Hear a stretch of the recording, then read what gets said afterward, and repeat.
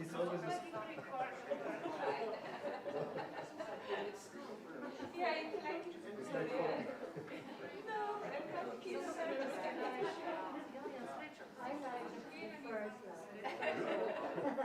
Bravo, Darja.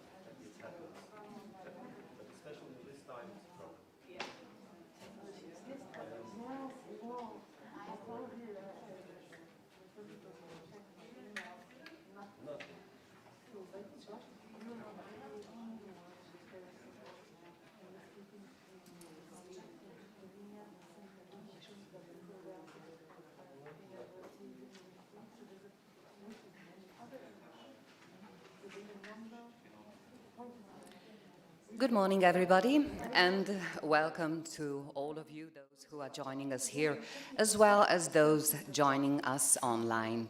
Thank you for expressing interest in the 5th Regional Conference of Equality Bodies in Southeast Europe, taking place in Ljubljana, Slovenia, between October the 20th and the 22nd.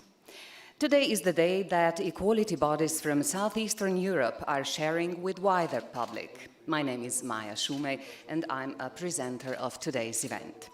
In your info pack, you have enclosed a detailed agenda of today's activities, so let me start with the presentation of the guest speakers in the opening panel.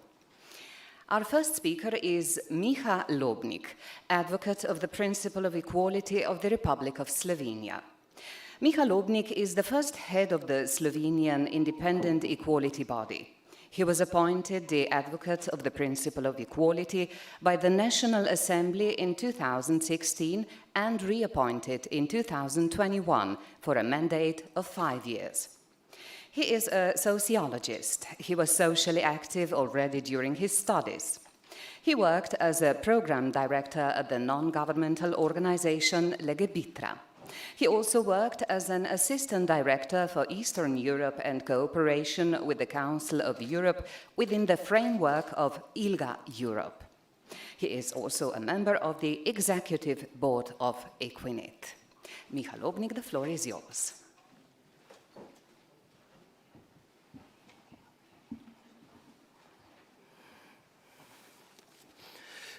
Hello, good morning again, dear guests, ladies and gentlemen, to this second day of the International Conference in Ljubljana. I'm very happy that we have this opportunity to spend the next 2 days working on the topics relevant to the equality bodies regarding discrimination, equality and epidemic circumstances within the network within the region of Southeast Europe. Equality bodies have been confronting the reality of epidemics practically immediately as it started, because as soon as the reactions to the virus in society started, all kind of unintended consequences of these reactions were also part of our societies. I remember very well that we actually first encountered the COVID with the sort of appearance of racism towards people from Asia, and then it was some kind of hostility toward Italians. So it's very interesting to see what different shapes and forms discrimination, prejudice was taking during this period. And part of this will be discussed in today's program in two large roundtables, and I'm looking forward to hear from colleagues from the region and other experts to address this last 2 years in this perspective. Now, just a few thoughts about our equality body's role in these times. Every measures that societies and institutions take have, at least in theory, legitimate goals to cope, to protect the health, and to prevent the damage of the spread of the virus, etc. But, as we know, these measures are sometimes very fast, they are very rapidly prepared, and they bring a lot of unintended consequences. And what our institutions are, of course, dealing with is the analysis. Have these goals really been legitimate that were followed through the measures taken? And have they been proportionate in the sense of the proportionality test? Meaning, were they appropriate? Did they really had a chance to address what they were aiming? Were they necessary? Wasn't it possible to achieve this goal with a milder form of measure? And were they proportionate in the sense, didn't they cause more damage than they were trying to prevent? And our destiny is that, of course, we can do recommendations in advance, and of course, it's up to governments if they will take them into the account.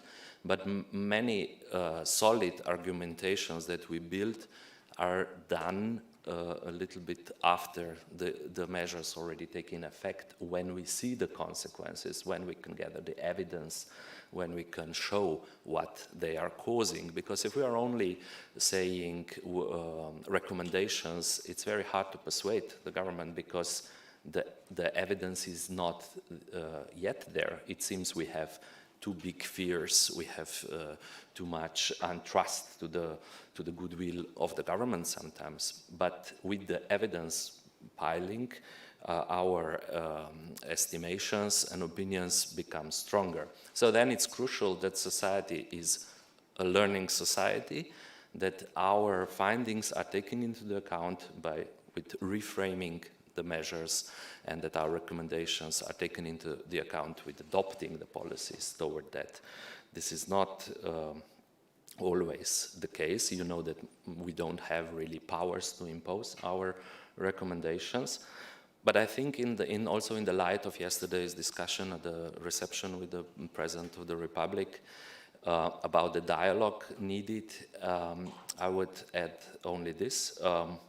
To today's discussion. Like, if we have problems with people following the recommendations, but one of the things we learned in anti-discrimination work before is that you cannot use repression to make people more tolerant.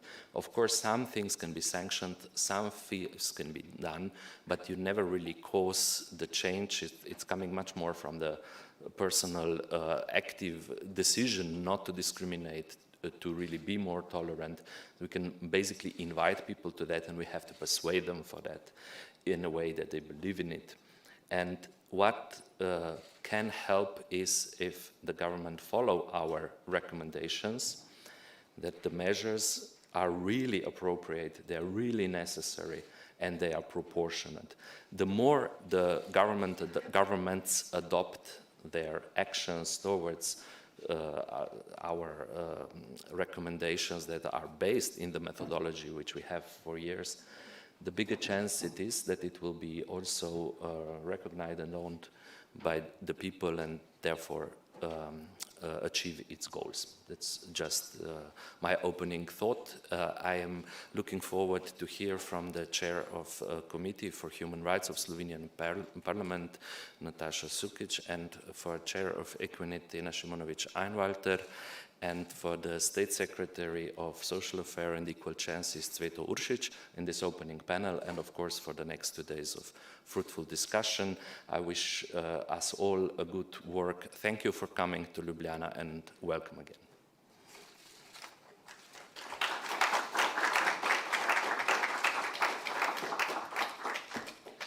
Thank you for the opening speech, Miha Lobnik. And I now call upon Tena Šimonović Einwalter, Chair of Equinet Executive Board.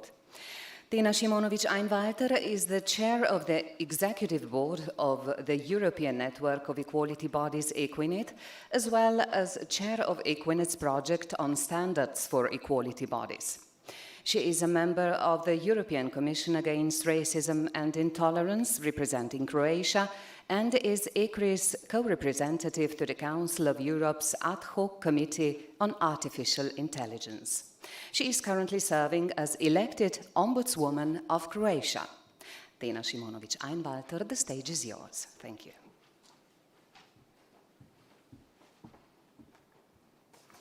Hello, everybody. Again, it's wonderful to see everybody here in Ljubljana, and I'm looking forward to discussing with you the topic that we've been dealing with, all of us as equality bodies, in these past times, and we're still dealing with it, and we will be dealing with it for some time to come as well. I hope you don't feel like you're hearing too much of me, given that I had the privilege and honor to address you already yesterday at the reception at the Presidential Palace. And I will be speaking again later today as the representative of my own national institution, the Ombudswoman of Croatia, the Central Croatian Equality Body. But right now I'm addressing you as the chair of Equinet. Now, I think it does make sense in a way, because at the later presentation I'll be focusing on the national learnings and the national level. I think it's at the same time great that we are able to discuss here within our Southeast European group and our network. And at the same time, it's also useful to hear what the wider Europe learnings from our Equinet network have been during this time.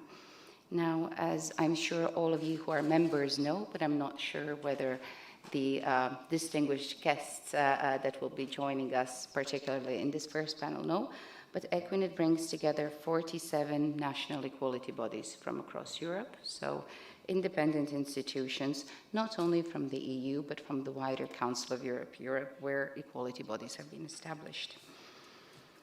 As we all know, during the last year and a half, the spread of COVID-19 has put all of the world and all of Europe to a stress test, if you will.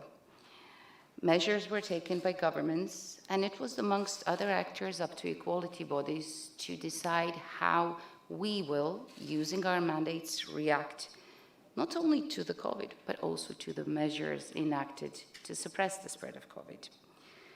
To analyze what has been discriminatory, to analyze what can be done, not only what has been discriminatory, but how we can contribute in a positive way so that the spread of COVID is stopped as much as we can. Now, as Miha has just said, on numerous occasions we have also seen that minorities and groups at risk of discrimination have also been blamed unjustifiably for the outbreak, for setbacks in combating it. We have also seen that many inequalities that have existed in the past before COVID have been exposed, and I would say the key word has been exacerbated. They have become stronger because of COVID.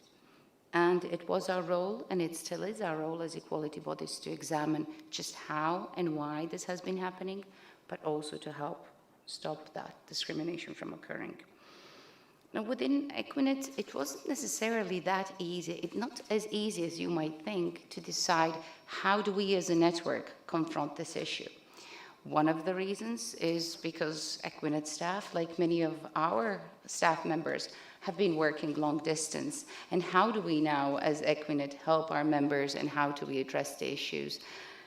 The other reason is because, as you all know, Equinet has these long planning cycles. So you plan everything much in advance, and you have a work plan, and then comes COVID, and we have not envisaged a conference or a database or a piece of work, a perspective on the effects of COVID-19. So how do we deal with that? And very early on, we realized as the board, together with the secretariat, that this requires a special type of flexibility. And so from the start, Equinet has been working on helping gathering information, because who really does the work is the equality bodies in the countries. But then Equinet serves to bring up and collect that work and collect that information in order for it to be at one place, and it can be used by various authorities and actors. So already in March 2020, Equinet started gathering information from its members through a database. I'm sure you've sent your information, and you've also used the database. I think what was really interesting is that the database didn't only include cases, but it also included various other initiatives that the bodies were undertaking. So not just the complaints, but also the requests for information, ex officio procedures that were started involving and related to the COVID-19 crisis, but also public statements made by equality bodies, targeted communications, and so on. And the database, I think, really illustrates how equality bodies reacted rapidly and with innovation, faced by this new challenge. Sometimes reorganizing our work, refocusing our work to be able to respond. Also, I have to say that's not the only output. Equinet also, in the beginning of 2021, during focusing on the work of the working group on research and data collection, decided to analyze that data and provide a quick visual explanation in the form of a fact sheet. Now, why these fact sheets are useful? Because sometimes with high-level politicians and decision makers, they don't necessarily read big, long reports. But if you can give them a fact sheet which shows that equality bodies across Europe are seriously working on the issue, on something really fast and visual, you will get to the results you want to get to even quicker. The third output was the recommendation for a fair and equal Europe, rebuilding our societies after COVID-19. Now, we decided to do that again very early on. Why? Because we were thinking, well, it's very likely that after this ends, there will be effects. And we also know that in many countries, those who were hit the hardest are those most advantaged, often based on their socioeconomic status. And many of the measures that were introduced, but also the economic effects of the measures, might lead to that situation becoming even worse for the most vulnerable. So the recommendation was welcomed by many. It has been, in the meantime, translated into 8 different languages by members. And it has been used, I would say, quite a bit. Can you hear me? I can continue without the microphone as well. And the fourth output that I want to share with you is the perspective which Equinet also produced, called Equality in the Time of COVID-19, Learning from Equality Body Initiatives. And that was produced earlier this year to draw further policy and practice learning from the work done by equality bodies. Now, we also had an ad hoc meeting, but that's because we couldn't have a big conference because of the work plan. And that's precisely why I'm so glad that this network and the Slovenian equality body chose this as the topic of this conference. Sometimes not having to choose topics 2 years in advance gives you the added advantage of choosing the right topic at the right time. And I think there's something else that our colleagues from the Slovenian equality body did really well. They chose not only to focus on the topics that we will be discussing today and in the first part of tomorrow, but also in the second part tomorrow, we will be discussing what the challenges were in operating our institutions, in making our work possible during the lockdowns, with staff working remotely without being able to receive clients. And that's something that very few fora have been discussing so far, and I think it will be extremely valuable and useful to us all. Now, to stop talking, because I'll be talking again, let me just finally share that indeed COVID-19 has created a new reality and norms that just 2 years ago were unthinkable. If somebody told us that we would all be working from home and not meeting and meeting on Zoom, we wouldn't have believed them. If somebody told us that children would be going to school through online school and via tablets, we would say, no, that's not possible, that cannot happen. If somebody told us that all the really strict measures that were imposed in some countries, including for older persons, but also other groups, would be put into force, we wouldn't believe them. And yet it has happened. And we have worked with it, and we continue working with it. So the major social and economic consequences are something that we are working and will be working on in the future. I think keeping equality at the heart of the response to this crisis will benefit all societies, all our countries, and really equality bodies do have a central role and a place in this, not only for this situation, but also for future situations that might happen in the future. So the learning from this crisis really carries on for the future, and the centrality of the role of equality bodies is something that we indeed need to focus on. Thank you.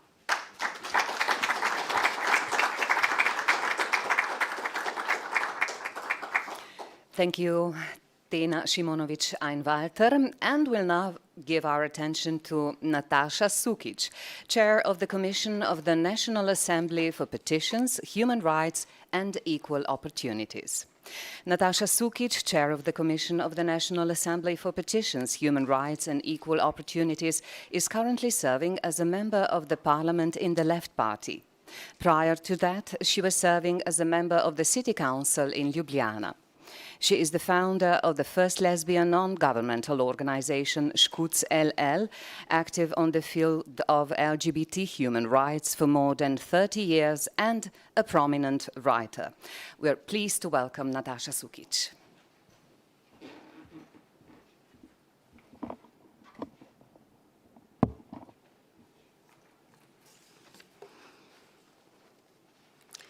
Ladies and gentlemen, dear participants and guests of the 5th Regional Conference of Equality Bodies in Southeast Europe, on behalf of the Committee on Petitions, Human Rights and Equal Opportunities in the National Assembly of Republic of Slovenia, I would like to welcome you to Ljubljana and wish you every success in your work.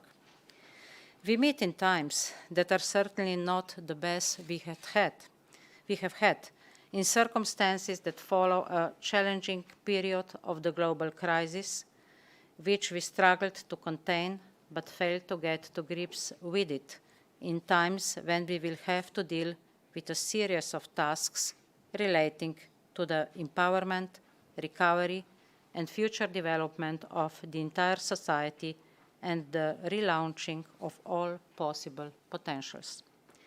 The pandemic has cut deeply into our lives, causing emergencies in all segments of public and private life. Life as we knew it came to a standstill overnight. Numerous restrictions on freedom have been imposed, sparking conflicting responses and rebellion.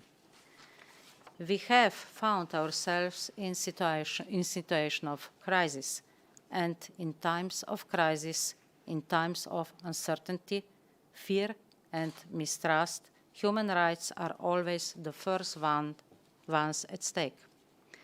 Our communities and social systems are undergoing measures that have been taken to protect people's lives and health, but which have severely encroached upon human rights and freedoms and significantly restricted them.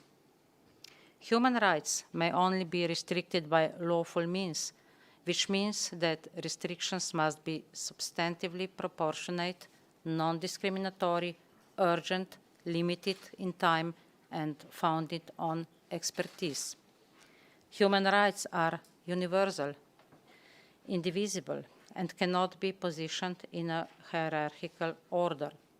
Equal opportunities, equal treatment, and free access to the full exercise of rights must be guaranteed to all people. Unfortunately, this is not always the case today, and the rights and fundamental freedoms are still being trampled upon, not only elsewhere in the world, but also in Europe, also in our country and close to us.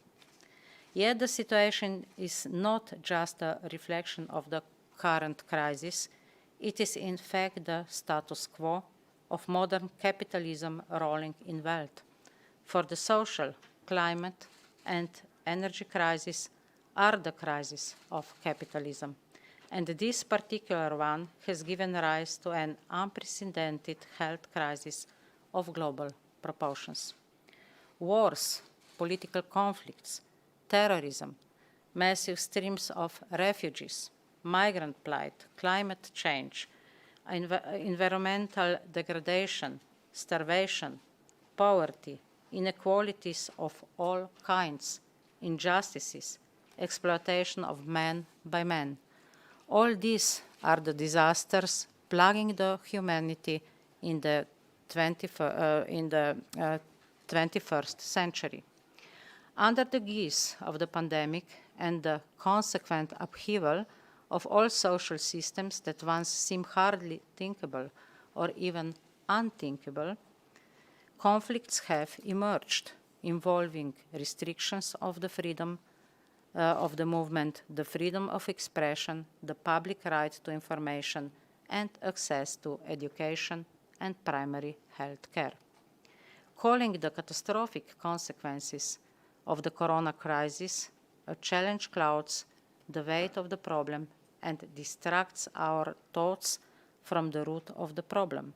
These are not challenges, but actual problems, serious troubles and concrete obstacles that need to be addressed with a seriousness. This is not a game. We must not succumb to mass hypnosis, convincing us that we, as individuals, are personally responsible for the situation, that we must bow to repression and the curtailment of freedom and rights. In 2020, the Human Rights Ombudsman received as much as a third more cases than in the year before. Most often, these concerned violations of equality before the law, the principles of good governance, the protection of the right to privacy and personal rights, the rule of law and the welfare state, the right to personal dignity and safety. Key to the functioning of a democratic society are independent institutions, such as the Human Rights Ombudsman, the advocate of the principle of equality, the Information Commissioner, and other bodies operating outside the branches of government. Equally crucial is the role of non-governmental organizations in terms of raising awareness and protecting human rights and equal opportunities, preventing discrimination, teaching tolerance, and fostering a culture of mutual respect. The COVID-19 pandemic has had a negative effect also in Slovenia. An important task ahead of us now is to address the detrimental consequences of homeschooling, movement restrictions, repressive measures, impact of precarious work, poverty, and so forth. We must also face the proliferation of crimes of public incitement to hatred and intolerance. Another difficult task will be dealing with the growth of domestic violence, as the level of violence against women has increased during the pandemic. The Istanbul Convention on Preventing and Combating Violence Against Women and Domestic Violence, including the chapters on women's reproductive rights, must be strictly observed. It is vital that Slovenia adopts a new resolution on the National Programme for the Prevention of Family Violence, as the last one dates from 2009. Efforts to achieve the highest possible standard of respect for human rights and equal opportunities and the protection against discrimination are and must be our shared responsibility. Today, when the rule of law is being hindered in many ways, we should be guided by independent institutions engaged in the protection of human rights and equal opportunities. Our goal is a better and more just tomorrow, one that seeks to protect the fundamental values of humanism, the rule of law, human rights, and the equality of all, even the weakest and most vulnerable among us. Thank you very much.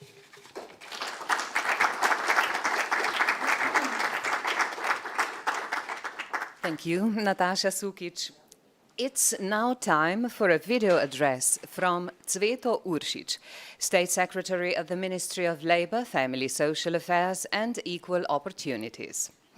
Cveto Uršič is a State Secretary of the Ministry of Labour, Family, Social Affairs and Equal Opportunities and one of the leading authorities on the field of the rights of people with disabilities.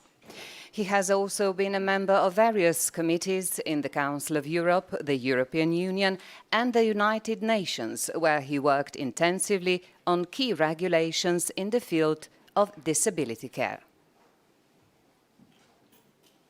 Ladies and gentlemen, distinguished guests, it's a great honor and pleasure to have opportunity to welcome you on behalf of the Ministry of Labour, Family, Social Affairs and Equal Opportunities at the 5th Equality Bodies Regional Conference.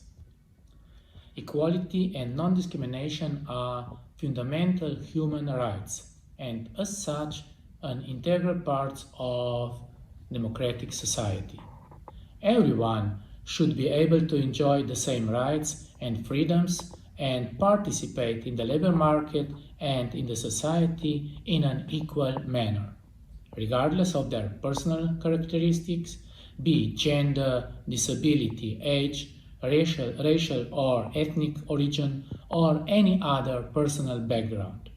Unfortunately, this turns out not to be the case yet.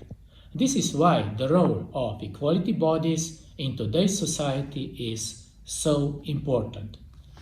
The field of discrimination is, on one hand, very extensive and diverse, and on other, there is still a lot of misunderstandings about the concept of discrimination itself. Through their work, equality bodies therefore significantly contribute to the identification, detection, prevention, and awareness raising about discrimination. It is of utmost importance to strive to eliminate discrimination at the systemic level, thus contributing to the greater legal certainty of individuals and social groups who are in less favorable position in certain areas. Nevertheless, from its inception in 2016 until today, the Slovenian advocate of the principle of equality has significantly strengthened and became a well-known authority in the field of non-discrimination. Every year, the number of people asking for assistance increases, as does the number of activities carried out by the advocate too. Through individual cases, the advocate draws attention to certain discriminatory or unequal provisions or practices that may be amended, abolished, or changed on his recommendation. His work is relevant also for reviewing all areas of social life from the equal treatment point of view and drawing attention to deficiencies that have been identified and need to be addressed, which is also an important direction for further work of the ministries, also, of course, for our ministry and for the government. Moreover, the work of the Slovenian equality body has once again proven to be crucial during the COVID-19 pandemic. Even though everyone is at risk from COVID-19, not all have suffered equally. Early indications point to an equal pattern or recovery from the COVID-19 pandemic, posing significant risks to long-term inequality and social mobility. As well as a public health crisis, the COVID-19 pandemic has had a devastating impact on poverty levels and inequality.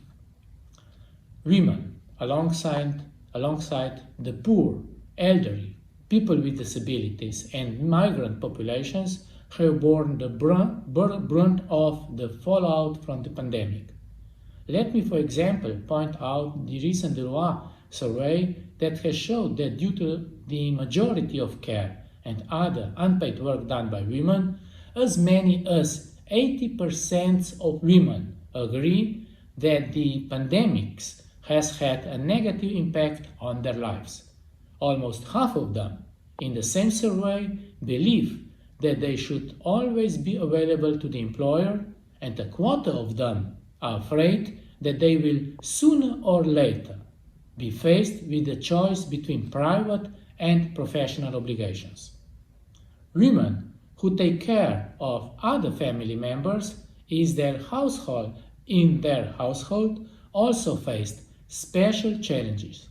Also, minorities have been hit harder and are recovering more slowly from the turn down. That's why it is of utmost importance that the recovery is inclusive for all. The pandemic has had and still has a major impact on our life and work. To prevent the pandemic from starting a downward cycle into further inequality, urgent policy action is required.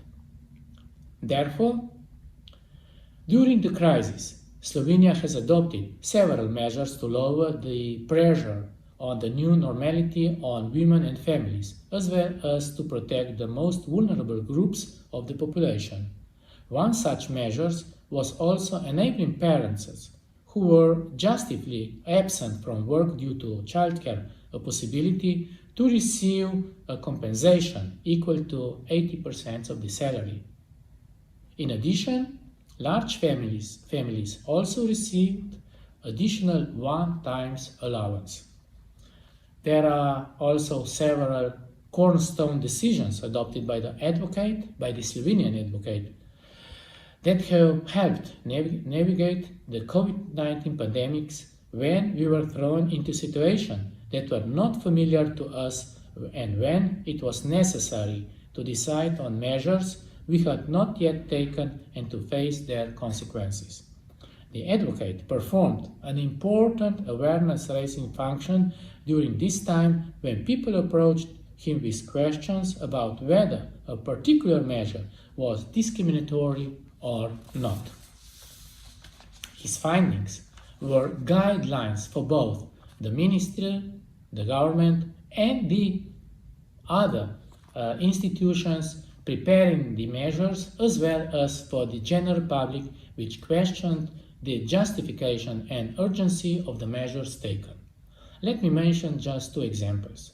The advocate assessed the possible discrimination of the negative corona certificate measure and concluded that such conditions, recovered, vaccinated and tested, for access to goods and services does not constitute discrimination against the unvaccinated, as they are also available to the unvaccinated population, if they submit a negative test to COVID-19. The advocate further found out that the RVT conditions, it means recovered, vaccinated and tested, constitutes discrimination on the basis of the financial situations of those individuals who wish to take over basic life products and necessities from humanitarian organizations, which the government also took into account and added to the exceptions for which compliance with these RVT conditions is not required. The COVID-19 pandemic has thus shown that the independent external assessment is extremely relevant to the work of the public authorities and that the equality bodies are institutions that make a significant contribution to the protecting the rights of individuals and are a guide for decision makers. Also, the pandemic is still not over. We must look ahead.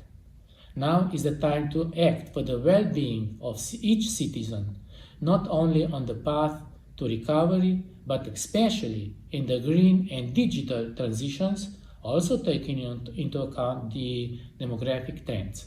As part of the recovery resilience plan, Slovenia will pay attention to the measures to increase the participation of all stakeholders in the labor market.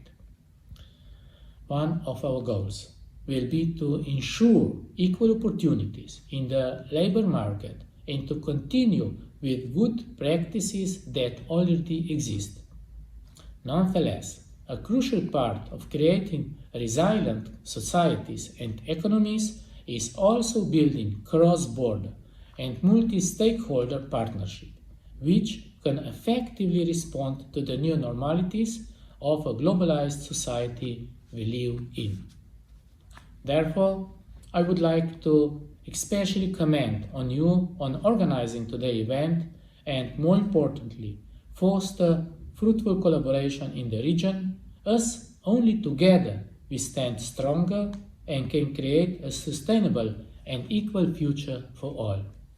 Ladies and gentlemen, I wish you a fruitful conference and I hope you will have time to enjoy our beautiful country, the capital, with its surrounding.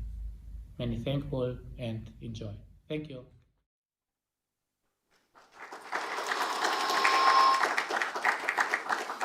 We thank Cveto Uršič for his contribution to the conference. Dear participants, we're glad that we will now hear from the European Commissioner for Equality, Helena Dalli, who also recorded her message for us. Helena Dalli is the first European Union Commissioner for Equality since December 2019. Her role is to deliver on the Union of Equality chapter within the political guidelines of President von der Leyen by strengthening Europe's commitment to equality and inclusion in all of its senses. Prior to taking her role as Commissioner, Dalli held various political roles in Malta, including Member of Parliament, Minister for European Affairs and Equality, and Minister for Social Dialogue, Consumer Affairs and Civil Liberties. The last 18 months have been trying for all of us. But for women and minority individuals, the impact of the pandemic was more extensive. At home, domestic violence rose sharply. At work, women suffered heavier job losses than men. And the closure of schools and childcare centres led to women shouldering extra care and homeschooling duties. This disproportionate impact on women magnified persistent structural gender inequalities and stereotypes. The increased strain on women made visible the magnitude of the gap between women's and men's outcomes in our societies and threatens to have a long-lasting impact on the empowerment of women. Roma communities, the largest European ethnic minority in the EU, are victims of historically high levels of discrimination and exclusion. During the pandemic, they faced extra challenges and risks because of the substandard living and crowded conditions in which many have to live, as well as the precariousness related to several of their jobs. Uncertainty and poverty put Roma at a high risk of infection to COVID-19. the levels of hate speech, discrimination, and scapegoating increased sharply and on occasions led to violence. Another group that was significantly impacted was the LGBTIQ community. Lockdowns also put them at risk of violence and increased levels of anxiety or depression, leading to an increase in homelessness. Other categories of persons, such as persons with disabilities, older persons, and migrants, have experienced several challenges too. I am sure that you have witnessed this in your work and are well aware of the general and specific difficulties that many found themselves in. In times like these, our resolve to combat discrimination and to protect and empower the most vulnerable groups must be stronger than ever. Equality bodies are essential for ensuring EU rules on equal treatment are properly enforced and for monitoring and raising awareness of individuals' rights. Equality bodies are also crucial to promote a culture of equality and non-discrimination within companies, public authorities, and other organizations through guidance and support. You are key to making sure that EU rules have the desired effect and protect EU citizens in all member states. The EU already has a robust legal framework for equality, with the Racial Equality Directive, the Employment Equality Directive, and the Gender Equality Directive. But law counts for nothing unless it is fully implemented and enforced. Therefore, we must strengthen the role and independence of equality bodies so that everyone in the EU can enjoy their rights.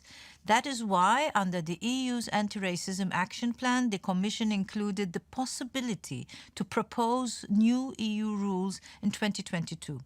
Our gender equality strategy, the disability rights strategy, the EU Roma strategic framework, and the LGBTIQ equality strategy reinforce this commitment. Measures within these strategies will prove as important as the law for achieving real equality. At the same time, we are strengthening our current legal framework. I will soon table a proposal to address violence against women online and offline. We are also looking at extending the list of EU crimes to all forms of hate crime and hate speech. I will also continue to fight to unblock the Horizontal Equal Treatment Directive in the Council and keep pushing for the EU's accession to the Istanbul Convention. We rely heavily on your support for the successful outcome of our initiatives, and I thank you for the good work you have already done in the implementation and enforcement of EU rules on equal treatment. Equality bodies have shown true commitment, proving that they have a strong role to play in building inclusive societies for all. I thank you.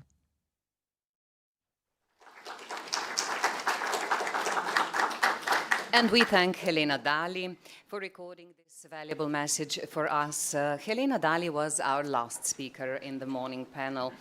Dear participants, will continue after a break. See you again at 12 o'clock with the next panel.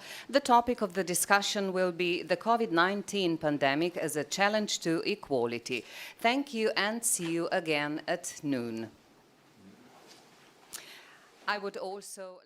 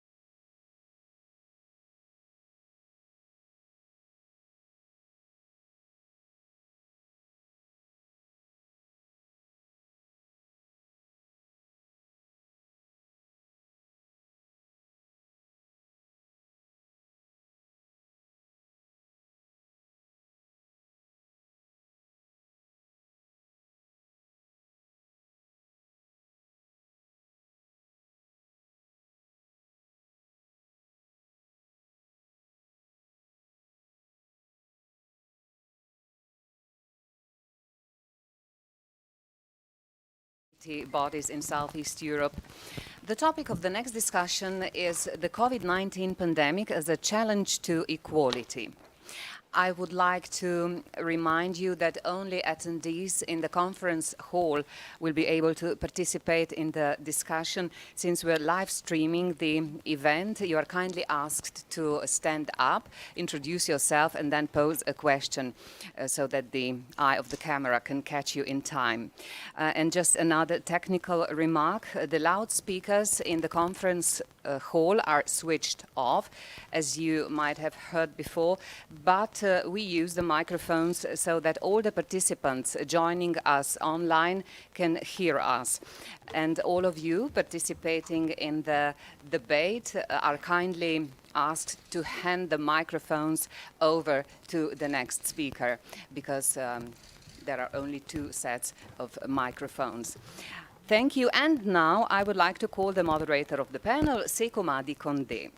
Sekumady Conde is an awarded journalist. For the last 14 years, he is collaborating mostly with the public television and radio broadcaster Radio Television Slovenia. He works in news department and is specialized in foreign policy. He is also a theater director, actor, and an awarded poet. We'll now hand over the floor to Sekumady Conde and his distinguished guests. Thank you very much. It was nice to hear about himself. Now let's hear about our panelists. Welcome on my behalf to this first panel titled The COVID-19 Pandemic as Challenge to Equality, Presentations and Discussion. Let me first introduce my fellow panelists.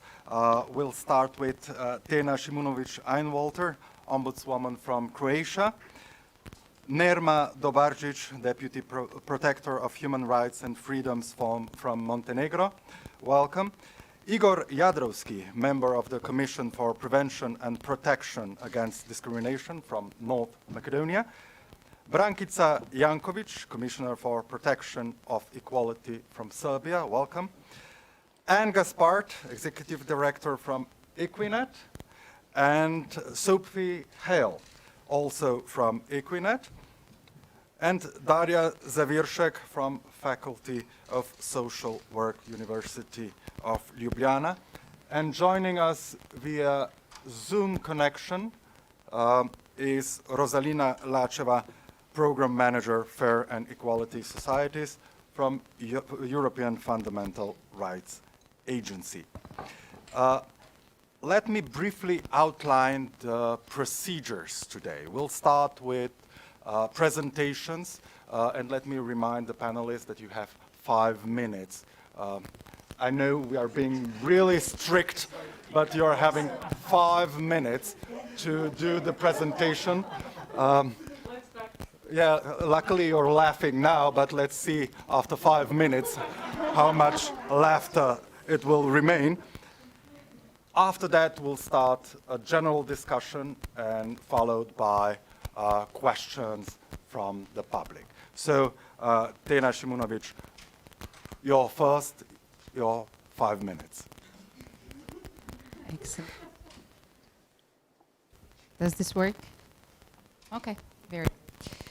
So I won't give you a speech because it's not easy to say everything you want to say in 5 minutes, but I'll share with you what were our main questions that we were dealing with as an institution. And I'm sure many of you have dealt with the same ones, so I'm sure this will start a good debate and discussion. So one of our questions was, as a multi-mandate institution, where do we put the focus? Do we put the focus on our Ombudsman mandate, our National Human Rights Institution mandate, our Equality Body mandate, or NPM mandate?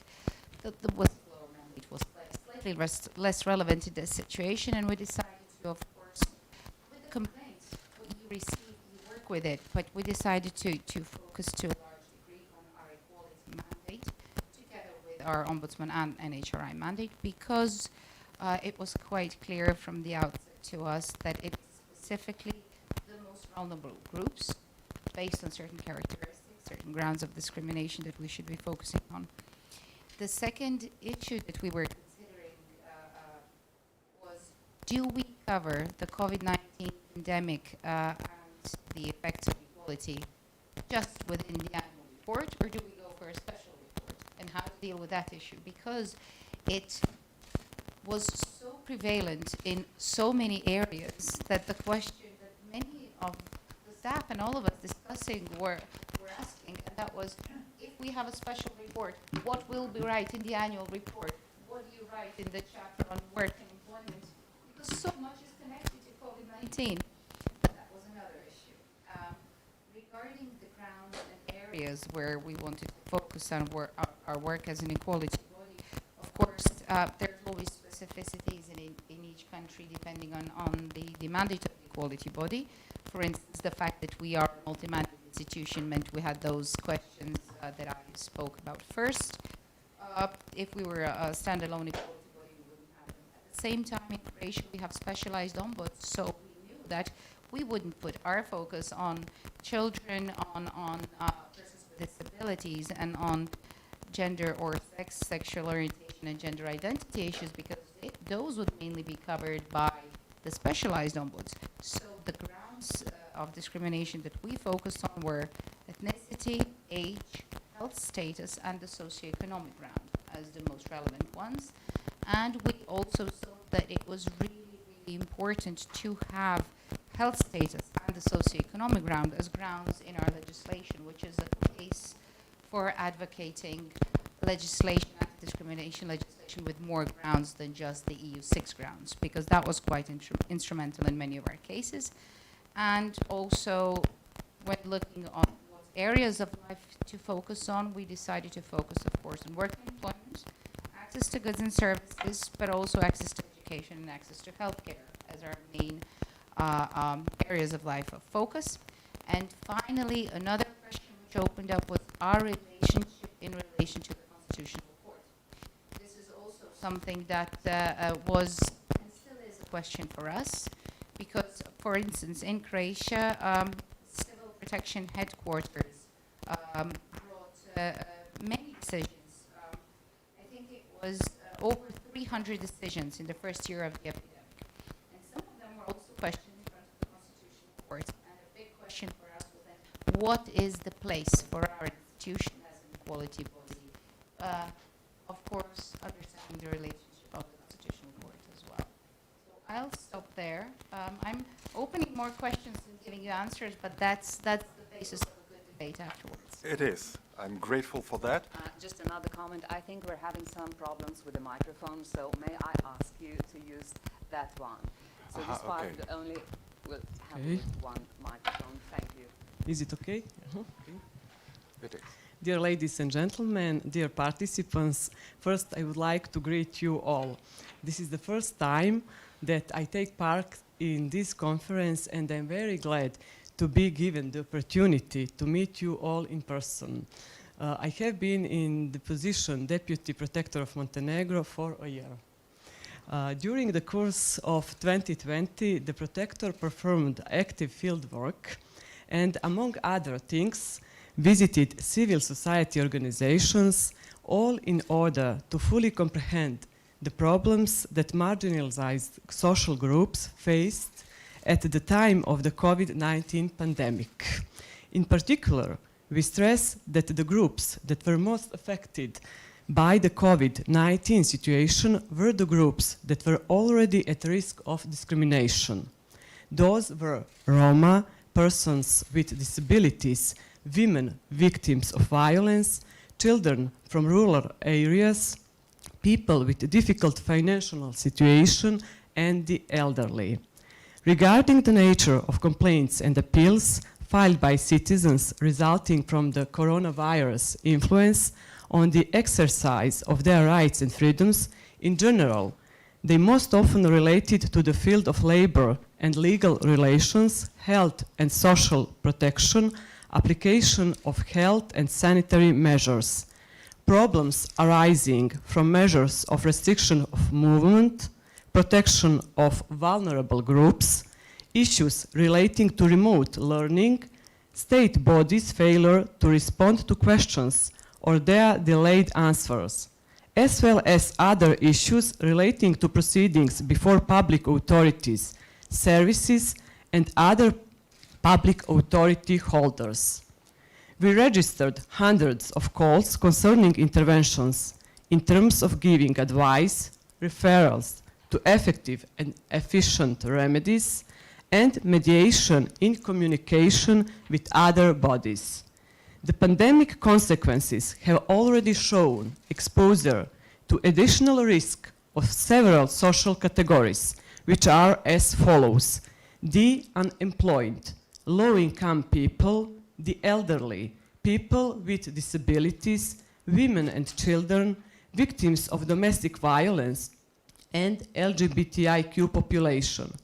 Bearing in mind that the state budget was largely limited due to the pandemic consequences, it is certain that the state authorities will continue to face a great challenge to ensure the exercise of primarily economic and social rights. The conclusion is that the national legal order was unprepared for the pandemic. A certain number of addresses to the protector pointed to inequality in treatment that is in application of health supervision measures. The institution of Protector of Human Rights and Freedoms acted proactively, and it promoted a non-discrimination principles as well as some other topics important for the exercise of human rights and freedoms, with the focus on vulnerable groups. A significant number of complaints filed against discrimination was registered. One of the reasons of the increased number of complaints can also be found in case and effect relationship between discrimination and the still current COVID-19 pandemic. It was noticed that the number of domestic violence reports increased during this period. At a certain point of time, the work of commissions in the field of social and health care was suspended, which limited the exercise of the rights of persons with disabilities and persons with health difficulties. Women with fixed-term employment contracts stood out as a particularly endangered or vulnerable category, namely due to the reduction in the volume of work from various activities, their employment would be terminated. When it comes to education, citizens most often addressed the protector about issues relating to online lessons, availability to all children about the mandatory wearing of masks, unequal school attendance in relation to classes and the different children's ages, and generally unequal access to education, as well as about the failure to decide on paid leave for a parent or a guardian of a child up to 11 years when it comes to remote learning. Citizens also pointed to unequal treatment in restricting the right to freedom of movement and public gatherings and violation of the right to respect for private life, which cases are still being processed. Therefore, my conclusion would be the following. COVID does not discriminate against, yet its consequences can be discriminatory, particularly when it comes to the vulnerable groups. Thank you. Thank you very much. Mr. Igor Jodorowsky. Dear participants, dear colleagues, allow me on behalf of the Commission for Prevention and Protection Against Discrimination from North Macedonia to express my gratitude and honor being here at this conference. I'll try to wrap it up in 5 minutes. The pandemic caused health, social, economic crisis, but a human rights crisis as well. The importance of the national equality bodies today is maybe greater than ever in effort to prevent discrimination, to combat discrimination, especially in the process of adopting and implementation of inclusive and non-discriminatory measures to combat the pandemic by the states. In this process, we as a equality body and our country is facing numerous challenges that I can assume other countries and national bodies are faced with as well. I'll try to explain the main challenges for us as equality body and the main challenges of our beneficiaries, the people that are most vulnerable and marginalized. The first and the main challenge in North Macedonia was the lack of Commission for Prevention and Protection Against Discrimination in the first year of pandemic. Just for context, the mandate of the last commission ended in 2019, August 2019, due to the new law on prevention and protection against discrimination. And the present members, including me, were elected in January 2001. So this means that the North Macedonia was lacking this specialized equality body for almost a year and a half, from which a year since the start of the pandemic. Now the new commissioners are faced with a great challenge to make this body operational and efficient as soon as possible, since the pandemic taught us that the marginalized and vulnerable groups are even more marginalized and vulnerable and even more susceptible to discrimination in the pandemic. Regarding the most marginalized groups, the workers were the first to be hit in the state of emergency and the measures because they had to deal with the consequences of coronavirus. The first year of pandemic was characterized by huge number of layoffs and forced settlements. The gender dimension of the labor crisis showed that men and women are not equally affected by the crisis, since 2/3 of these cases of layoffs and forced settlements were affected the female workers. This is because the most employees in the most affected sectors by crisis, such as the textile industry, are the employees are women. It is inevitable to be mentioned that women are often more established employment with a fixed-term employment contract, unlike men. So due to the crisis, to a large extent, their contracts were not extended by their employees. Another marginalized group that was hit by the pandemic were people with disabilities. The disproportionate effects of the pandemic meant that the virus prevention measures implemented in our country were not adapted for people with disabilities. Even now, when the vaccinational process is in full swing, some of the vaccinational points are not accessible for people with disabilities. Maybe one of the most affected group were Roma. Roma children initially were affected by the pandemic in terms of right to education. Since we introduced the distance learning as a majority of other countries, that meant that the students and their parents had to have access to electricity, to device and internet. The statistic shows that 3% of Roma households does not have access to electricity, and majority of them does not have access to internet and device for learning. Also, about 40% of Roma people in the country are involved in informal way of learning. This meant that the restrictions of movement and the measures for physical distancing have significantly hampered the efforts of the people to provide for their needs. Consequently, the iron and the plastic collectors have faced reduced their daily earnings due to the shorter time they can have left to move. Finally, about 750 people have lived for generations in this country, but they, mostly of them Roma, but they don't have any IDs or they are registered in the birth certificate. Consequently, they cannot apply for any services or measures offered by the state, except for free COVID testing and COVID treatment.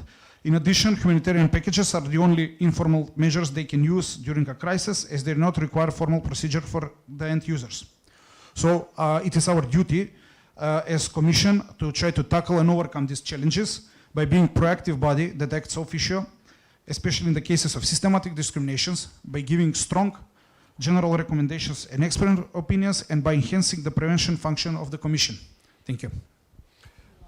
Thank you very much. That was brief in 5 minutes. You took it by heart. Brankica Jankovic, please. Yeah, thank you.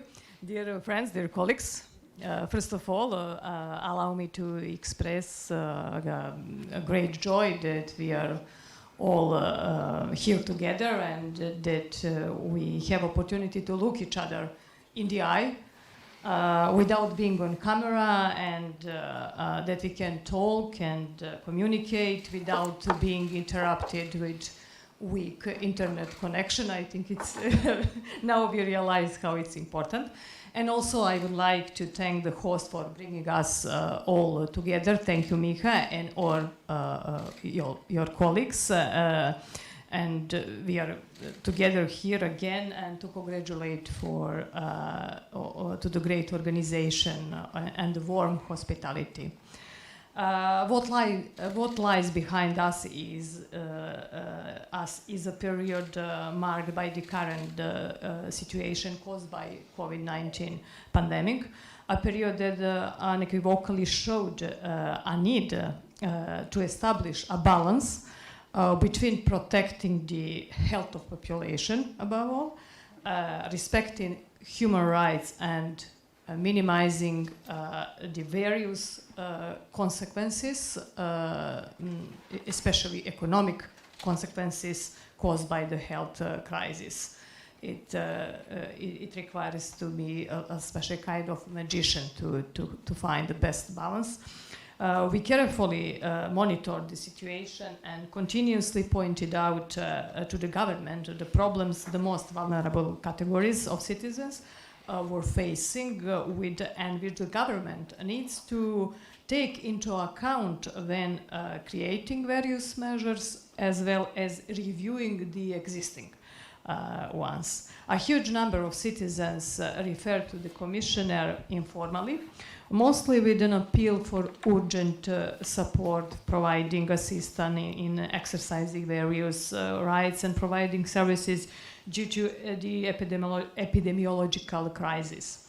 Bearing in mind that the state of emergency in the beginning of COVID-19 crisis was introduced, there was no possibilities for the Commissioner to conduct a formal procedure.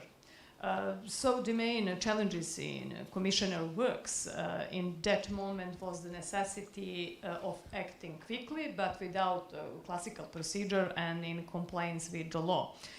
The measures which the government of the Republic of Serbia implemented were mostly timely and generated a result in practice, but when necessary needed to be modified and adapted to the actual needs of protection of all categories, of all groups of citizens. For example, we, as a Commissioner, we welcomed the adoption of the program of economic measures indicated that the Republic of Serbia managed to save a large number of jobs and they reduced the negative effects of the pandemic.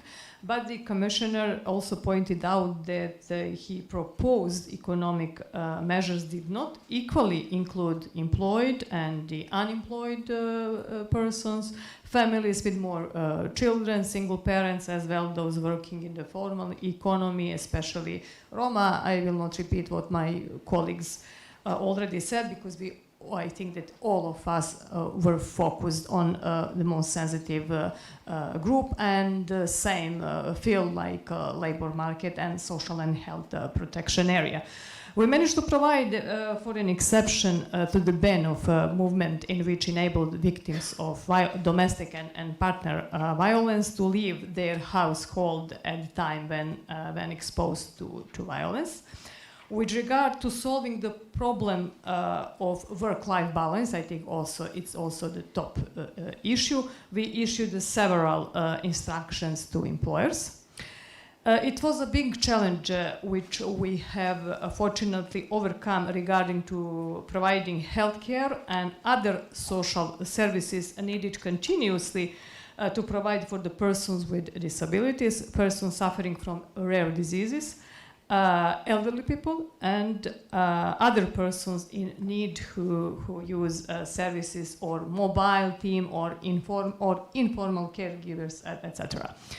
Talking about the position of Roma, my colleague Igor just mentioned, we constantly pointed out that Roma population lack resources, particularly when it comes to Roma children who are not in equal position to have quality education, because some of them do not have the equipment needed for online schooling or do not have access to the internet, but I think that we need one panel more to discuss about online schools and consequences of that very long period of time, but now we don't have time. And for the end, the epidemic confirmed that the importance of protection mechanism available to equality bodies, and my institution too, in addition to complaint procedure like general recommendations, measures for achieving equality, warnings, initiatives, public announcements, etc. And also the epidemic has shown to us that all entities, citizens, institutions, non-governmental organizations have very high expectation from this equality institution. Now I understand why President of Republic of Slovenia, Mr. Pahor, told us yesterday, I wish you good luck if you succeed to find the best answer. Like today, we have a big question to answer: vaccination and different treatments of vaccinated and unvaccinated, wear mask or not wear mask, different treatments of entering and closed space, especially bearing in mind that there is no uniform legal position issued by international authorities like European Court for Human Rights or recommendation of Council of Europe, Equinet, etc.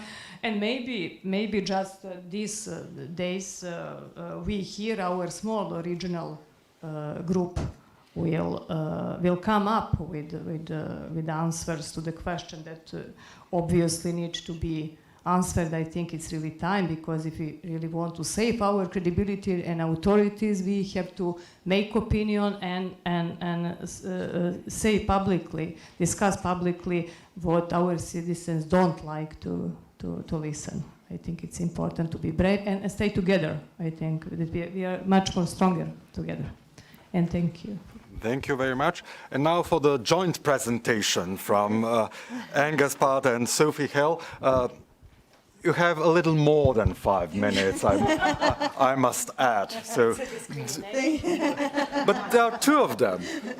Benefiting from the last time.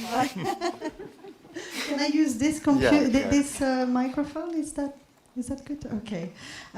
Thank you very much. And I can only say how wonderful it is indeed to be here with you today in person for this conference, supporting your regional cooperation, which we very much support, and everything we can do to really encourage this. And to be here and to see again so many familiar faces from equality bodies after such a long time of working with you remotely. We're very honored to be able to contribute and to this panel on such an important and timely topic that has impacted all of your work.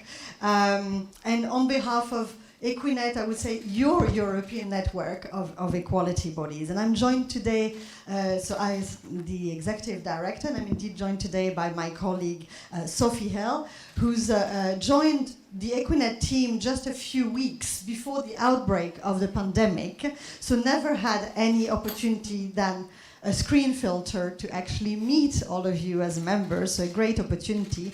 And Sophie has led our work on the COVID-19 related work we did over the past 18 months with our members, including on the online database of our members' responses to the pandemic that we'll say more about. So I'll start with a little bit of background, and then I pass on to Sophie to bring a bit more on the challenges that have been shared and we witnessed with you in more detail.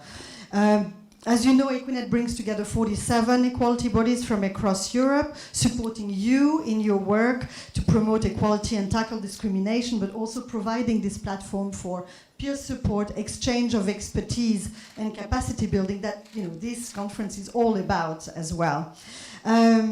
Equinet recognized very quickly after the outbreak of the pandemic, early in the crisis, that equality bodies are uniquely placed to provide insights into how the COVID-19 crisis was impacting equality, but also communities and different groups in the societies in their countries, and to help anticipate the future challenges that may arise.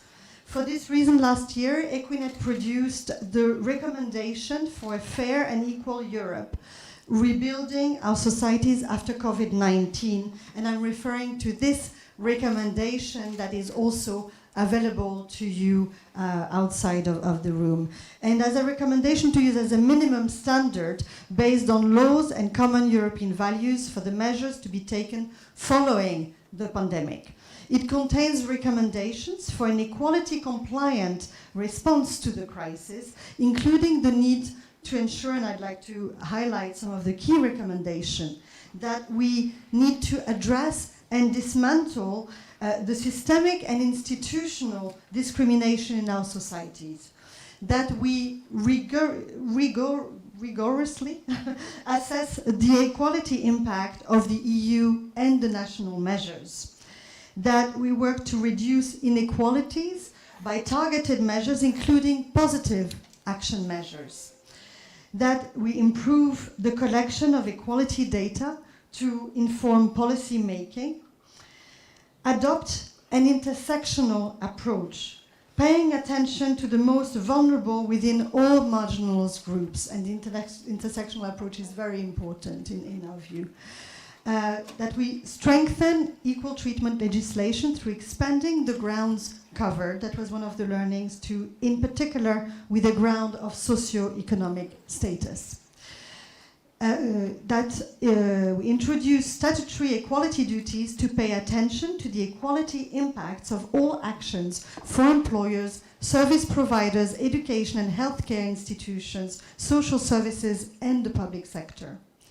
To enhance access to justice, obviously for victims of discrimination, including enhanced effectiveness and dissuasiveness of sanctions.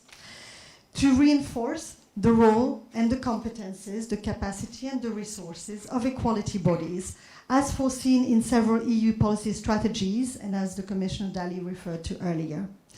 And successfully conclude the EU's accession to the Council of Europe Convention on preventing and combating violence against women and domestic violence, the so-called Istanbul Convention.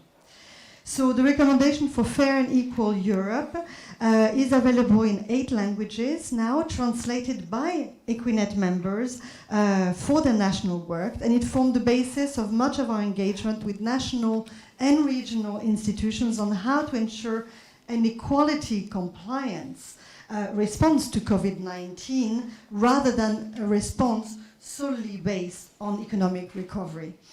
Now, we see that the impact of the COVID-19 on the work of equality bodies has evolved to also include the important questions arising from the measures related to vaccinations and all the related measures, a topic that will be discussed tomorrow and came already in the discussions. And we hope that Equinet can continue to provide a useful platform to all of you to exchange experience and approaches in this field as well. Now I'd like to just hand over to Sophie to highlight some of the findings and examples that we witnessed. Thank you. Thank you, Anne. We're even sharing the speech itself because we're very aware of being green and not wasting printing paper. So, my name's Sophie, I'm the membership officer and I work at Equinet. This is my first opportunity to actually meet some of the members in person, so I'd like to thank the host, and this is it's a great opportunity to see people in real life, which is really wonderful. What we were focusing on, or what I'll focus on talking about now, is Equinet's response and what we learnt from our members. So basically there were 2 levels. There was the way that we work to support our members to learn from each other, and then what we did with those learnings in terms of taking that to the EU policymakers and other stakeholders at the regional level. So, as people have referred to a few times, we have this online searchable database on the Equinet website, which was open for 1 year between March 2020 to obviously March 2021. And this was based on information that we got from all our equality body members across Europe. And this covered a full range of things, including the statements, actions, complaints, information requests that they received about their work on COVID. We collected these insights, and the idea was to try and see how was COVID-19 impacting equality in Europe at that time. And we actually gathered these insights and then used these insights to see if we could build a picture of the changing patterns of discrimination in the region. We shared them with the external stakeholders, including the Commission and other external stakeholders. But we also found that this information was of great internal value for the network as well. It was a good way for members to learn from each other, different equality bodies seeing how actually they had a lot of similar complaints from east to west, north to south Europe, that lots of the things were the same, and to learn from each other's responses as well, what kind of things different equality bodies were doing. So this was quite an invaluable opportunity for peer exchange, which is the foundation of Equinet, I think, as a network. One of the things that we found was particularly interesting, and I think people have pointed this out a few times in this panel already, is that this COVID pandemic actually affected the most vulnerable people the hardest. And we also found that it highlighted gaps in legal protection for equality and against discrimination. I'll talk a little bit more about what we learnt from our members about the impact, because this is about the challenges to equality. So we found that we had about, I'd say, 2/3 of our members responded to the call for information and contributed to the database, so quite a sizable proportion of equality bodies in Europe. And the information that we found from them was that all areas were impacted. There was a significant impact on equality, and there were clear regional patterns of discrimination. So there was many things which have been well documented. For example, there was an increase in hate speech, an increase on stereotypes, and then there was new patterns of discrimination that came from the specific measures that were put in place to try to prevent the spread of COVID as well. For example, we saw discrimination against health workers for fear of them spreading COVID, so new patterns came up. Some of the examples of challenges to equality that we gathered together in our database, I think have been covered by the other panelists, but I'll try and mention them briefly. For example, the national lockdowns really exposed women and girls in particular to increased levels of domestic violence. It also led to isolation for older people, and people with disabilities who had personal assistance found that they had increasing levels of isolation and inability to live independently. We also saw that the living conditions for people in certain places, for example, Roma people in unofficial settlements, incarcerated persons, asylum seekers and migrants in detention centres, were unable to properly socially distance.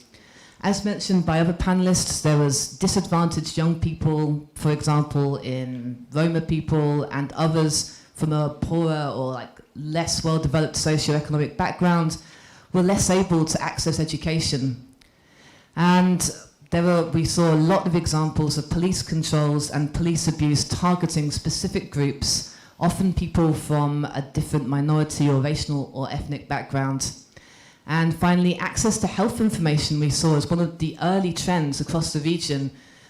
People, for example, deaf people or people with hearing disabilities were unable to access information on the health situation, and people who did not have the first language of the country were unable to understand the preventative measures that were going on. So these were some of the main trends that we saw, and the online database was really an interesting way of gathering this information together and building a picture of what was happening in Europe at the time. And so what we really found was that equality bodies were under a lot of pressure, but they reacted very quickly, they changed their ways of working, they responded very fast, although we did see problems. For example, some equality bodies had a lot of people who were sick with COVID, and so were having to change the ways that they worked. And despite these issues, they remained accessible, proactive, and they found new ways to work. They were very proactive, and they changed what they were doing. They changed their work plans, like Tena was saying. So we thought this was very interesting, and really equality bodies showed their worth, as I think Commissioner Dalli was saying. One thing that I will say, though, and the last thing, because I'm sure we're out of time, is that the pandemic and the increased resulting workload, because I think everybody felt the workload went up during the pandemic for inequality bodies, in Equinet as well. It really showed that we need proper resources and adequate budgets for equality bodies to be able to carry out their functions independently and effectively. And it's reinforced the need for proper, strong standards for equality bodies because they're essential to any response to a crisis, but they need to be adequately resourced and they need to be strong and effective and independent. Thank you. Thank you very much, Professor Zaviršek. Thank you very much. Greetings to everyone. Thank you for inviting me. I'm very happy and honored. It's tough to talk shortly for us university professors. 45 minutes is what is usual. But I will give you some keywords for more for thinking than like data. One of the things that we can see is that when I look for at the whole region is that the governments have become very good at administering people and at managing people, but not very good at providing support and universal basic services in responding to people's particular needs. So this is a trend that has been evident also in the previous years and not only in my country. I cannot resist to remind you at two examples. In Portugal, for example, during 2020, all of people who migrated and refugees got the access to universal health services. In Denmark, people who are approaching social services were saying that it was very easy to accessing them. They were not conditioned. They got services very much unconditionally, even more than they got them before the pandemic. So the pandemic so far was actually just the manifestation of the same trend. For example, not only our government, but also the governments in the region followed the logic of administrative care in the Foucauldian sense, so providing masks, beds, vaccines, but didn't create the space for solidarity, safe community meetings, for mutual support that would provide empathy and resilience.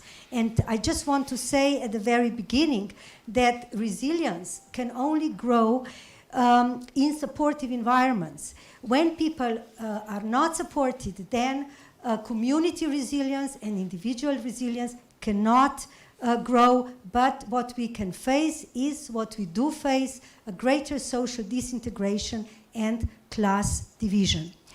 Another thing that was very clear was that the pandemic crisis showed again how important it is to understand individual and social determinants of health. What does it mean to live in safe living conditions? What does it mean to live unsafely? Without drinking water, a lot of Roma settlements. What does it mean to have access to health and social services? And what does it mean to have them not? Interestingly enough, among Roma, the infection on COVID-19 was very low. This is not surprising. This only shows how socially isolated they are and how little means they have to socialize during pandemic, and the low level of illness was also due to their unemployment. Another thing that I want to stress is that people who are economically disadvantaged and invisible were worse off. This goes very closely together. In Slovenia, the level of unemployed young is much below the level of EU. So the unemployment among young people up to the years of 26 has decreased enormously. The women experience more domestic violence, but there are more. There is a high level of of unemployment among them. So the unemployment among women is decreasing on a yearly basis. The invisible are the people in institutions. The COVID-19 didn't affect elderly generally, but it affected mostly people who lived in congregational settings. In the first and partially the second part of the lockdowns in 2020, the majority of deaths among elderly were in old people's homes. These are the institutions which we expect that they care to people, where the people are safe, etc. And instead of learning the lesson and saying we need eventually to start implementing United Nations Convention on the Rights of Persons with Disabilities, we see that the government is really keen on developing new congregational settings across the country. Some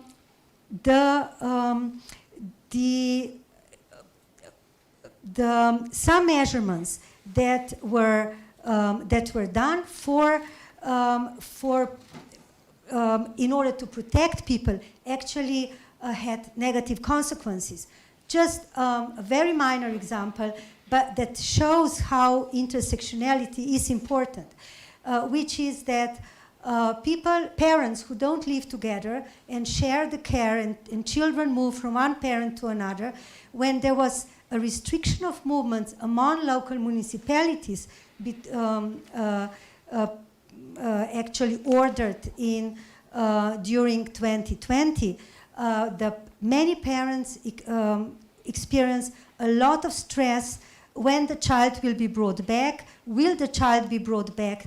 Is the child safe? And things like that. And the police statistics show this. There is a very high number of people who announce the lost child to the police and start the police court against another parent. So the level of stress is growing up if we are not careful enough and really look what is going on in the communities and among people. The creation of unconditional, universal, basic services is so important.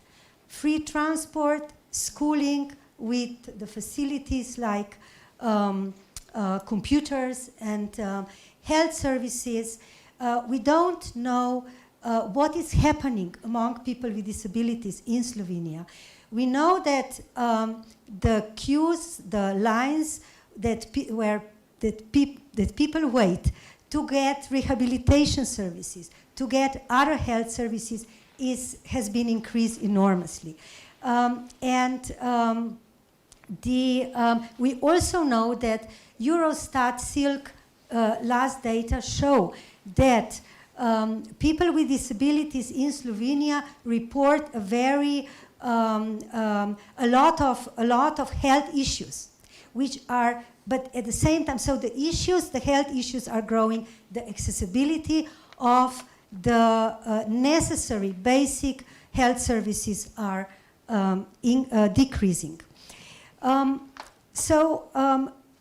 In the morning, Miha Lobnik already mentioned the need for meaningful evidences on the determinants of health and well-being. And we need them now more than ever in order to understand what is really going on. And we don't have them. And even if we do have some of them, we also need governments who would listen to them. And especially what we also notice is that the interprofessional, interdisciplinary approaches towards mitigating the crisis were very minimal. In Slovenia, for example, the government were using engineers,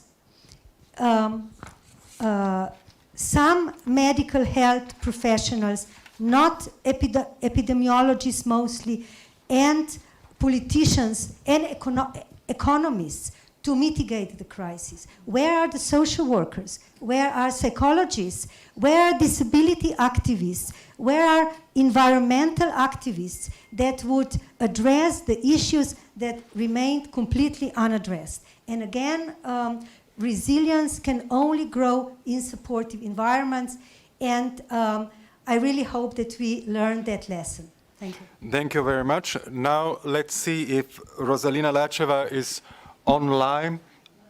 She is the only one being from afar with us now. Thank you. The floor is yours.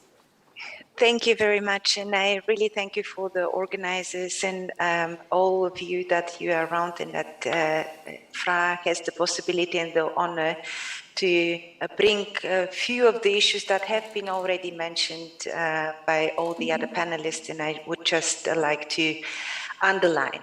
So, building a union of equality is one of the priorities of the European Union in the current legislature, and I think this has been mentioned already by everybody in that conference.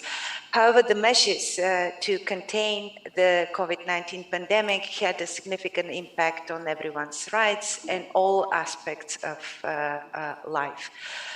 FRA documented this impact by issuing 7 bulletins in the course of the year 2020 and 2021, and 1 focus chapter of this year's Fundamental Rights Report on the fundamental rights implication of the pandemic. The different bulletins, of course, had different focus. The one was on users' data, their privacy and data protection.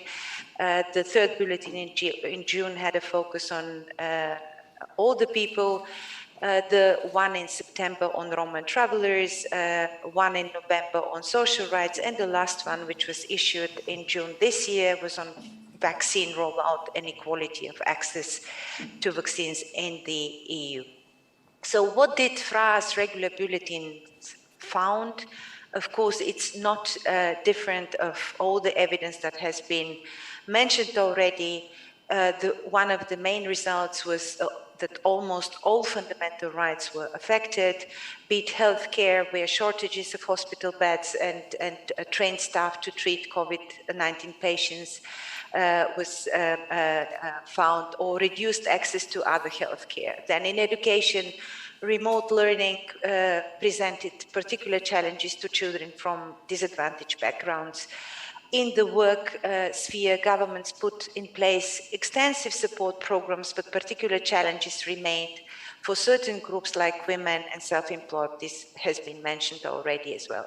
The justice system, many proceedings moved online, but long backlogs remained. And of course, another particular finding that has been mentioned already by the other colleagues is that the impact was not of the COVID pandemic was not felt evenly across the societies. As already mentioned, older persons, feelings of loneliness and lack of access to medical treatment, persons with disabilities, reduced access to support services, migrants, asylum seekers, and refugees, increased risk of infection in overcrowded accommodations.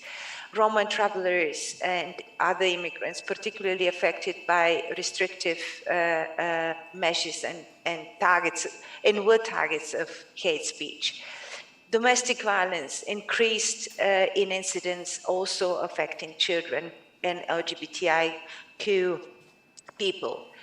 This year's focus of the Fundamental Rights Report looks at the COVID-19 impact on fundamental rights. It underscores once again that the human rights-based approach to tackling a pandemic requires balanced measures that are based on law, necessary, temporary, and proportional. It also requires addressing the pandemic's socio-economic impact, protecting the vulnerable, and fighting racism. I would also just like to underline some key findings from the last bulletin, number 7, on equal access to vaccines. It is important to underline that the vaccination is free of charge in all EU member states. Vaccination rollout, communication and information All member states use various channels to give information about their national vaccination strategies, the phases, the prioritization of groups, the ways to register, and all other aspects. However, although some countries established channels for interactive information or took measures to tackle online disinformation, challenges continue to remain, and many countries have developed vaccination information campaigns, but rarely tailor them to diverse population groups in vulnerable situations who are often hard to reach. Not all countries provided information in different languages for those who may not speak the national language well, such as ethnic, national, or linguistic minorities, migrants, asylum seekers, and refugees. Campaigns specifically targeting Roma travelers were rare, and disability inclusive and accessible information remained a challenge in some member states in relation to vaccine. With regard to the registration channels for specific target groups, an essential component of, which is of course an essential component of equitable vaccination rollout, is a non-discriminatory registration. Here the challenges were related to the digital divide, people without internet access or skills to use an online registration system, but also accessibility concerns for people with disabilities. There are good practices, we saw that through our data collection, which ensured access to vaccine for people without a social security number, for example, in some of the countries, like with special online registration procedures or websites. Another good practice was, of course, to ensure transport services to enable access to vaccination centers. In sum, just to summarize, prior research showed that the pandemic had a tremendous effect on many people's socioeconomic outcomes. Not only did the pandemic bring to light existing vulnerabilities and deep pockets of inequality in our societies, but it also exacerbated already precarious living conditions for many. This has been mentioned already by all the other panelists. What about the recovery? The EU agreed to make this 50 billion available under Next Generation EU to help repair the immediate economic and social damages brought about by the coronavirus pandemic. Public funds, including EU funds, play a key role in ensuring the full implementation of fundamental rights. It is only through an effective and efficient allocation of resources that fundamental rights can be fully realized. It should be ensured that the funds are allocated to promote fundamental rights implementation and in a manner that does not itself violate fundamental rights. Without effective monitoring of the use of funds, it cannot be ensured that this happens in practice. FRA's focus chapter of the upcoming Fundamental Rights Report 2022 is aiming to look at exactly that, whether measures implemented to foster social rights and equal treatment in the recovery live up to the goals contained in the Pillar of Social Rights and its action plan, and what tools and mechanisms will be in place to monitor how the money spent will further strengthen fundamental rights protection for groups of people in situations of vulnerability.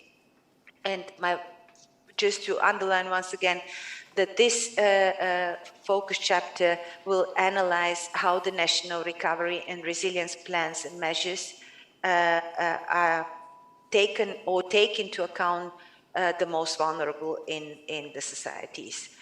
Then last maybe or main takeaway, governments also need to increase population's trust in public institutions, as this is one of the main factors that also impact the vaccination rates or the trust in the information that is provided related to vaccines and the measures, and also it influenced the uptake of different measures implemented to decrease the risks of the pandemic. So thank you very much. Thank you very much. Okay, I'm now divine, I would say. This concludes our first round. And dear panelists, we almost made it, but we didn't. So let me combine my question time with also public question time. So if anybody has a question, just step to the microphone, present yourself, and pose the question. But do you remember the time at the beginning of this pandemic? There was fear, there was uncertainties, everybody was wondering what's going to happen, but there was also optimism. Because many saw the pandemic as the big equalizer, and also there was this hope among people that now people would become more susceptible for the hardship of others.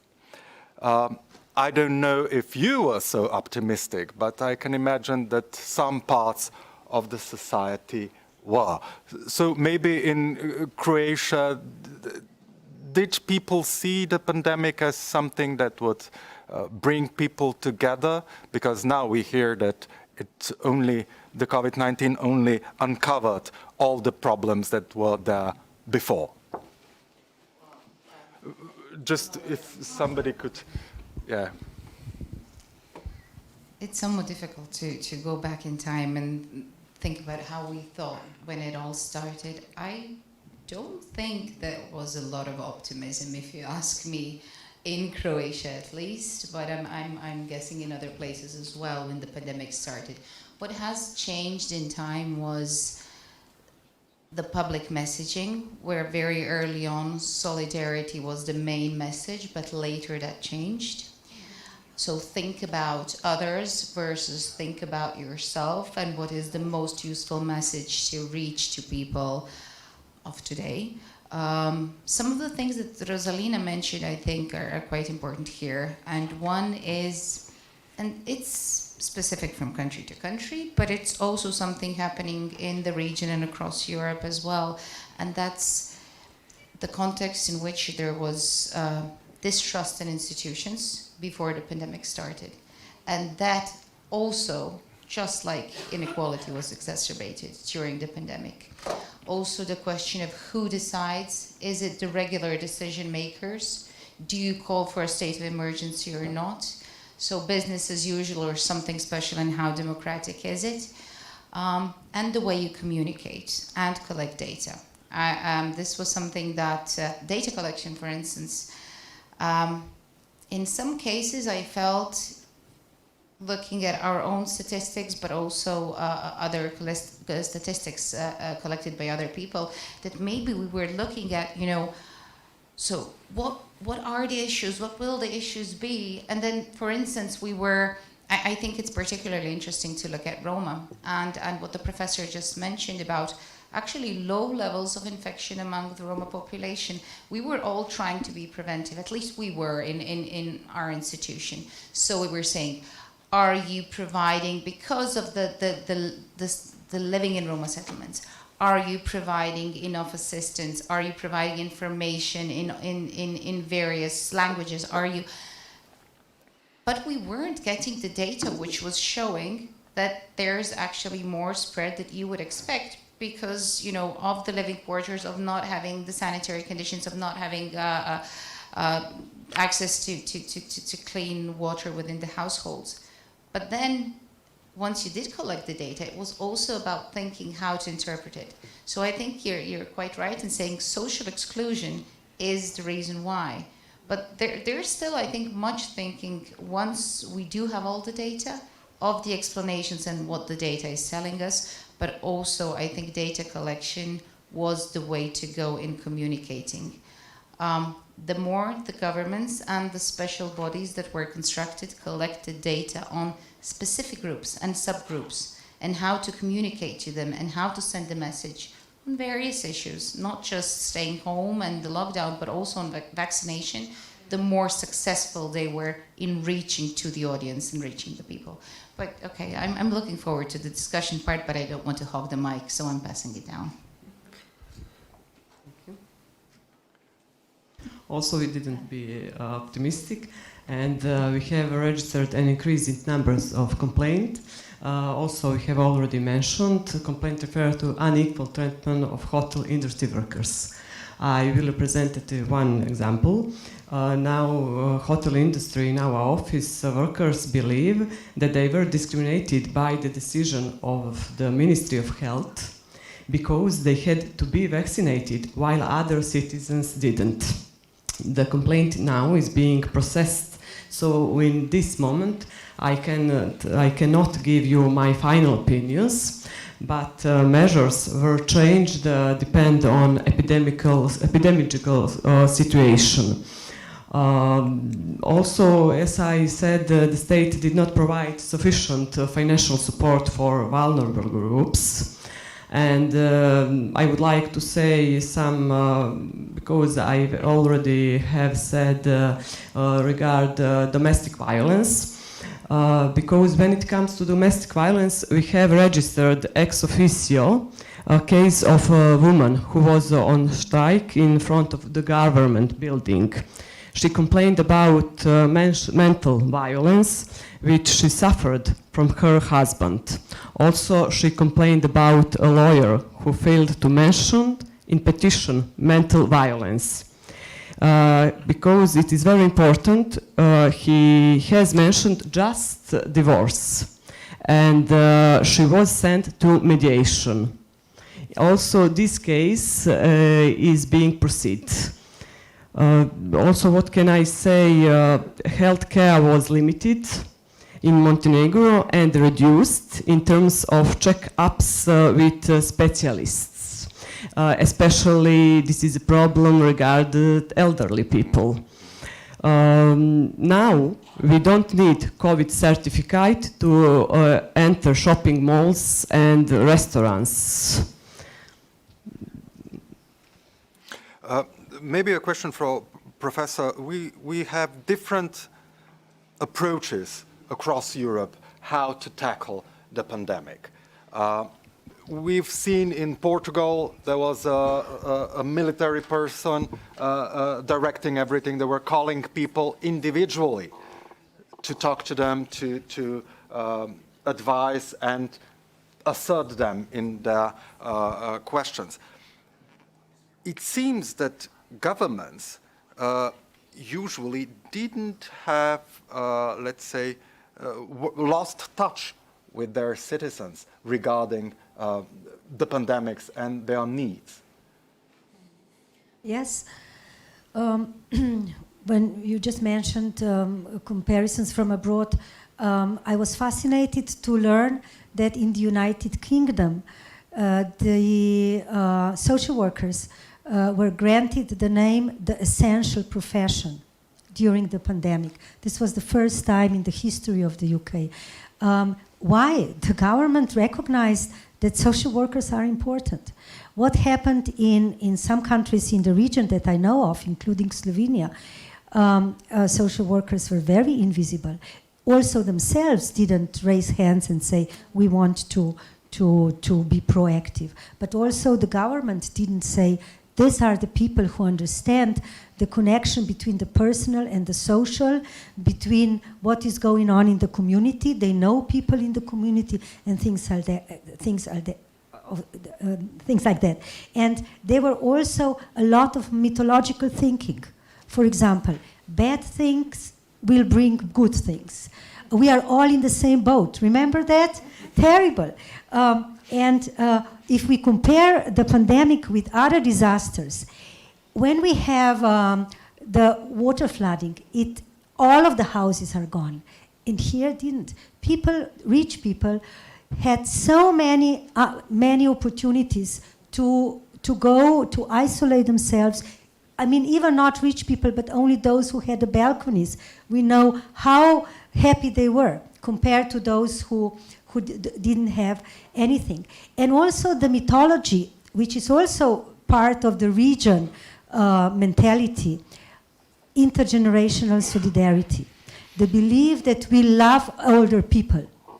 I mean, it just falls apart because the level of ageism that we experience in Slovenia with the so-called the pre-triage, that happened in the old people's homes, and when the professionals and the politicians decided not to take people who were infected by COVID and didn't show the signs of illness yet, they were not allowed to send to hospitals, although the hospitals did have enough beds at that time.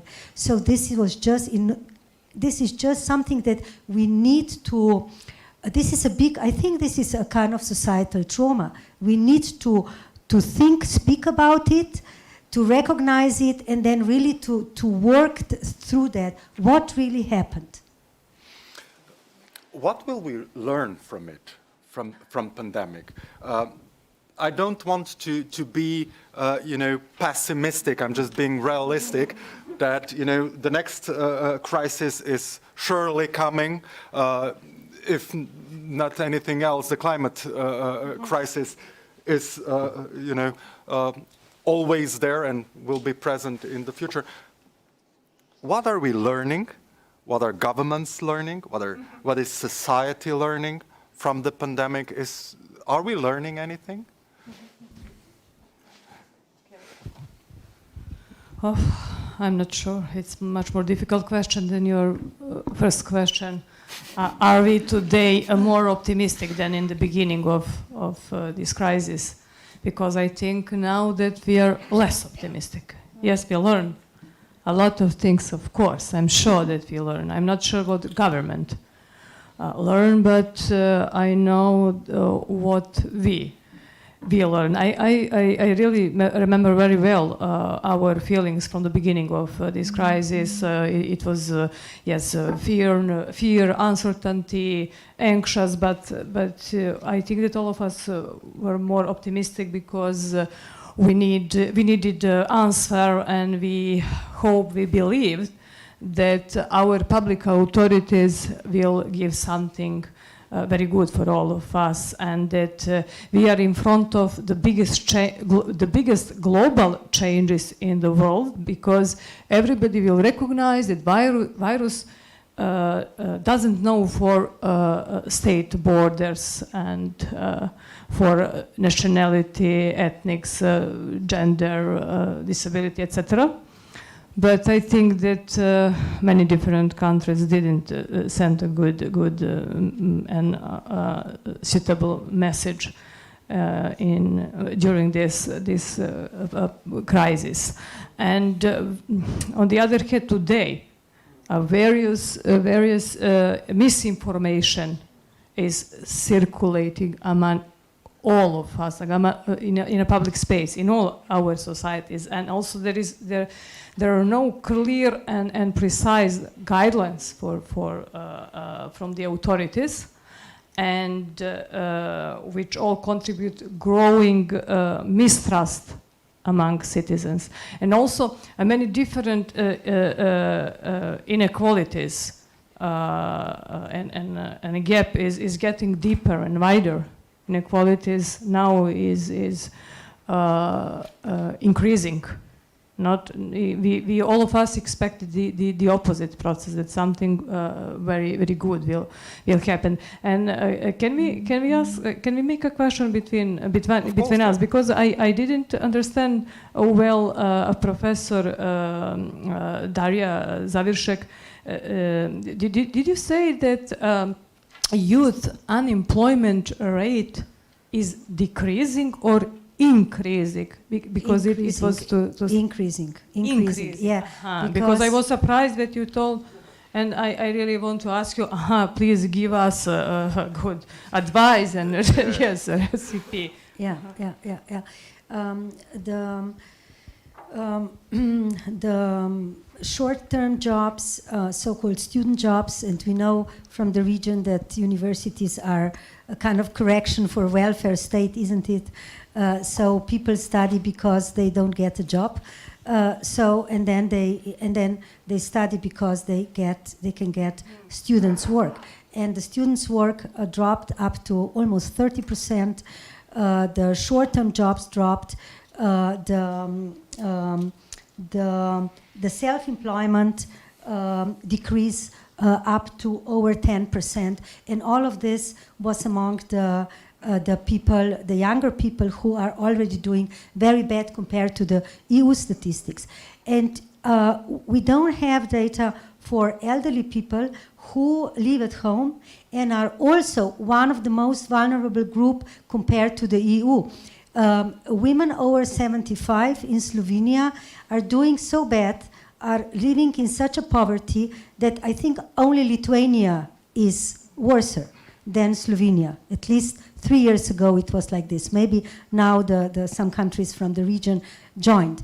And we don't know how they cope, because there are no data on that.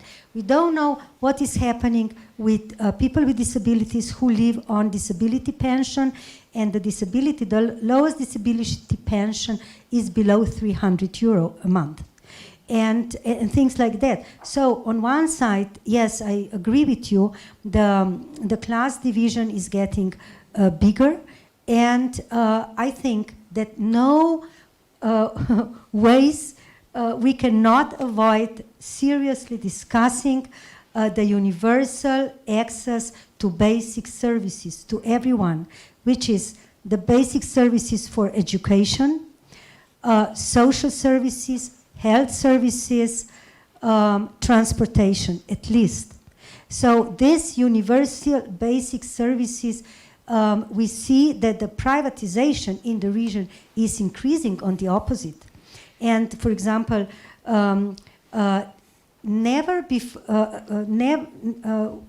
people in Slovenia pay more for private health checks today than they did before pandemics, because there are no health services anymore. And it's already expected from people that they pay for basic health checks. So this is absolutely unacceptable. We really seriously need to speak about universal access to basic services. Strongly agree. Profit still dictated all rules in spite of crisis. And only for my final words, I will give to Tena microphone. I think that it's very good news from came from Great Britain. Finally, maybe government. What is the biggest things they learned? How many important social workers, health workers. Finally, they realize that it's really important professions, because in Republic of Serbia, and I think it's many other countries from our region, that profession were marginalized. I think that nobody cares what does it mean, what they really do, especially social workers and many other professions. And I hope that we will save their importance, because all of us remember what values before COVID-19, celebrities, football stars, and many others. I will not to marginalize them, but now I think that we have to recognize how it's important, scientists and many other professions. Just before we continue, is there any questions from the public? Yeah, would you please just take the microphone. Hello, good day to you all. I hope this is working. It's good. My name is Dalli. I'm coming from the office for Ombudsman Office for Personal Disability from Croatia. And I have a question for Professor. At the beginning, when the epidemiological measures were adopted, there was no special attention made for the person living with a disability. And what do you think, because the same situation that you described was also in Croatia, governments did not include the social welfare experts or social workers in the procedures of making such decisions. What is the reason why the governments do not include such experts in such a big and important decisions? Can I just answer the question before we answer this question? Okay. Because I made my initial presentation rather short in hope that we would have a good discussion. I think your question is extremely important because now we're looking back, but we should look to the future. I think the main learning is the better the functioning of the state and its various systems, the better and more resilient it is to handle hardships and crises. And this is not the first and this is not the last crisis, unfortunately. For instance, we currently have a situation with 2 major earthquakes that have hit Croatia, and we're seeing exactly that as well. So very quickly, and I think it's useful, that's why I'm insisting on the answer, because I think it's useful for all. The 3 most important recommendations or learnings in my mind are, number 1, recognize the importance of expertise. We were speaking about social workers and social experts, but it's also scientists, so doctors and epidemiologists. It's also human rights and equality experts. In very few countries, human rights and equality experts were included in the newly founded bodies that were deciding on the measures. If you include them early on, you can prevent discriminatory effects of measures.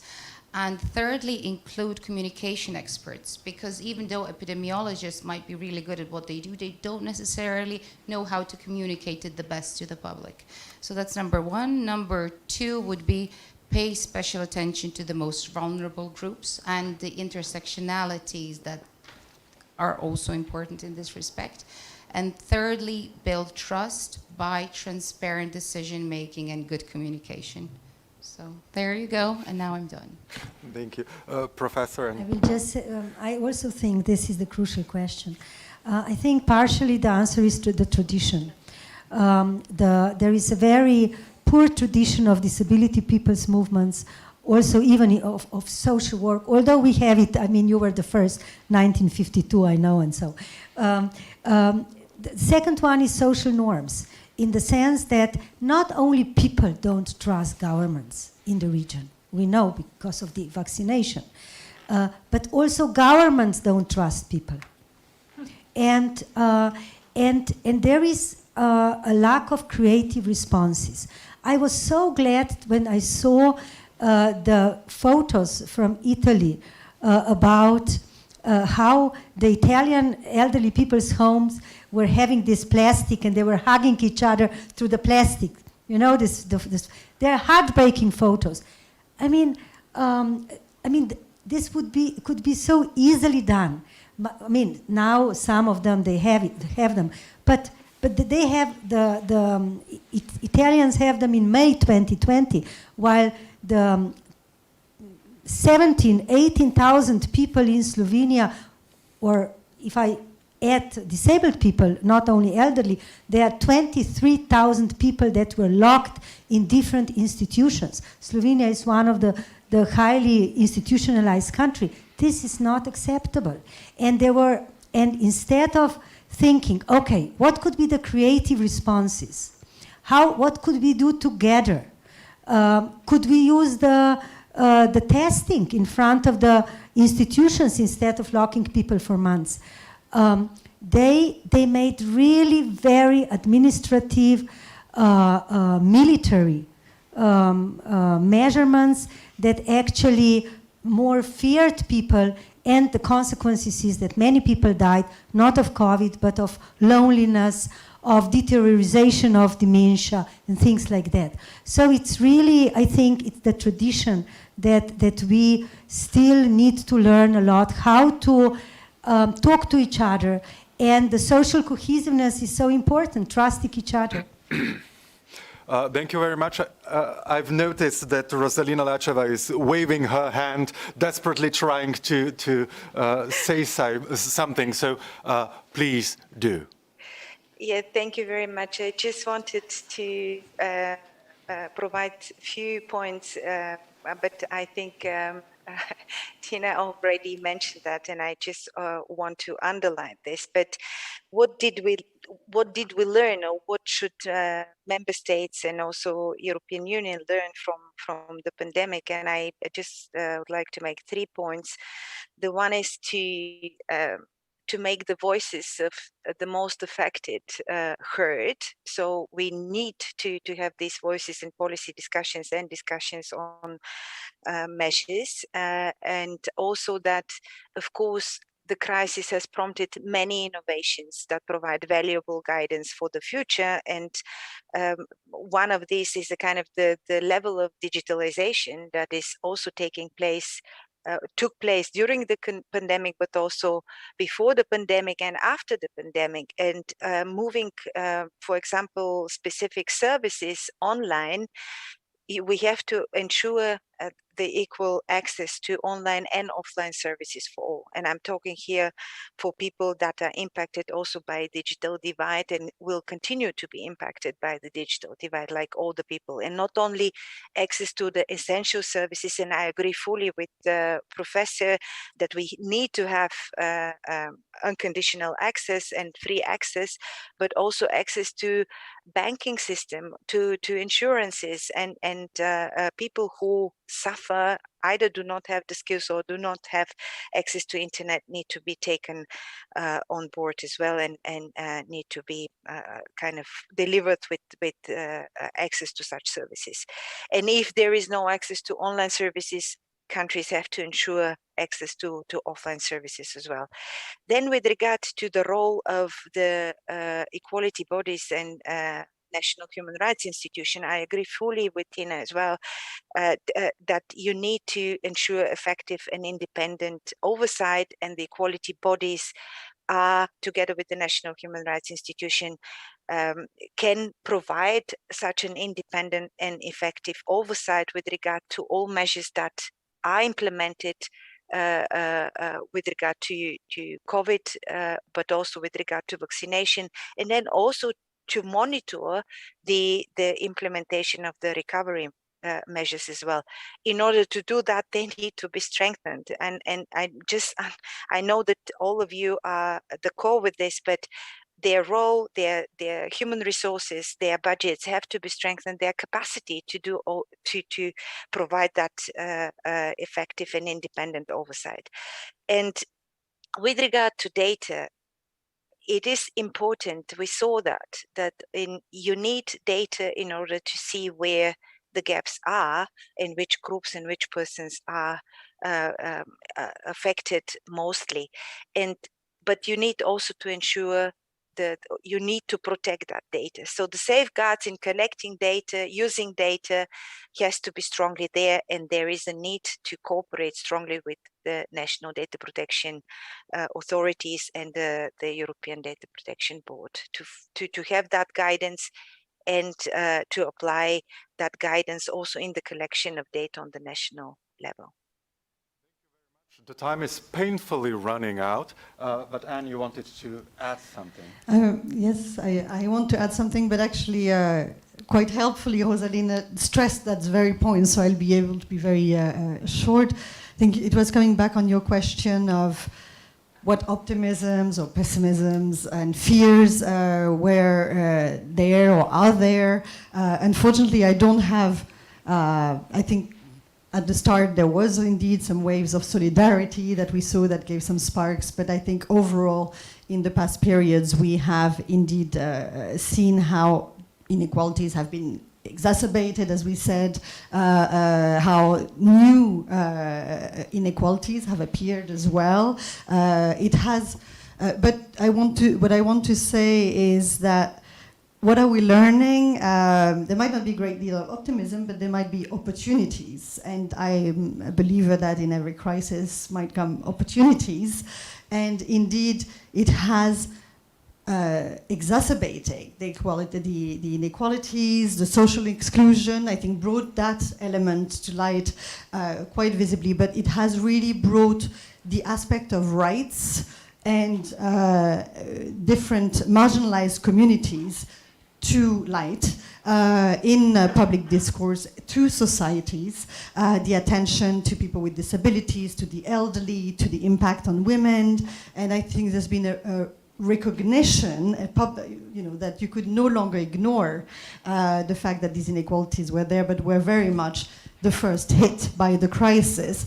And that recognition, including, I think, the element, as you were saying, of bringing some marginalized professions to be recognized as essential professions, and that's something to sustain. Is also an opportunity, I think, as Rosalina was saying, to underline the importance of protecting rights of the communities, and I think this is a time where we all knew about that. This is our priorities, the priorities of equality bodies, but the crisis, and not just the pandemic, but the recovery period ahead, is the key signal that it will be key to work on the protection of different groups and everyone in society, and that has been, I think, recognized. And I think the same way as I would say some professions have been recognized as essential professions, I think it's also the opportunity for equality and human rights actors to be recognized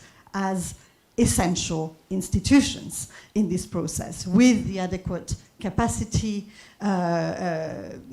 rights and mandate to be able to support the most vulnerable that do need it in this time of pandemic and will need it in the time of recovery, and again in recovery based on equality compliance principles. Now it's a debate. I just want to add a sentence. I thank Rosalina who mentioned the digitalization. I think that all of the recovery and resilience plans, national, have a lot on digitalization. We need to be very careful about, yes, we will have probably a good facilities and devices, but people are digitally illiterate. We know that for Slovenia is below, again, the average, not to mention people with disabilities, people with sensory disabilities who had in Slovenia the last training for digitalization in 2015.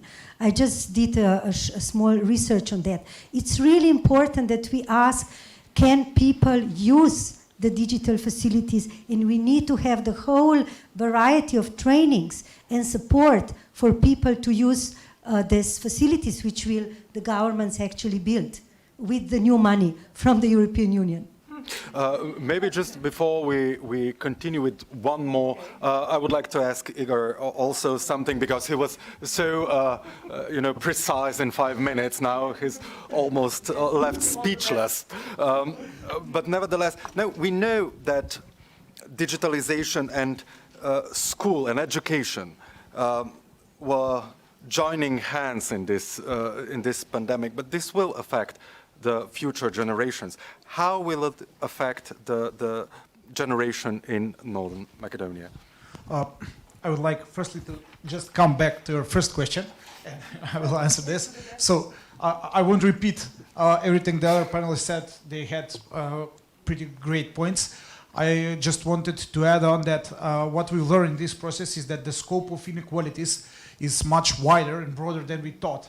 So another thing is that this crisis emphasized the class inequality between, not just within people within one country, but also with the countries on international level. By the system of providing the vaccination and everything else, you saw that the richer countries are they had much easier access to vaccination than, let's say, the countries from the global south. Another thing that is very important that we learn is how easily the society can be polarized and divided. Look what's happening even in Slovenia with the measures and the division between the people who are pro and anti-vaccine. So the communication problem in delivering information which are suitable for the audience, so they can have sufficient information to decide why or whether they should be vaccinated or not is very important. Regarding your second question, how will this affect the digitalization of the education in North Macedonia? We are also here having a very sharp polarization between the parents of the pupils, since now the system has changed and the parents can choose whether their kids will go on physical education or they will learn from home. Basically, I think that in aspect of socialization, it will affect a lot since the kids that are starting school, they need to be socialized, they need to be around their peers. So that's the first step of preventing segregation, discrimination, etc. On the other hand, the state, I wouldn't say it's failing, but can do much more in this process to ensure that every children has the right access to equality. And I think that this is field where the state has to do so much more in the future. Your final comment? Yes, it's. I will add what just Igor emphasized. We opened that in Republic of Serbia it's very sensitive issue. Let's say it's a draft new name, digital discrimination. We opened that question not only because between parents and students, but when we talk about elderly people, and it's my final comments regard to my colleague Dario's question and Professor Daria. If I have to choose who was the most discriminated and most marginalized group, I will say elderly people in elderly home, elderly in different institutions. And I'm very disappointed and better to say I'm sad because of that, because still in some our institutions they are in a special kind of lockdown and special kind of isolation. They spent more than 1.5 years without children, without grandchildren, and only with caregivers and social workers. I think it's really time to do something. And we issued, I don't know how many recommendations for our public authorities. Some of them really lost touch with real life and reality. And finally, we succeeded to solve last summer and issued a special general recommendation to all general managers: please find your own way how to connect our elderly citizens, your users with their children. Please find some suitable place in the garden in front of institutions and give them an allowance to speak with them in a distance, free for 10 meters. Give them 10 meters, we will organize. And I think it's really time to speak also about that. Thank you. Thank you very much. Dear guardians of optimism, because what you're doing is actually, staying optimistic in light of all the things that are going on. I wish you lots of optimism in the future.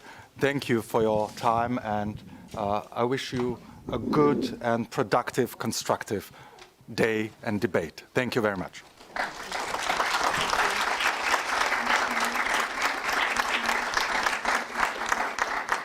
And thank you. Moderator of the panel was Sekumady Conde.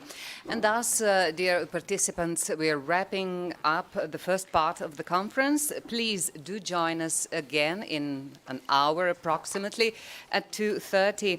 In the next panel, we will talk about how COVID pandemic is affecting the questions of discrimination and race. Thank you, and be with us in an hour again.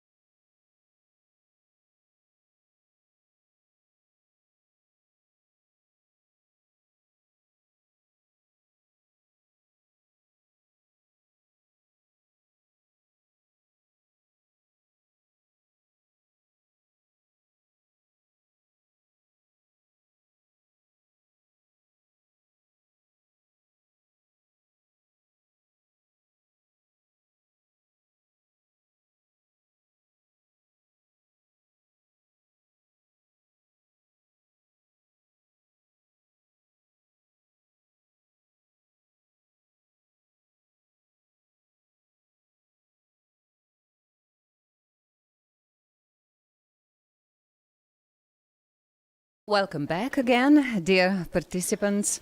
And now the second half of our time today will open up the floor to address the issue of how COVID pandemic is affecting the questions of discrimination and race. All of you joining us here in the conference hall will have an opportunity to ask specific questions. So just a reminder, if you wish to participate in the debate, please stand up, introduce yourself and pose a question. The guest speaker of this panel is Maria Daniela Maruda, Chair of the European Commission Against Racism and Intolerance, joining us online. Maria Daniela Maruda, Chair of the European Commission Against Racism and Intolerance, is Assistant Professor of International Law, International Humanitarian Law and Humanitarian Action at the Pantheon University of Social and Political Studies in Athens. She is also a member of the Comité pour le Concours Jean Pictet, alternate director at European Training and Research Center on Human Rights and Humanitarian Action at Pantheon University of Social and Political Studies, consultant on international humanitarian law at Hellenic Red Cross, professor of international law at National Defense School and the Police National Security Academy, and the trainer of secondary school teachers as well as of NGO volunteers and staff on the principles of humanitarian action. And the panel will be moderated by Eva Tomic. Ambassador Eva Tomic, a Slovenian diplomat since 1991, worked among others as a head of the Human Rights Department and the International Organizations Department. Her current position is coordinator for connectivity at the Ministry of Foreign Affairs. She served in New York, Geneva, and in Strasbourg as ambassador to the Council of Europe, and she did stints for the Council of Europe in Montenegro and for the United Nations in the occupied Palestinian territory. It's my pleasure to give you both Maria Daniela Maruda and Eva Tomšić. Thank you. Thank you very much for your very nice introduction. First, allow me to say I'm very happy and honored and privileged to be here today. Unfortunately, I had to miss the morning discussion, but I'm looking forward to catch up this evening through the YouTube possibilities, because I hear it was a fantastic discussion. I'd like to thank the advocate of the principle of equality of Slovenia and your excellent team for inviting me here today to participate at this panel. It is very rewarding and a humbling experience as I can listen and learn from you experts on the current developments in our societies.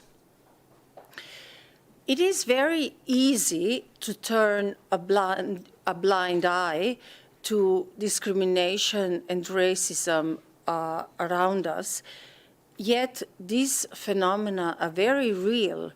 Paradoxically, this is most clearly reflected in the lack of members of minority groups in our neighborhoods, in our work environments, in our circle of acquaintances.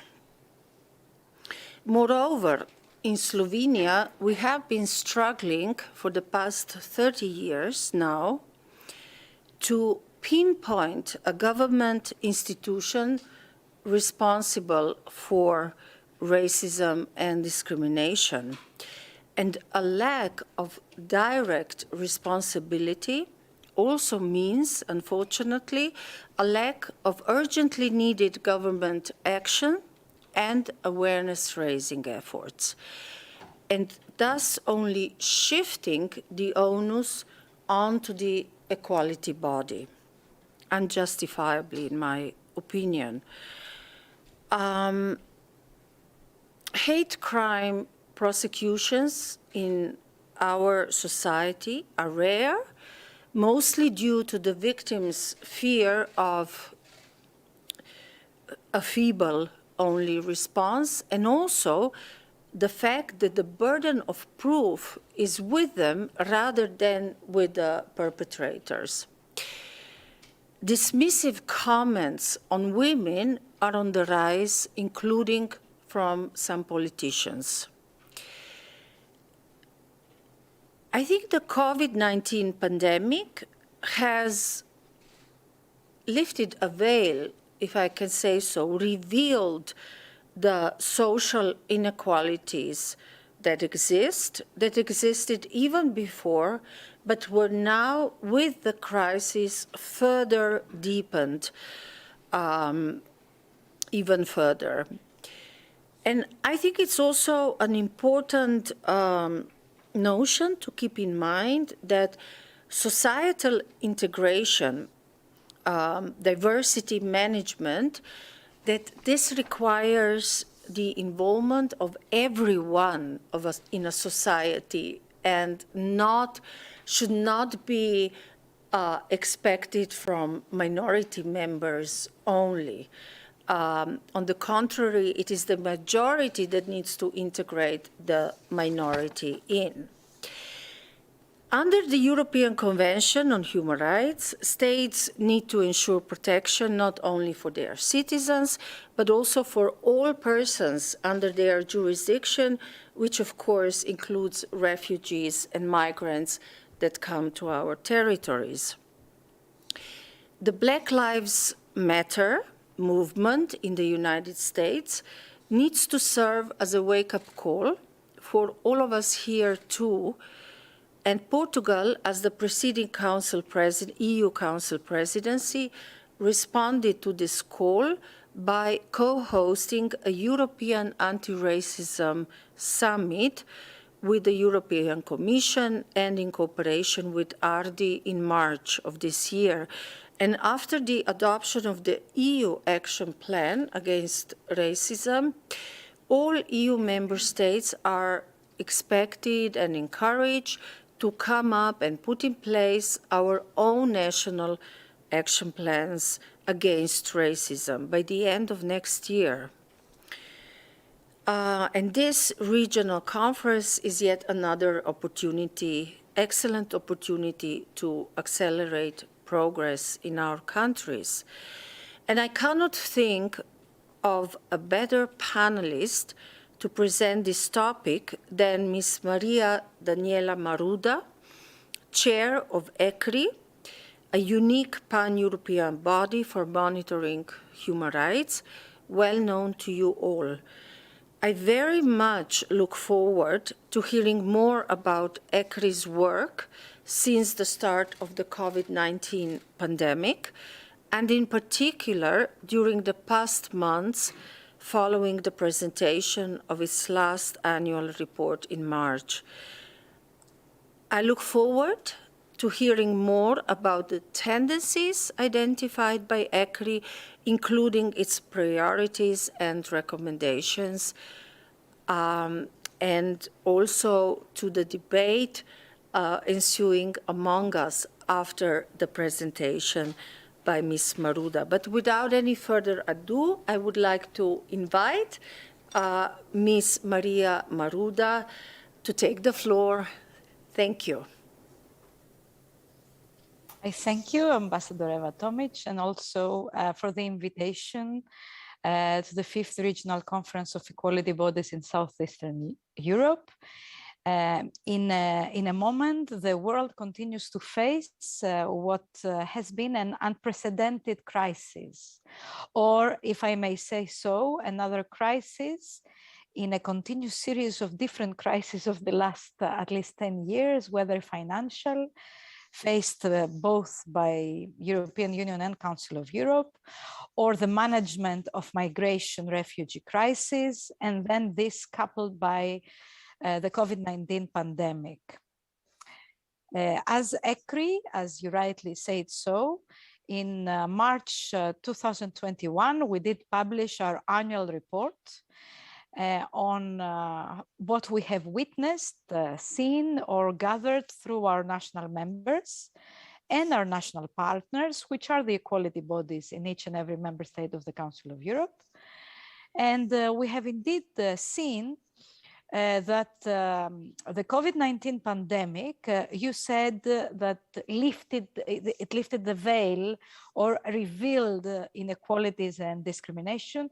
We also have used the wording was the magnifying lens through which things that were already there in Europe or in the world became even more evident, especially for vulnerable groups that found themselves in real extreme circumstances, struggling to survive, because this is something that we should never forget. The pandemic was tough for each and every one of us, a matter of life and death often, but it was even more devastating for vulnerable members of our societies. And this is extremely important also for our own responsibilities. Now, in our annual report, we indeed were able to see that there were certain areas where issues of concern emerged because of the pandemic for migrants and refugees. There were concerning practices in member states and promising practices as well, which we pinpointed and included in our report on LGBTI persons and their rights, that also, because of the restrictions, had to face hate speech and even violence and hate crimes. A surge also of ultra-nationalistic hate speech in several areas of the member states of the Council of Europe, and scapegoating certain categories, those Asian looking in the beginning, but soon, even more than that, refugees, migrants, Roma, were among the groups and persons that were particularly affected. We have seen an increase also of anti-Semitism. These contemporary forms of racism, if I may say so, which you can also see in our revised general policy recommendation on anti-Semitism, which we adopted 3 weeks ago.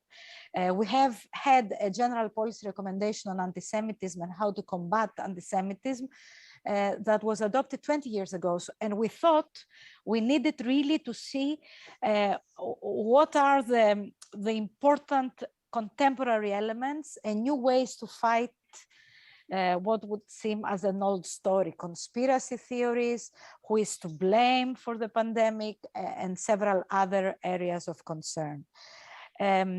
We have also seen an increase of anti-Muslim racism. And again, we hopefully will soon adopt our revised general policy recommendation on anti-Muslim racism, which is also another area of concern. So these are, together with what you mentioned as the Black Lives Matter movement, and we called as systemic racism that has always been there, very much included in the colonial past of Europe, if I may say so. We don't discuss it so much, or we were not discussing this openly as an anti-racism form, let's say, of issues that should be included in the dialogue. But it became evident that it's not only a US phenomenon, but very much a European phenomenon connected to police racial profiling and trust among institutions. You mentioned underreporting of hate speech, hate crime, and one of the ways that we have seen we need to address is creating a culture, a new culture in the police, where this trust, we need to build it again. So facing a global public health emergency on a scale that has most probably not been seen for over a century in Europe, required a global response, far-reaching consequences, to address far-reaching consequences for our economic, social, and political lives. The priority was for the governments in Europe to save lives during this period. And therefore, during this exceptional situation, most countries, because of the pandemic, had no choice but to adopt extraordinary measures. These include mandatory quarantines, suspensions of mass gatherings, isolation of individuals. This isolation and how it's connected to far-right extremism is something we still need to discuss, and ultranationalistic rhetoric. Travel bans, cordoning off regions or cities with sanctions in cases of non-compliance. I will never forget, I found myself in Albania in April, and we had a meeting with Ismail Kadare. And this very famous writer told us, with a group of students at the time and university professors, that he never believed in his life he will again see Albania cut off by its neighbors, Greece and Italy, because of the COVID-19 travel restrictions and the travel ban. So this was an amazing realization of how travel ban has affected societies, access to health or access to basic even products. Sanctions in case of non-compliance also gave extreme powers to the police. So this has also affected trust, racial profiling, or other areas that we needed to better address. And the broad spectrum of restrictions on individual and collective human rights and freedoms have been enforced based on the protection of public health all this period, and it's still going on. Experience has shown that minority communities, persons belonging to minorities, and migrants are often turned into scapegoats in state of emergency situations and are subjected to racist, divisive, and often violent discourses and practices. Blaming some groups for the spread of the virus, as I already said so, the otherness, whether it is about a specific minority or foreign nationals, has been noted as a worldwide phenomenon.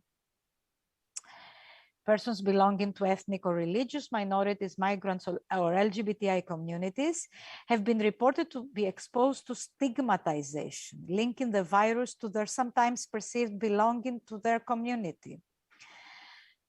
Now, the crisis has also magnified both society's weaknesses, but also strengths. At a more structural level, creating conditions for equality and inclusion for all, enhancing diverse societies' resilience to such emergencies, acts of solidarity. I will just mention that in Portugal, for example, the government there gave access to health and social security services to all, irrespective of whether they had a status, documents, etc., etc. So this was an extremely important practice. Certain political and religious leaders have been particularly active in encouraging racism, however, and various forms of intolerance. Extreme right political parties and groups in Europe have been reported to exploit the COVID-19 crisis for political purposes and advance an anti-immigrant, ultra-nationalistic agendas, using anti-Semitic, xenophobic conspiracy theories, etc., etc. The COVID-19 crisis has first exposed and then deepened underlying inequalities suffered by various groups. Black people, migrants, Roma, in almost all policy areas, had troubles to access education, access employment, even housing during this period, and healthcare. And secondly, it shed light on the crucial role that protecting and promoting economic and social rights for all was a part of an urgent ethnic response. Now, in times of crisis, it is equality bodies and national human rights institutions that constitute absolutely vital safeguards and are key in maintaining a human rights culture in public institutions and in the society as a whole. Such bodies and institutions must be fully independent and provided with sufficient staff and budget resources to work effectively. This is mentioned specifically in our ECRI's General Policy Recommendation number 2, revised 3 years ago, on equality bodies to combat racism and intolerance at the national level. After a couple of months of lockdown and other restrictions in many member states in 2020, we as ECRI, through our bureau, raised the alarm and adopted an emergency statement on the impact of the COVID-19 pandemic and related government responses on groups of concern to ECRI. We called on Council of Europe member states to take due account of ECRI's general policy recommendations, to consult and cooperate with equality bodies and civil society organizations active in combating racism and intolerance, especially when developing, implementing, and evaluating the responses to the COVID-19 pandemic. To give a very specific example, we asked that in these task forces that states do have to address the public health concerns and restrictions, a human rights expert and anti-discrimination expert should be present to make sure that lockdowns, restrictions, or the opening up of the economies take into account specific needs. Public policies designed to address the current challenges posed by the pandemic and all its future economic consequences should not be based solely, however, on public health and economic considerations, but should rely on strong human rights considerations as well. Health and economic responses to the crisis should be based on a human rights approach. For this purpose, it is crucial exactly to make sure that even now, as we are closing, hopefully, this period of the first phase of the pandemic, we take into account for any future lockdowns, future restrictions, future public health consequences, all lessons learned, and especially the experience of equality bodies. Because in times of crisis, legal aid structures and equality bodies, as well as other institutions tasked with supporting victims of discrimination, violence, and other rights, should continue providing personal support and legal advice and assistance to secure their rights. Moreover, the judiciary should continue to oversee the legality of actions of the executive, including emergency measures that could have discriminatory effects or otherwise violate the rights of persons belonging to vulnerable groups. It's important to mention that during the COVID-19 pandemic, courts of several member states have issued interim measures to lift or limit such restrictions. And I would like to end by saying that we should not forget how difficult it is to address structural or deep-rooted racism. This requires innovative approaches and more specifically prevention. We should involve youth, organizations, schools, and education in that respect, because if we don't consider their needs and their wishes, then we are not prepared for the future. Thank you very much. Thank you very much.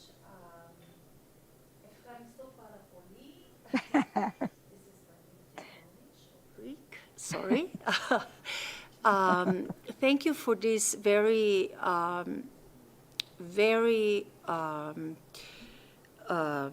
lucid presentation, which I think all of us sitting here in Ljubljana can greatly identify with, as we have witnessed during the past year and a half. And it struck me, Madam Maruda, that you have spoken of erosion of trust. And this is a worrying trend we are observing, I think, in international relations, but also within our societies. And I was struck to read in the last report of the UN Secretary General, Our Common Agenda, he pinpoints the same issue of lack of trust and erosion of trust, and he proposes a renewal of social agendas for our countries, because it is unfortunate that even constitutions of many states do not anymore reflect this social agenda that should bind us with our authorities. You spoke of education in your conclusion, and one of the things the UN Secretary General proposes as a way forward for the future is to hold a UN summit on education, on transformation of education next year. And I would like to ask you, Madam Maruda, before opening up the floor for questions from the public, what would your principal recommendation be to the UN Secretary General and to the UN member states, all of our states, in making education a really potent tool towards social equality? Thank you. Thank you very much. And indeed, this is one of the most important lessons that we have been able to have out of the COVID-19 pandemic, and access to education in these difficult times with digital education, distance learning, etc., proved a huge, at the same time, threat, leaving certain children outside the school system, increasing the dropout rates among the Roma community, for example, because infrastructure was not there. It's not just internet. It's also the fact that they didn't have any possibility of connecting through their homes or using tools in that respect. So this is an important aspect. Access to education used to be an issue of concern in areas of conflict, for example, but now we see it in Europe almost everywhere. So this already is very important. When we started discussing the Agenda 2030 of the UN, that by 2030 we would achieve access for all for education and leaving no one behind, we never expected such a turn in history where, just to speak of my country, in Greece, almost the majority of refugee children or asylum seekers in camps had no access to schools. So already taking into account infrastructure is very important. The second is ECRI's General Policy Recommendation number 10. Even within schools, we need to make sure that we combat racism and racial discrimination when schools are open. So the specific role of schools in combating racism and racial discrimination. First, we have to acknowledge this exists. To do that, we need data. We need surveys. We need the opening up the dialogue in schools. We need critical thinking in curricula. Because if we don't have critical thinking addressed in curricula by teachers that are well equipped to do so, then we will never acknowledge realities in a school environment. How LGBTI students feel in the corner, feel that they have to face violence on a daily basis. Muslim girls, the same. Because sometimes it's visible that they are Muslim because of a basic choice they have to make, or Roma children, etc., etc. So in that respect, discussing how to best equip teachers and train teachers and critical thinking in schools, not just human rights curricula. This is something ECRI has been recommending for years, how we can teach human rights in schools. However, teaching how to discuss the far right, extremism, violent extremism, discrimination is much more difficult and requires specific knowledge. So this is something we need to take into concern. And safeguarding the fact that the right to education is a public responsibility, because we have seen inequalities between private schools and public schools as well during this pandemic.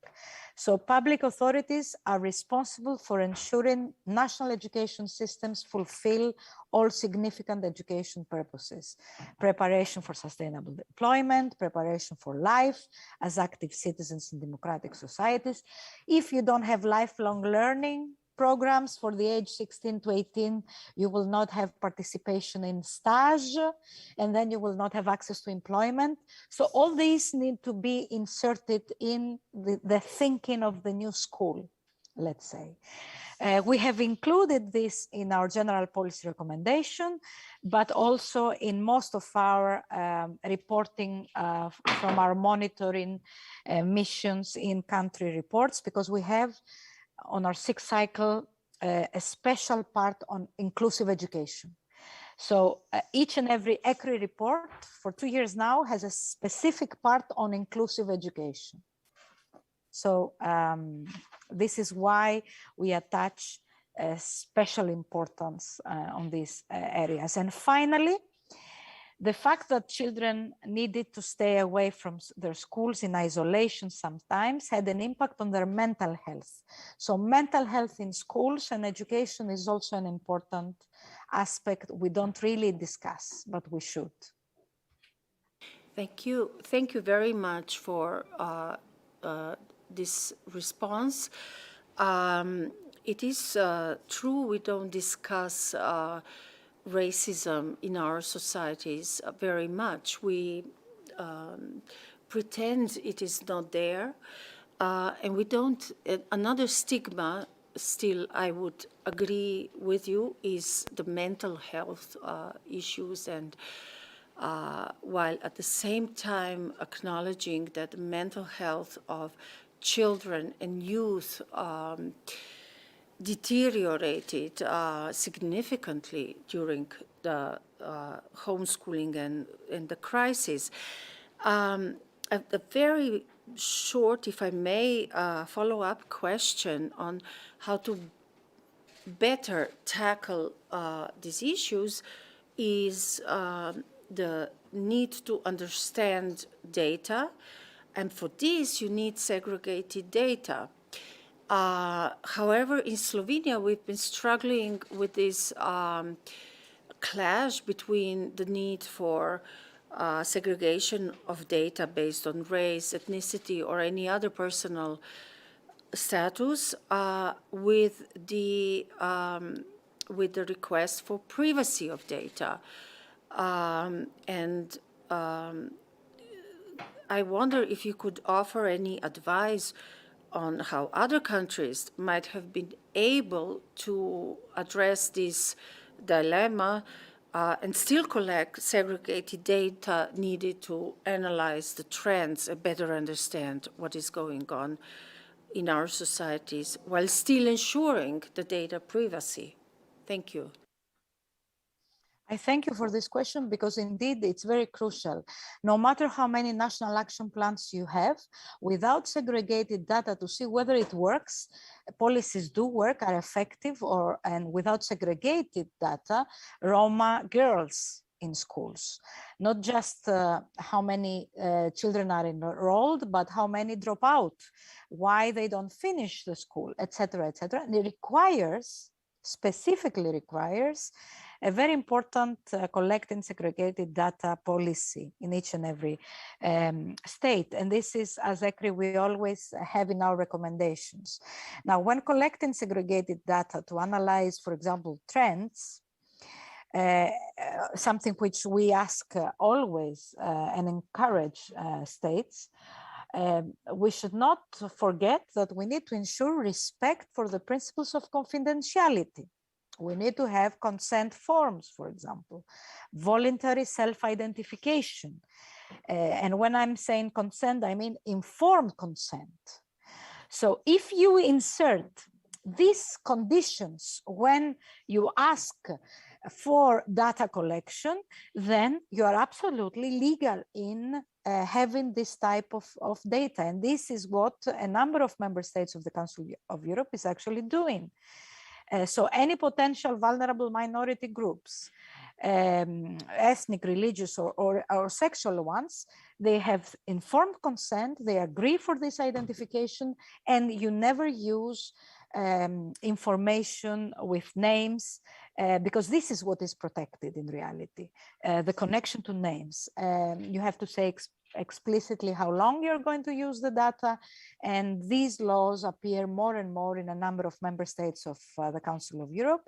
And we ask and encourage all member states to adopt this type of caveats, of safeguards, so as not to have a violation of protection of data, but at the same time, not to abuse data, I mean, by using statistics, for example, of immigrants. A few days ago in Greece, someone, a member of the parliament, came up with a list of school children in preschools, and the names, the surnames, seemingly foreigner,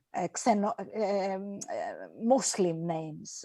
So this is an abuse of data we need to protect our societies from. However, during the pandemic, Because we needed very important good data on Roma, for example, communities to be able to address vaccines or to address restrictions, we were able in most of the member states to collect very good data. So we used the pandemic, the public health crisis, as an opportunity to have a more accurate idea of how many were living in settlements. And so we do have this possibility of having data. Now, hate crime disaggregated data in Spain, Finland, Hungary, Germany are there and importantly open, so someone in the different platforms can use it.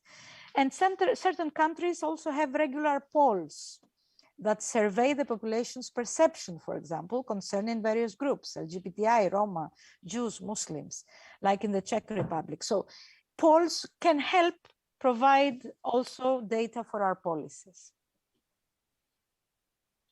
Thank you very much for this extremely useful information. And now I would really like to open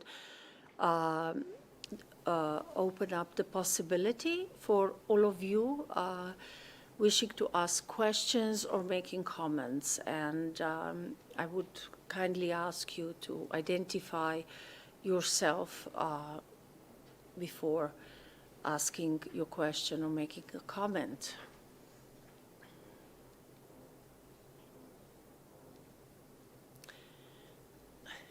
Neža Kogošek, Šalamon.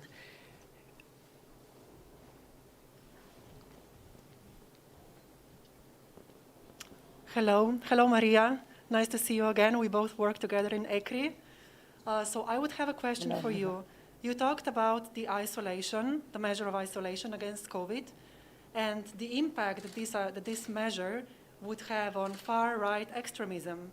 You said something like we have to talk about that. So what exactly did you mean by that? Thank you.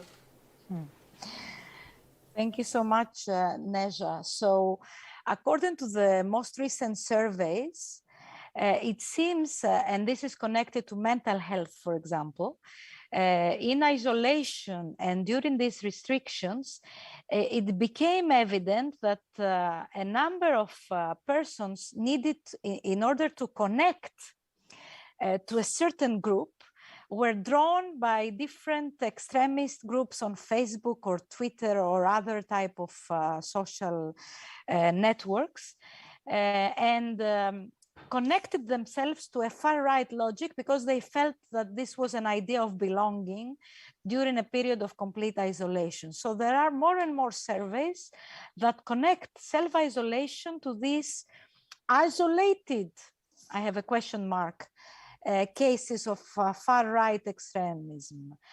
So we are not only talking about extremism and violent extremism that is connected to a certain possibly religion anymore, but mostly affected by people that need to belong. And one way to find belonging is in these extreme groups. So we need more surveys, and this preventive, let's say, role can be played as well by FRA or by equality bodies to make the relevant connections and to see how this can be addressed. Thank you. Very interesting, excellent question, and very interesting observation, and that possibly in Slovenia we can link to our Wednesday protests. The need for social belonging is a very strong one and can be misused, apparently. More questions or comments?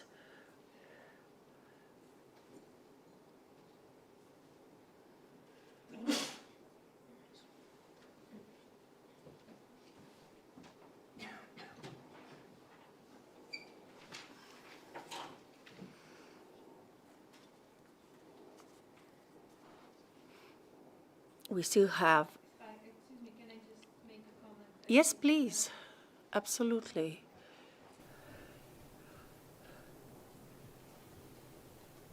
Since I see that there are no questions, I would just like to make a comment. My name is Diana Kesanya, I'm Deputy Ombudswoman for Croatia.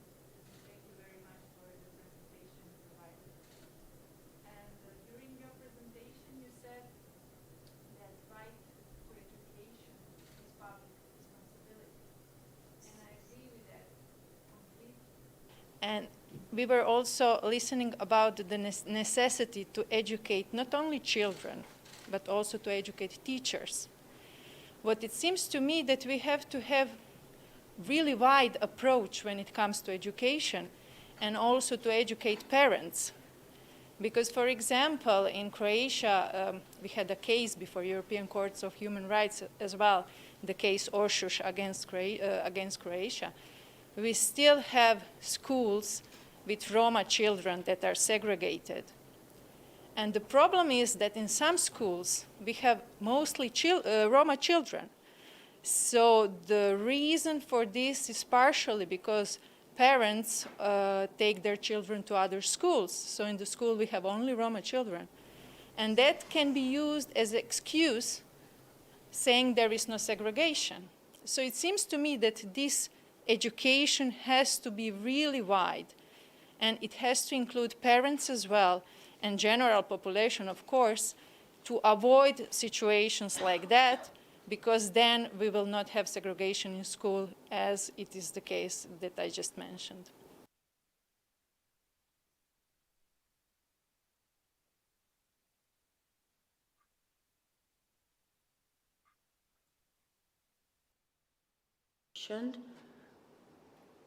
Ms. Maruda, would you like to add anything to that? Yes, it's indeed excellent, and it's true that when we are talking about the school environment, we have the principal of the school, the teachers, plus the parents' associations and children themselves.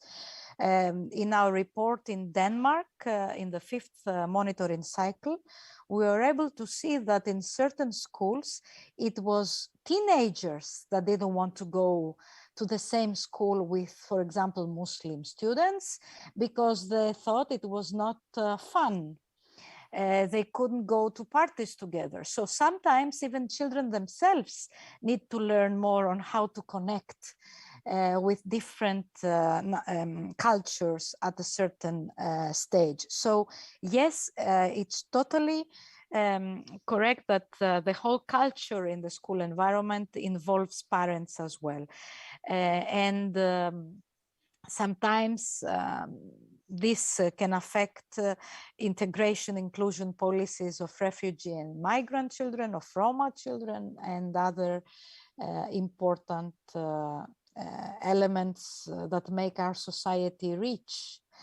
We shouldn't forget that intercultural schools were the schools that were the most interesting. However, it's not the case anymore. So yes, we need to have a broader approach when we are discussing education for all, leaving no one behind. Thank you. Thank you. I see Mr. Miha Lobnik, the advocate.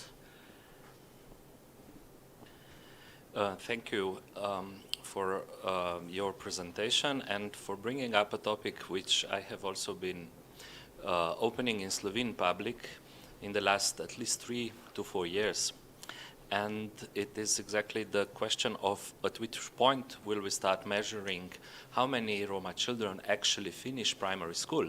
Because at this moment we are only operating with the estimation that it's between 10 and 15%, which is of course very little number.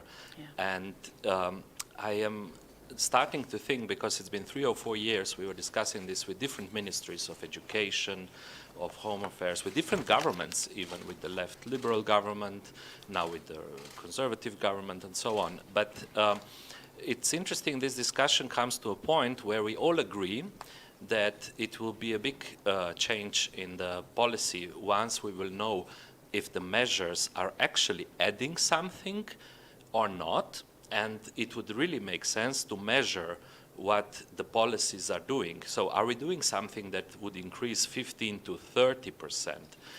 I'm afraid now that actually with this non-implementation of the measuring type of policies, it's just a defense mechanism, so to say, against really not coping with the problem, the way it's broad and the way it's how are we going to motivate Roma children to learn Slovene language, to how are we going to support the families, to support the children to finish the primary school.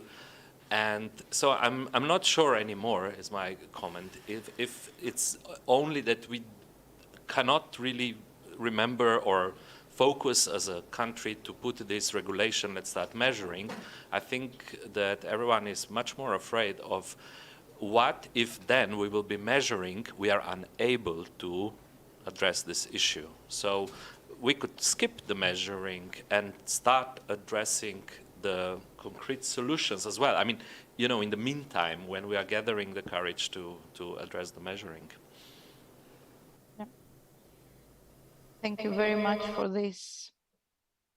And indeed, there are two concrete examples I can give you. One in a Spanish school I was able to visit during a mission, where one way to address it, for example, and this is what I was calling in my intervention, best practices or promising practices, you can use as a pilot, in a pilot phase as you propose, until we have the data we need, at least to have pilot projects and see how they work.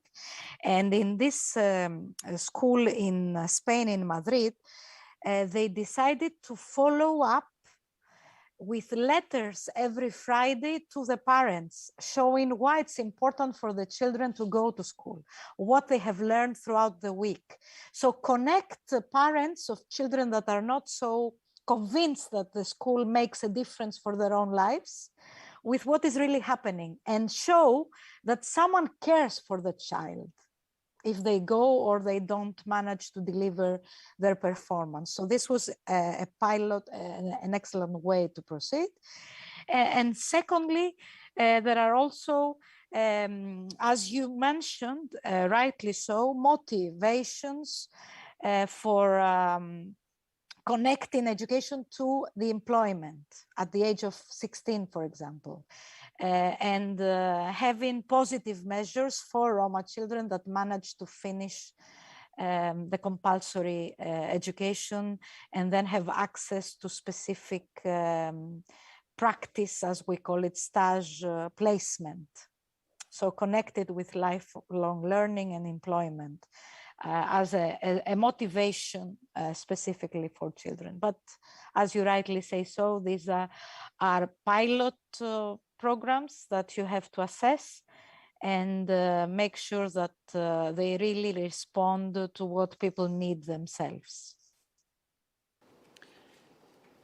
Thank you. Thank you very much. If I may only add, I think actually it begins before school, before the age of 6 or 7, when children go to school, because I understand there's a problem of many Roma children simply not speaking Slovenian well.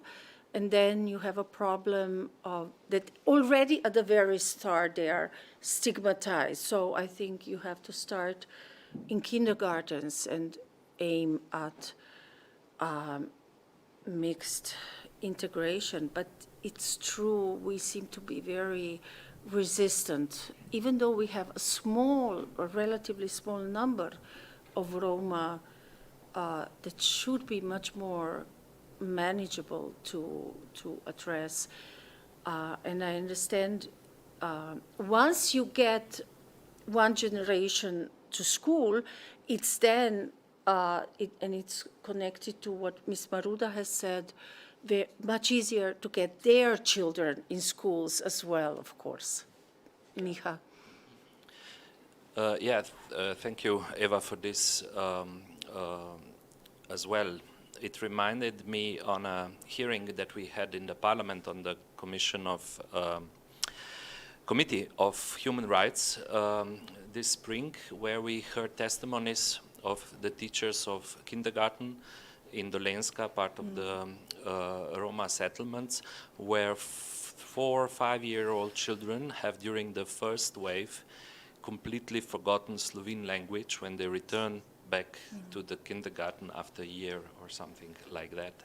And the teachers were very devastated. They saw very concretely the regression of the language. And it's also showing how the crisis concretely marked this generation of children who are now starting again to learn Slovene in order to be able to at least try to go to school. And it is also something I notice we really lack. We lack vision of a different society, which would actually integrate changes that would come if we say, for example, 50% of the Roma population would finish the primary and then secondary school. What would that mean? That means we don't have a vision of society where the doctors and the nurses will be also people from Roma people, where other professions and people in society who will have a role in society. So it's going to be a change of how Slovenia will look like, and we should maybe start developing in imaginary way the society and make space from the majority, make space first in the vision, how it will look like when people will be more able to access different positions, move around, be economically stronger. Because, of course, if we only expect that this vision would come from that minority group, it will probably not happen. Yeah. It is not happening. We are talking this for 30 years. So, and who is now in the position to create this vision? It's a bit beyond the institution, but still, you know, maybe we can, because all these imaginary worlds, all the rights, all the human rights, actually used to be ideas before we start to live them, right? So it starts with a vision, an idea, maybe to try to be a bit future-oriented. Thank you. Thank you. Thank you, Miha. And to me, it seems that in this environment of increasing right-wing populist voices that also serve to silence ideas on integrated, diverse societies, I think this is more needed than ever. We need to restart. I agree wholeheartedly. Ms. Maruda, for the concluding thought. Well, I would largely prefer to leave the concluded thoughts to the advocate because they were excellent. So let's say that for the sake of our own societies and social cohesion, we really start thinking for future generations and coexistence, because anything else is short-sighted and exclusive, and we really will not be able to, if we are not able in Europe today to include, then I'm afraid of what we have seen in the Second World War and what we have seen in the beginning of the 90s in Southeastern Europe, that we will see again. So let's hope that we will get the lessons correctly and we start working for the future with youth societies, not us decided on them. They should be involved. Thank you. Thank you very much for your excellent participation and words. Thank you all for this panel. I really enjoyed it. Thank you.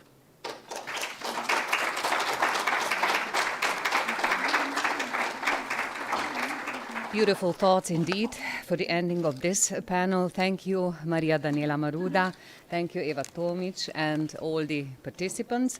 Before we continue with the last panel, in which we will discuss the specific topics dealt by equality bodies during the COVID-19 pandemic, we'll take another short 15-minute break.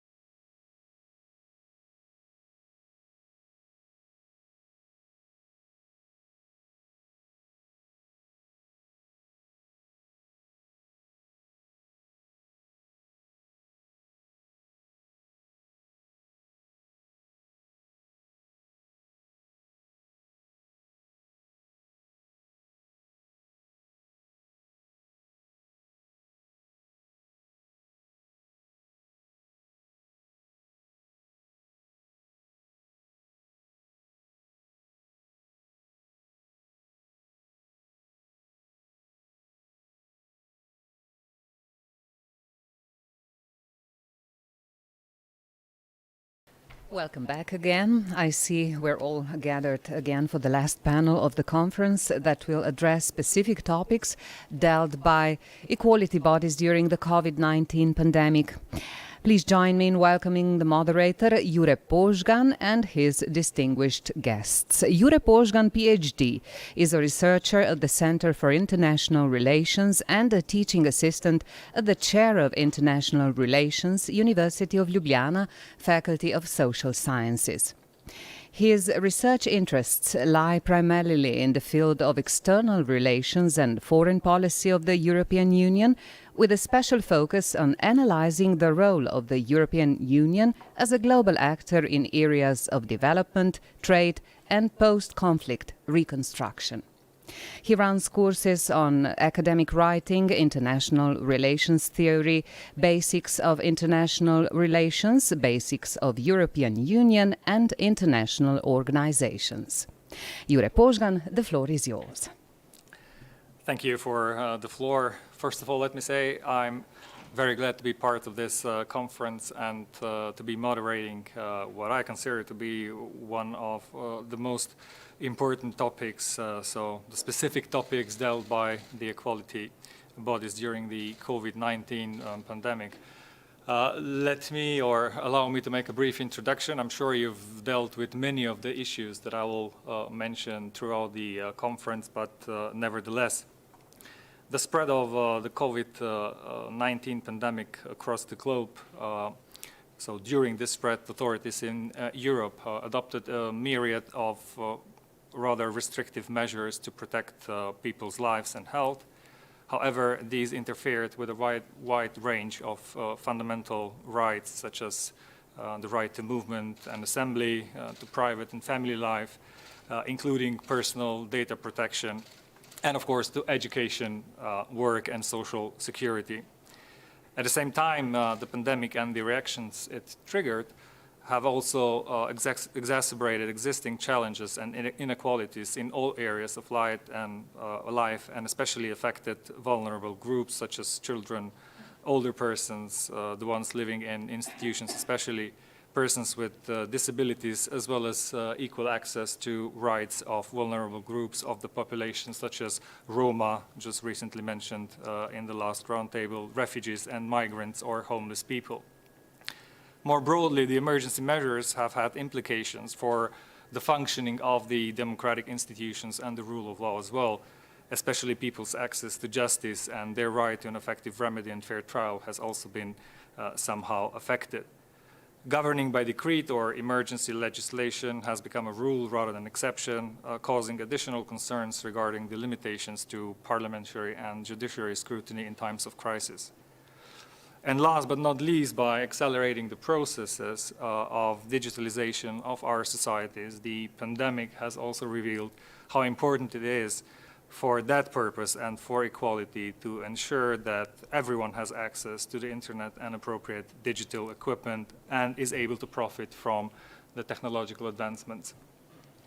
So these and some other topics will be dealt with in this panel. It's also my privilege to present you the representative of equality bodies of 4 Southeast European countries, Albania, Bosnia and Herzegovina, Croatia and Slovenia. We have a group of 6 prominent speakers with vast experience and expertise in human rights, non-discrimination and equality advocacy, as well as policy making. They are Robert Gajda, the Commissioner for Protection from Discrimination in Albania. Welcome. Jasminka Đumhur, Human Rights Ombudsperson of Bosnia and Herzegovina. Then Dario Uršič, Deputy Ombudsman for Persons with Disabilities in Croatia. Diana Kesonja, Deputy Ombudswoman in Croatia. To my left, Kristijan Kevešević, the Deputy Ombudsperson for Gender Equality in Croatia. And last but not least, Neža Kogovšek-Šalamon, Head of Department in the Advocate of the Principle of Equality in Slovenia. So this being said, and before we begin with the presentations of our speakers, let me just briefly explain how we will proceed. So the first part, you'll have the presentations. I would want the presentations to not be longer than 5 or 6 minutes. And then in the second part, we'll have some additional time in order to have a moderated discussion around certain questions. And in the third part, we'll open up the floor to the audience for some additional questions and comments. So without any further ado, I give the floor to our first speaker. This is Robert Gajda, the Commissioner for Protection from Discrimination in Albania since 2007. He holds a PhD in Constitutional Justice and Fundamental Rights from the University of Pisa in Italy. He was also a lecturer of Constitutional Law and Administrative Law at the University of Elbasan. His areas of special interest are constitutional aspects, human rights, effective implementation of the law, local government, and administrative law and legal advice. Mr. Gajda, the floor is yours. Thank you. Thank you for the presentation, but also for the invitation on this very important event of us, of all the equality bodies in the southeastern Europe. I will go brief, since we have 5 minutes. I don't want to repeat some of the things that they have been said on the first panel, because as I noticed, we have had all the same problems, and mostly we have been focused on the most vulnerable groups, which are in our societies, people with disabilities, elderless, Roman Egyptian community, especially from a socioeconomic perspective, but also people with chronic disease. For example, one of our concerns were to recommend the Ministry of Health to deliver medicals to all the persons which are known that have chronic disease for the restrictions that were, or the impossibility to move or to go and to have these medicines. But what I wanted to talk more is some specific measures or the changes of our exercise of our competencies during normal life and during COVID life.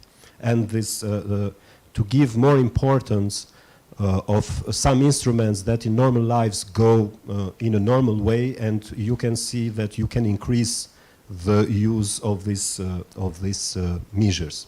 One of the most important was the communication and collaboration with the NGOs in our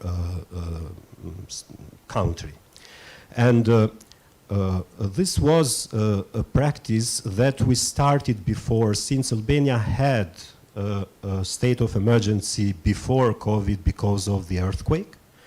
And so we felt the limitations till that earthquake happens, because we felt that we haven't the possibility to be immediately in the cities where the earthquake had more impact. And what we used to have more information, to see how the people were be treated, how they were housed from the local government or from the central government, we saw that the most important collaborators of us were the local civil society organizations. And since we had the situation of the COVID in Albania, firstly, we felt weak. But not weak as persons, weak as institution.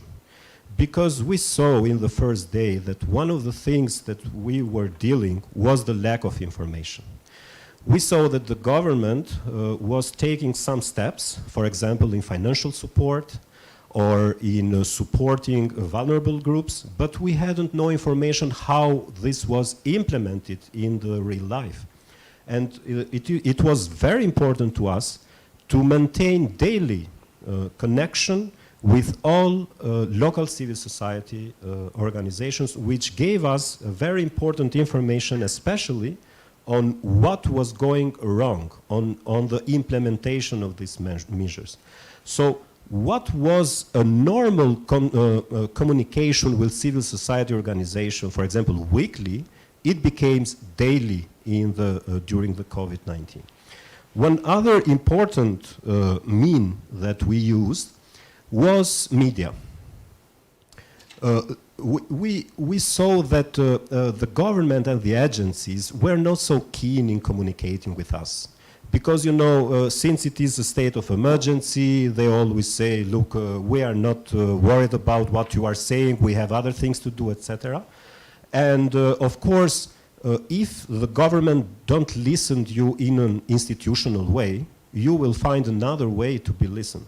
And so we increased our presence in the media to give the messages or the most important things that we deem to be done to be more effective and, of course, more inclusive in supporting vulnerable groups, in having in mind not just the classical vulnerable groups, but the newly vulnerable groups which come. And so the media was our second ally in this in the battle on the. I'm talking about the 3 months, the first 3 months of COVID, so from March to June. And what we saw then as specific situations, we saw that what was lacked in the what we saw wasn't just the inequality in itself, because we see it every day. What we were seeing is, what we were focused, was the implementation of the measures that the government was implementing in the society. And if we had gone with decisions, it would have taken a long of time, because, you know, decisions, you have to respect due process, you have to do a lot of things, and it requires time. So we increase the use of another instrument, which were the recommendations. And to identify the situation which comes from the civil society organizations, since we couldn't do any more inspections or hearings with diverse actors. And so we administered this information, then immediately the recommendation has its specific use that you can go immediately with it. So you don't have to wait to respect some procedures. And these recommendations then we sent to the media to give more voice and to have more attention, because we knew that the government and local authorities would be more sensitive on hearing our message, not through us directly, but through media. I don't know how I'm with time. 1 minute. Of course, I wanted to mention some specific issues that probably will come during the discussion. But what we have tried to do then in the second time of COVID was then, when we were talking with the Ministry of Healthcare and Social Protection, with the Office of the Prime Minister, and the Special Committee on the measures for COVID, we were trying to explain that, look, you have to be reasonable during the implementation of your measures. Because what we have felt was that the implementation of the measures was unequal. For example, just to make an example, since it was mentioned, freedom of assembly. We have had a lot of cases where when civil society organizations representatives were protesting to something, they were just 7 to 10 people. You look like 100 policemen that were there to limiting and to not allow this protest to be done. And then you had political reunion from other political parties which wanted, and no one was there to limit this problem. And you say, look, you have to implement, it is understandable the state of emergency, it is understandable that you have to restrict and limit some liberties, but on the other hand, in the implementation of these limits, you have to be reasonable. Because the problem is, and it came out, it is always a problem of trust. And if you implement in an unreasonable way your measures, you will have no trust from the society, and it will be very difficult for you. And it comes now that the vaccination in Albania have this problem of trust, because it still remains that the vaccination situation is not being implemented, the restrictions coming from it, in the same way and in a reasonable way for the people to be understood. I'm stopping. Thank you. Perfect. Thank you for your presentation, and indeed we'll also come to certain issues that you've raised, especially the scrutiny of be it media or let's say the imposition of government measures later on in the discussion as well. Next on our list is Jasminka Džumhur. She is a human rights ombudsperson of Bosnia and Herzegovina. She holds a PhD degree in law and is a legal expert with more than 30 years of experience in the field of human rights, judiciary and international relations. Since January 1st, 2016, she's also a member of the United Nations Committee on the Protection of the Rights of All Migrant Workers and members of their families, and since March also holds the position of a vice chairperson of this committee. So Ms. Džumhur, the word is yours. Thank you so much, and it is not easy to be on the end of the day speaker, but I hope that you will look us as a cherry on top of cake. Officially, I would like to thank Equality Body of Slovenia on this opportunity to be here and to speak. And also I would like to remind you that we are a unique institution because the Ombudsman institution constitutes from 3 ombudspersons, my colleague Nives Sukič and my colleague Ljubinko Mitrović. This year we remark 25th anniversary of our work, and I'm so sad that we will not be able to organize the event to celebrate that together. But we established in according of international agreement, Annex 6 of Dayton Peace Agreement, and that establishment confirmed by a law and ombudsman. But we are not only ombudsman institution, we are a equality body, and also we are a body for free access to information. You can see that we have 3 specific mandates which are dividing among different institutions in your states. What does mean? That during of pandemic COVID-19, we deal with different aspects of that, including those 3 mandates. And yesterday, when was introduction of Slovenian equality body, and that part reactive, proactive, or legal part dealing with complaints and proactive to prevent discrimination, it is exactly that what COVID-19 put us to think on our structures, on our work, and everything, because we received complaints which indicate some individual problems, but at the same time they indicated systematic problems which are based on fact that our governments have not been ready for those emergency situations. Although we had established laws and so on, definitely it was first issue which is still open, because without having limits of law, of rights, without having a legal base, we are coming to discuss on human rights violation. Second aspect, necessity of measures. There is no doubt that that element was in place. And third, proportionality. I'm speaking that because first cases which we met were related to publishing of list people who were put in isolation. Because of suspicion to be affected by COVID-19. I would like to say that all of you are really happy because you have only one government. We have structure where we have state government, entities, and cantons. And when we are speaking on health, health is not on state level, it is on entities level, and in federation it is joint responsibility of federation and cantons. What does that mean? When they adopted restrictions of movement for some groups of people, because our focus is on vulnerable groups, they limited movement of people of age over 65, kids, and what does mean when we are speaking on kids, when you have persons, kids with mental disabilities. And it was a strange situation that parents took kids in car, hide them in Sarajevo, and they brought them to East Sarajevo because it is other entity, and they didn't have such restriction measures. And how we can speak on effectiveness of measures if you have such situation? Definitely, limitation of elderlies in movement and kids raised the question of affirmative measures.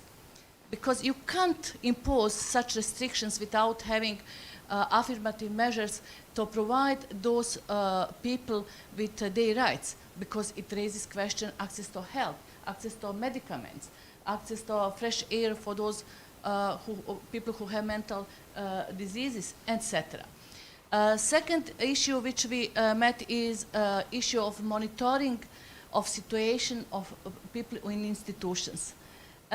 We didn't still give answer to ourselves. Shall we put them in threat if we will visit them and to see situation? And they really were not only in isolation because of disease, they were in because of many reasons. Also, we received complaints related to put in isolation people in places where hygienic situations have not been filled. And definitely next aspect is minorities, particularly Roma. And finally, we should put more focus on women, because based on the reports of NGOs and in communication with particularly NGOs which are providing assistance to victims of domestic violence, there is increasing cases of domestic violence because of several reasons. One, it is a question of effects on economical situation related to pandemic, because it is affected the more branches with services where women deployed and they stayed at home, and also men. And it creates opportunity for conflict in house. Second reason, that institutions which are regularly dealing with domestic violence cases were busy more to implement COVID measures. As social welfare centers, police, and so on. And simply there wasn't possible to report domestic violence cases properly because institutions were occupied by other issues. Finally, it is an issue of judiciary, reducing, we are very concerned that the work of courts related to family issues, in cases of conflict divorces, were under of threat during of that. I know that I have limited time, and definitely I would like to conclude with a few remarks. We need to work together on to push legislation related to dealing with state emergency situation and in context of human rights. Second, my remark is related to proactive role, systematic approach to some issues. We made that by publishing of public statements. In some example, one of those statements were related to on the end of school year. We ask school system to take in consideration conditions and situation in process of assessment of kids on the end of school, because all of us agreed that it wasn't a regular system of education. And also there should be particular measures for those who are traditionally vulnerable. When we are speaking on persons with disabilities, there is question information and communication for people with hearing visions and intellectual and psychological problems. How they communicate and get information if all others have problems. And on the end, there was mentioned issue of radicalization. There are several reports for our region, and I would like to draw your attention to read those. It is very relevant when we are speaking, because causes for radicalization are very high based on discrimination, because people felt discriminated, and therefore they are very it is very easy to recruit them for radicalization. In Bosnia and Herzegovina and the region, it's very important EU position related to readmission of people. And finally, media, because they also were under of threat during of pandemic. Example, they reported us that some governments restricted a number of media who are able to present on press conferences, and they justified that by measures. But when we asked on criteria, it wasn't clear which criteria they used to make that limitations. Definitely, big job is in front of us, and we need now to focus and to organize ourselves in the region to this practice to put very fast, not only in, but in laws. As yesterday, President of Slovenia mentioned, it is challenge. It is, he said, it is my political and personal statement, but expert statement I expect from you, and definitely we need to offer answers on all those questions which have been raised during the pandemic. Thank you. Indeed, regulating or answering to the crisis has been a huge challenge for states with a single government. What else if you have three? But we'll also pick up on that later on. Next on our list is Dario Uršič. He was appointed Deputy Ombudsman for persons with disabilities in Croatia in 2016. He's also a lawyer and a university specialist for local and regional self-government and development management. He worked in various state bodies and ministries and has significant experience in topics important for children and persons with disabilities. Mr. Uršič, the floor is yours. Thank you, Chair. Good afternoon to everyone. First of all, I would like to thank Miha and his team for organizing this event alive. It is very nice to see you finally in private, and it's very nice to be here. Thank you very much. I will talk from the point of view of the institution that I represent here, that is Ombudsman Office for Persons with Disability from Croatia. And it will be very difficult in just a few minutes to point out the specific topics important to the person with disabilities given the pandemic. The pandemic years revealed a number of weaknesses of the system and the systematic support. At least that was in Croatia, in Croatia. According to our data in Croatia, the ratio of number of infected persons with disability to the general population is similar, but unfortunately with much higher number of deaths as outcome. And that is the biggest issue. The last year in which everything changed and stopped for all life in all areas of life had especially marked the lives of persons with disability and the life of their families. And since the outbreak of pandemic, our office has received daily complaints, suggestions, and also inquiries from the different citizens in which they pointed out the numerous problems that were facing persons with disabilities, also parents of children with disability, and all those who care for persons with disability on a daily basis, like professionally or privately. Like Professor Zaviršek previously said, discontinuity and denial of the use of various medical services like medical rehabilitation, like physical home therapies or healthcare actions increased domestic violence and deny the right of the freedom of the movement for users of social welfare institution became everyday topic that we worked on it. At the beginning of when the epidemiological measures were adopted, no special attention was given to the persons or children with disability.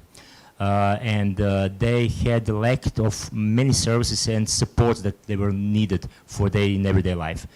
Instead of protection approach to the person with disability, they were considered as object of protection. In addition of acting on individual appeals, we had continuously during the last 2 years given all kinds of recommendations, general recommendations, which are sent to the competent bodies, for example, ministries, government itself, national headquarters for prevention, local headquarters, also civil organization and media. All these recommendations, among others, referred to the measures and activities that were needed to be adopted and implemented to ensure that persons with a disability also would be well informed about the situation. And that was very, very important, especially when we are talking about the mentioned earthquakes, like in Albania, we also in Croatia in 2020 we had 2 pretty major earthquakes, and we have still consequences we still face today with them. The main challenge was in these conditions in life and work to reduce the risk of exclusion of persons with disability from all life activities. And that was one of our big challenges. Also, given the numerous reports of employers, also employees with disability, employees who are parents of children with disability, and family members who are caring about persons with disability, many recommendations were issued about having the good conditions on the working place. On one hand, we demanded that the prevention and protection of the persons on the job should be on the right level, and on the other hand, we were demanding the functioning and providing all necessary services for the persons with disability. And you can see these two questions is sometimes very hard to implement at the same moment, and that was one of the big challenges. To conclude, our role as Ombudsman Office specialized for the right of person with disability and promotion the rights of person with disability is, and it will be also in the future, to be the bridge between these institutions from one side and the person with disability and their living needs and challenges from the other side. My time is almost up. Thank you very much. I'm open for your questions. I'm looking forward for a discussion. Thank you. Thank you very much for your timely presentation. Next on our list is Ms. Diana Kesonja. She was elected Deputy Ombudswoman in Croatia in 2021. Previously, she worked as an advisor for legal affairs and strategic litigation in the office of the Ombudswoman. She worked on cases of anti-discrimination, especially in the field of labor and employment, on cases of protection of whistleblowers, and analyzed the case law in discrimination cases. Ms. Kesonja, the floor is yours. Thank you. Thank you very much. And also I would like to use this opportunity to thanks to organizer, to Mr. Miha Lobnik for invitation to this really, really great event. I'm very happy to be here and to have the opportunity to talk about the experience of our institution. So today we heard so many things that I wanted to say, and I won't repeat them. And as you heard, I was working before I was elected as deputy, I was working mostly within field of labor and employment. And I would like to say a few words about the complaints that we received within this field from the start of the COVID. Complaints from this field are always high on the list of complaints that our institution receives, and it was the same during the COVID. And very much connected with these complaints are also complaints regarding access to goods and services. So although this pandemic had hit the health area mostly, still it influenced very much the citizens' working conditions, their possibility to work, and then their economic status. And it was interesting to realize that from the beginning of the pandemic until nowadays, the types of complaints, the types of violations of rights within the employment and within the labor, as well as within the access to goods and services, has changed. And from the beginning of epidemic, when we didn't have enough vaccinations, we have completely different types of complaints than today, when we have vaccination that is available and it is free of charge. So at the beginning, we received several types of complaints citing discrimination on the ground of property status and on the ground of the health status. And why am I mentioning these? Because I think that they are most general, and there were most of them. For example, complaints of employees who were sent to work from home during the lockdown. As I heard, many employees still work from their homes, and it doesn't look problematic, but if the employer does not provide us with the working equipment to work from home, then it will be impossible. And many employees complained that they were sent homes without being provided with computers, with the internet lines, with the telephone lines, and they were not able to provide that equipment by themselves. And it is not the employer's obligation, employee's obligation to provide that equipment by themselves, but it is the employer's obligation. When we talk about the property status, I assume in Slovenia was the same thing as in Croatia and in some other countries, that during the firm lockdown, public transportation was suspended. And for some people, it was a reason for their contracts to be terminated. So we received, for example, a complaint of a woman who could not afford a car and she could not access her workplace. On the other hand, the employer threatened her that if she does not come to work, her contract will be terminated. And those are people that are present among us, and we were not aware of it. Besides these complaints on the property status, we could read many complaints on health status. People who have health difficulties, and they were not provided to work from home. Many of us work from home, not all of them. So in this concrete case, woman had a statement from her general medicine, a statement from the specialist who recommended her to work from home, and she wasn't provided such a possibility. Fortunately, the situation was changed after our intervention. And it was interesting also to follow the complaints as the new measures came into force. We all heard that governments introduced many measures. Every new measure brought new type of complaints. And for example, last year in Croatia were introduced support measures for preserving employment in business sectors that were affected by COVID-19. These measures were very highly used by almost 120 employers for almost 700 employees. However, they were misunderstood by employees who expected that now their salaries will increase. And that was false. These measures were meant for something else. But again, obviously, we had miscommunication. Every measure also would be misused. So we had employers who applied for the measures, who were receiving funds, but didn't pay it for their employees. So fortunately, these cases were reported, probably not all of them, and those employers had to return the funds. It was interesting to receive a complaint from one trade union who said that there was a company who a few weeks before pandemic declared collective redundancy and laid off 58 workers, and then a few weeks after that applied for this measure and took funds. Fortunately, this was also reported and the funds were returned. At the beginning of this month, and this is something fresh, I would say, we got a new measure introduced, the safety measure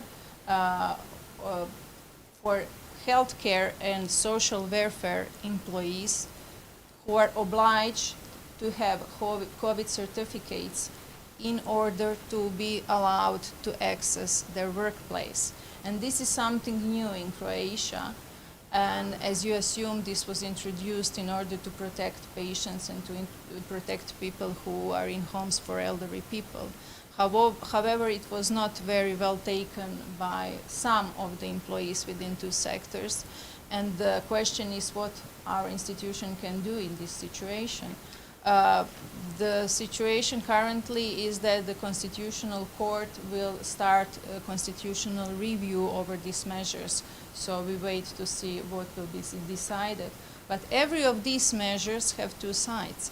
On one side, it is supposed to protect the most vulnerable groups of people, and on the other side, it limits the rights of certain groups of people.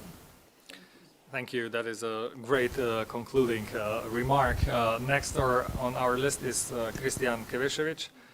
He was appointed Deputy Ombudsperson for Gender Equality in Croatia in 2020. He has participated in a number of expert working groups at the national and EU level, including being a member of the EU high-level group on combating racism, xenophobia, and other forms of intolerance, and as well EU high-level group on non-discrimination, equality, and diversity. Mr. Kevešević, you have the word now. Thank you very much for your introduction. I would also like to join my previous speakers and express my thanks to the organizer for this fantastic and fruitful event. We are really privileged to be able to participate. Respecting the competence of institution where I came from, I would like to address the issue of impact of COVID-19 on gender equality in the Republic of Croatia from the perspective of institution of Ombudsperson for Gender Equality.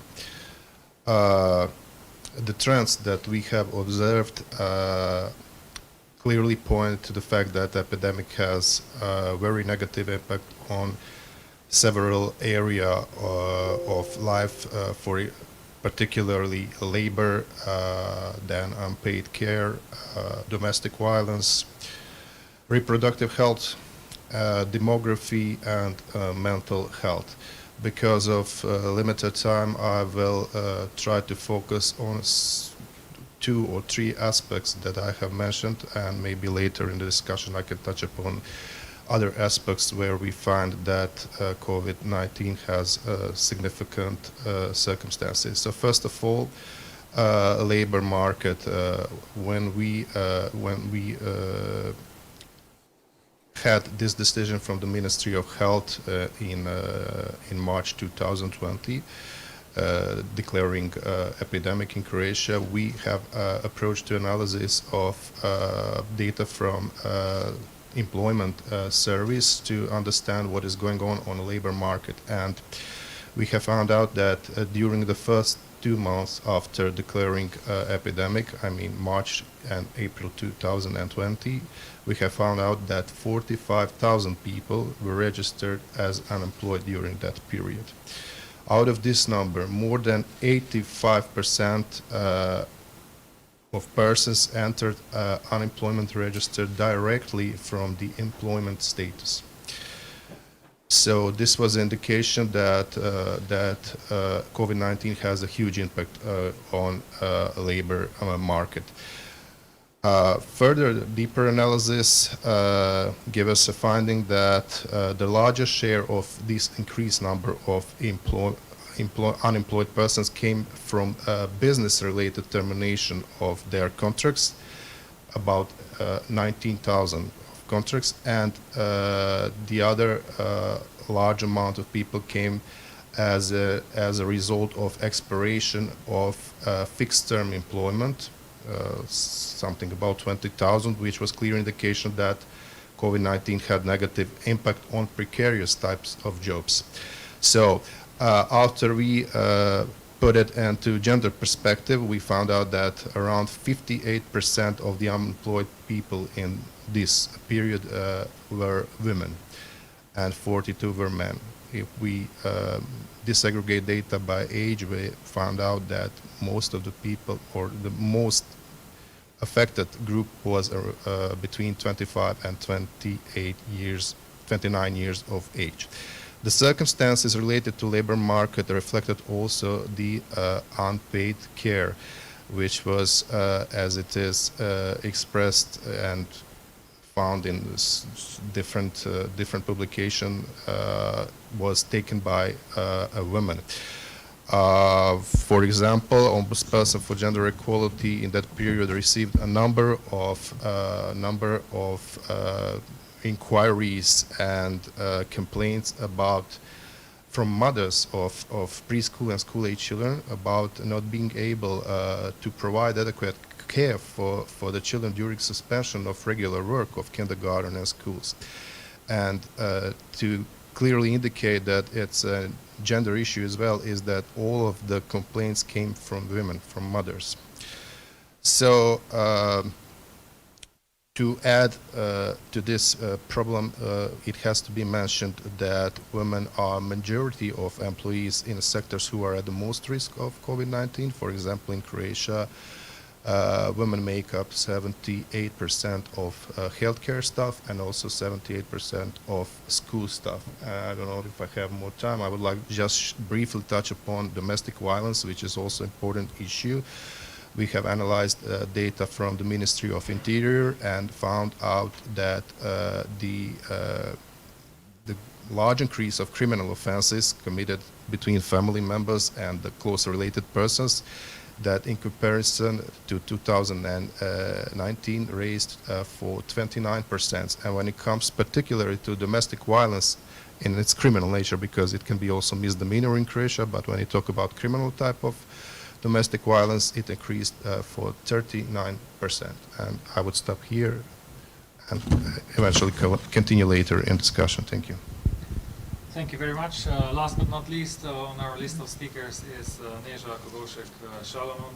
She's a lawyer and a legal scholar. She works at the Advocate of the Principle of Equality as the head of the Department for Establishing Discrimination and Counseling. since 2018. She also serves as a member of the European Commission Against Racism and Intolerance at the Council of Europe. Ms. Uršič, you have the word. Thank you very much. I would like to present some of the work of the advocate of the principle of equality in the field of measures related to COVID pandemic. We used a wide range of our powers during this pandemic. We used the possibility of issue recommendations. We also carried out investigations when we received complaints. And we also carried out quite a large number of assessments of laws, because this is what we can do before deciding whether we will ask the Constitutional Court for the constitutional review of a certain law. This is provided to us by the Protection of Discrimination Act, according to which we function. So just a few words on the recommendations, and then I will turn to the cases that I selected for this presentation. The department that works on the systemic and structural discrimination issued a large number of recommendations during this pandemic. First, the recommendations related to vaccines, that they should be first accessible to the most vulnerable groups. Then we also proposed that when COVID pass was introduced, it was stated that grocery stores will still be freely accessible without the COVID pass.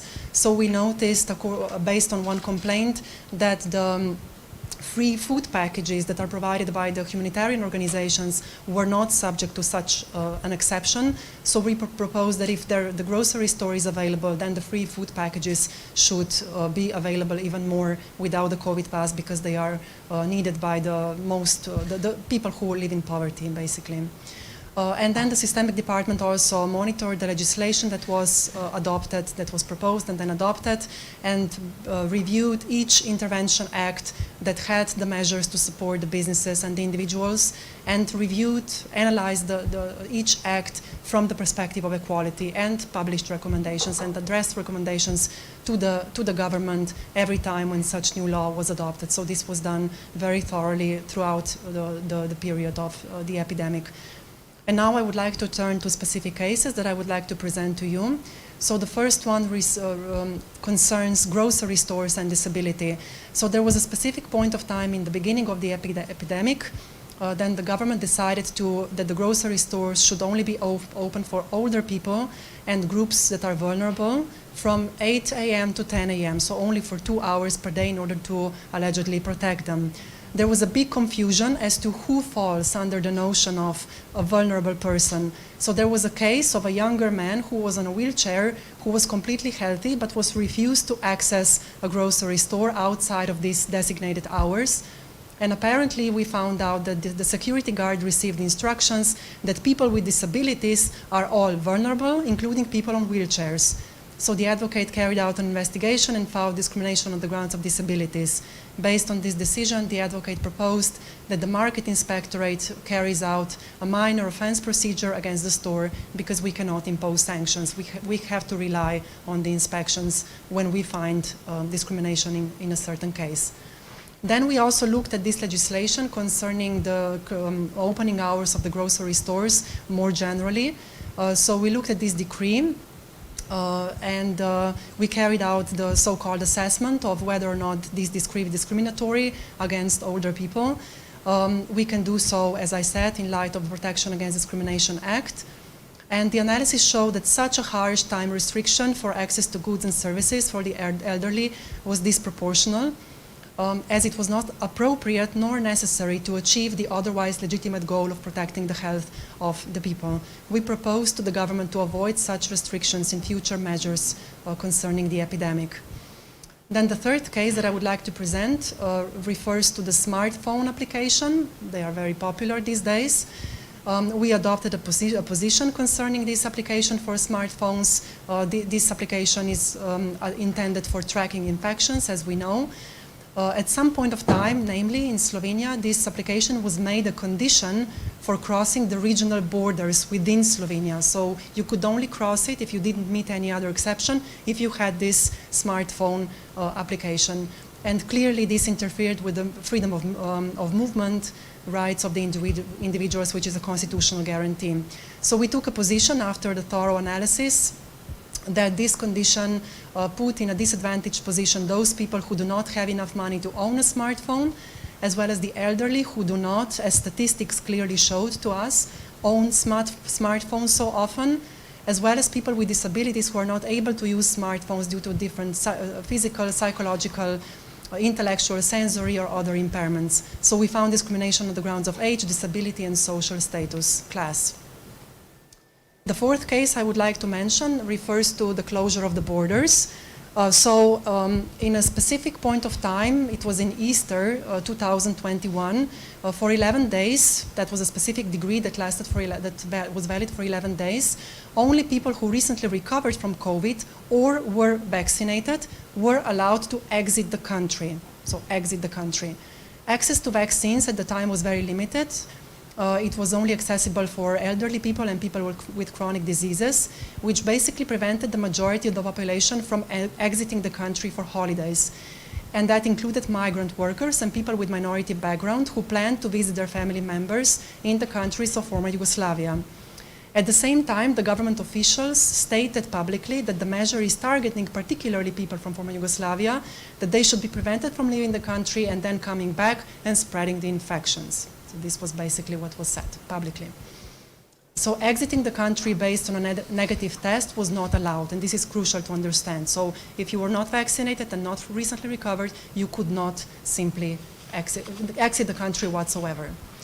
So the advocate found that the measure did not make sense, as the situation in Slovenia concerning infections was similar to the countries of former Yugoslavia. It also found that the measure was not necessary, as preventing people from leaving the country does not have an effect of limiting the infections within the country. The measures was also not found to be proportionate, as it was infringing too seriously with the international recognized right to leave the country, including one's own. So we assessed the measure discriminatory on the grounds of age, health status, and ethnicity. And then the next case concerns family benefits and citizenship. So it refers to the extraordinary family benefits that the authorities provided to parents of children born during the epidemic and also for 1 more year after the closure of the epidemic. The benefits were allocated to parents who have either Slovenian citizenship or permanent residence in Slovenia. Parents who are third country nationals with temporary residence in Slovenia were excluded from this benefit.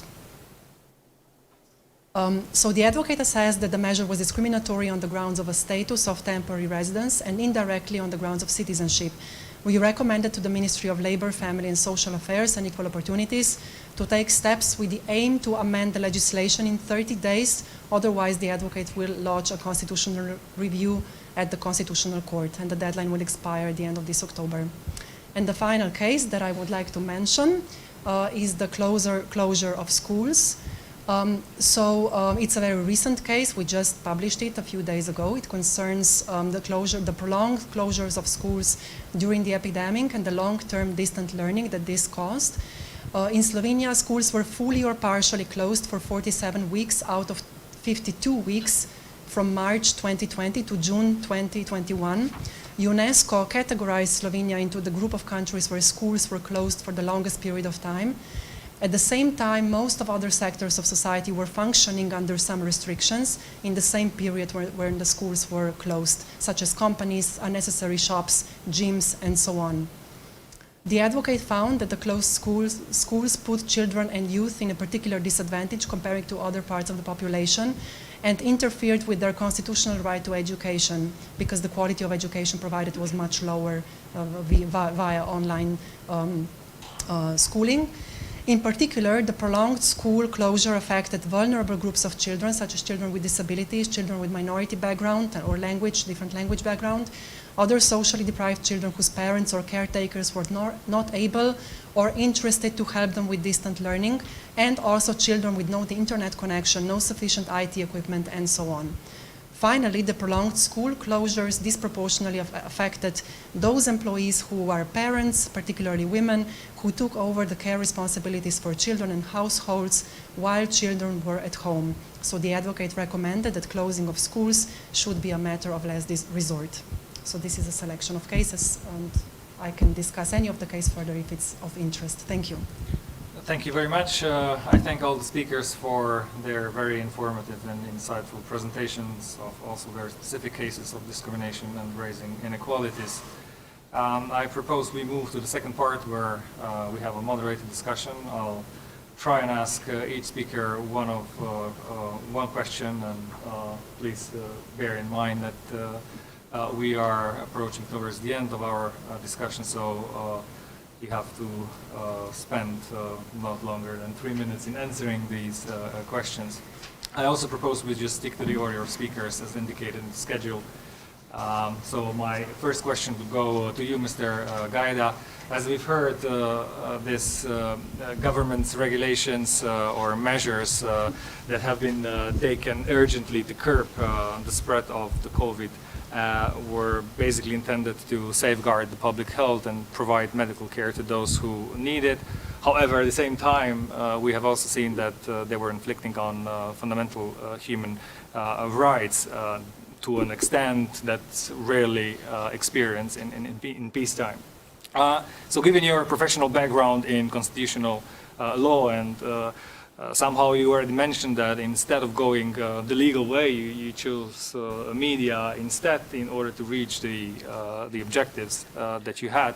How consistent were these measures with the legal safeguards, and to what extent these measures had an impact on particularly vulnerable groups in Albania? Thank you. Well, it's true that sometimes the law do not help. Especially when you have to move in faster. So I will take two cases which were from the first cases that we had. First of all, I have to say that when you are in this situation, you as all the agencies, you don't know what to do. And so you see and you wait, first of all, to have some act from the government and to see if the act is inclusive.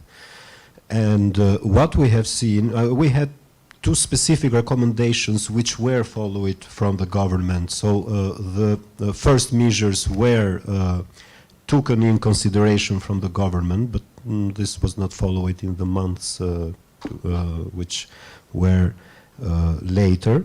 One of the first was that the fact that the government approved an act which provided financial support for all the employed people which were not in employing situation because of the restrictions.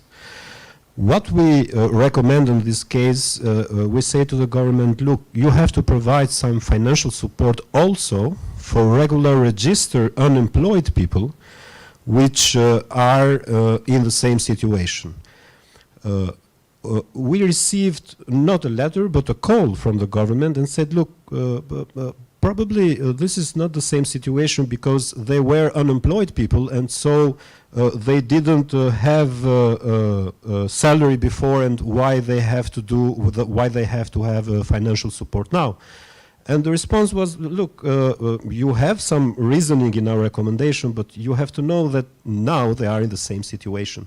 And so since you are giving a financial support who were unemployed before and now is remained without employment, you have to treat in the equal way the same person which are unemployed and as the previous one.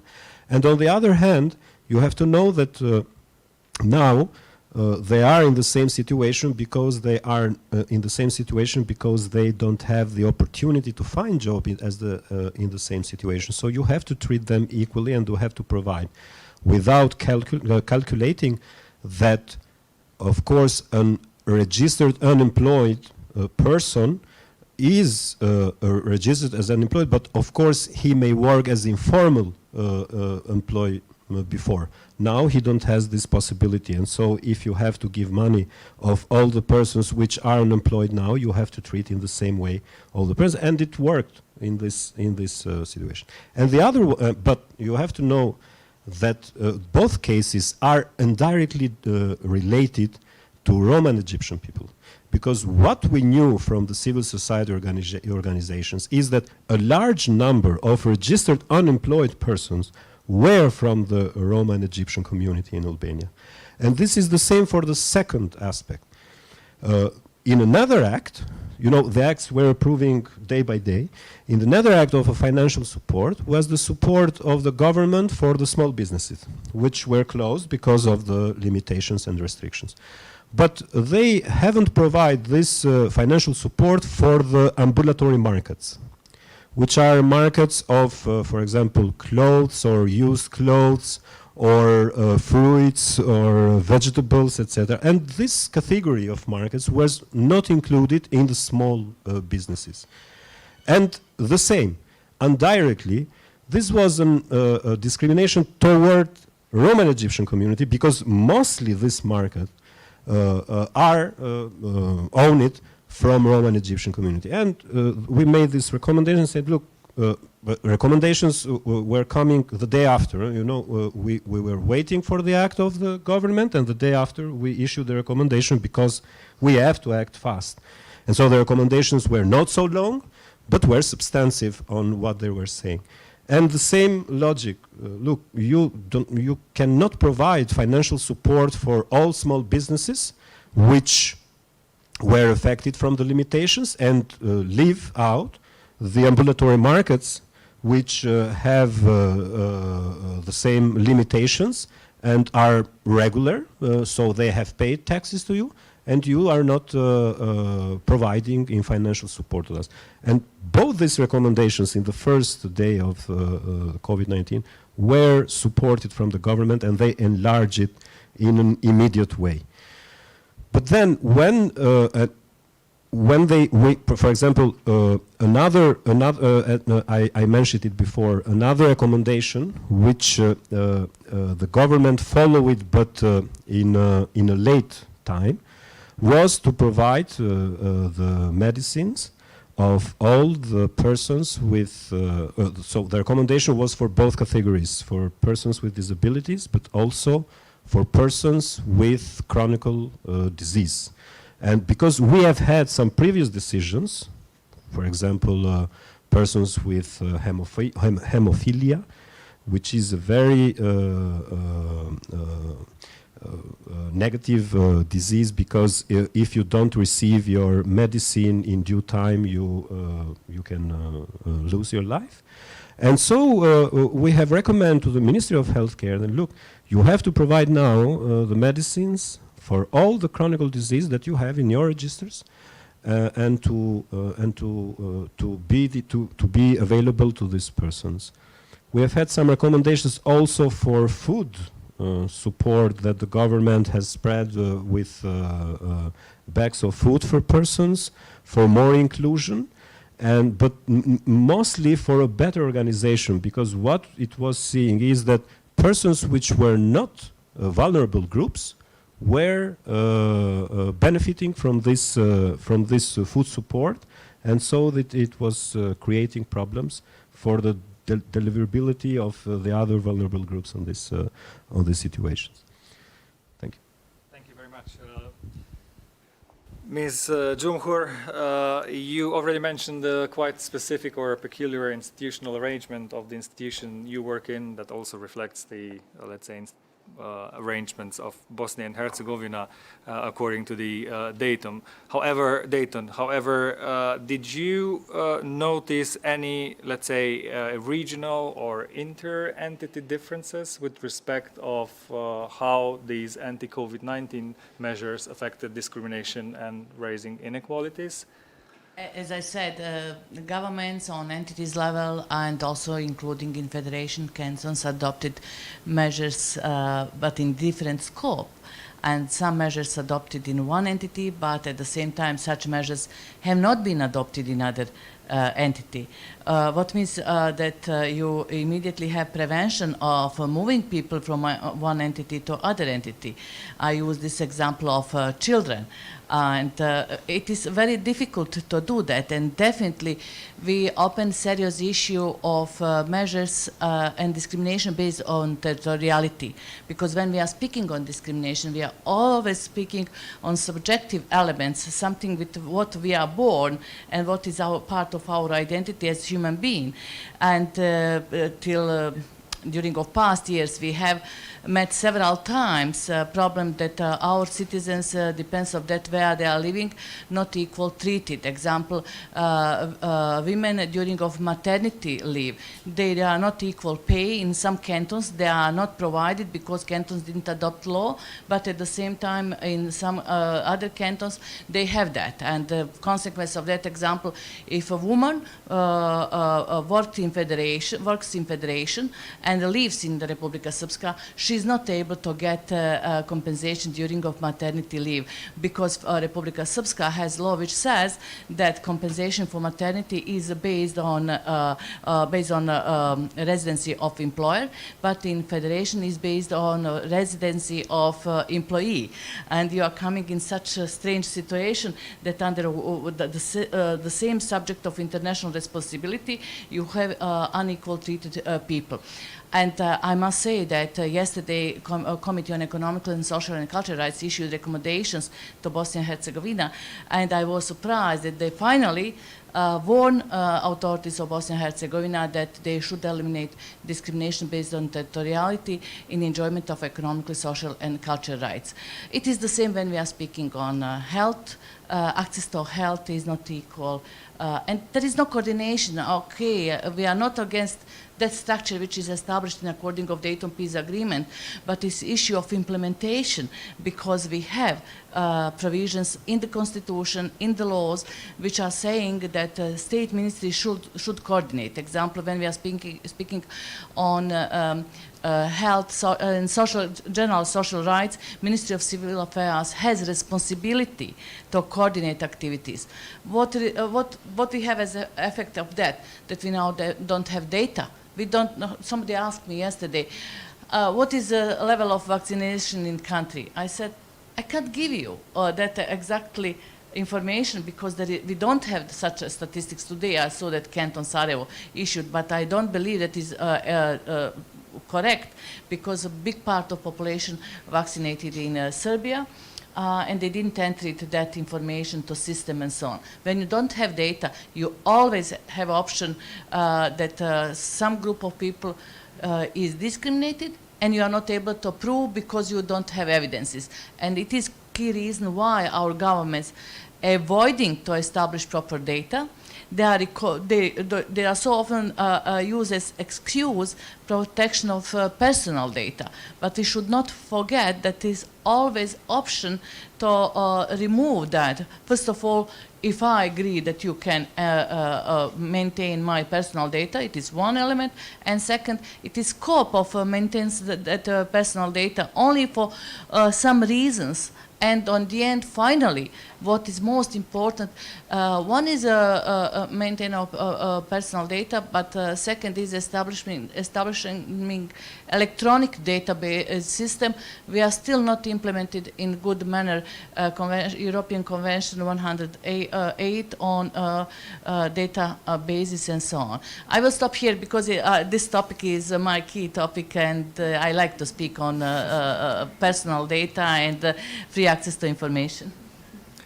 Thank you very much. Mr. Uršič, if we continue with you, you have already mentioned in your presentation that the COVID-19 pandemic has further exacerbated inequalities and differences, especially of the ones that are already more vulnerable in the society.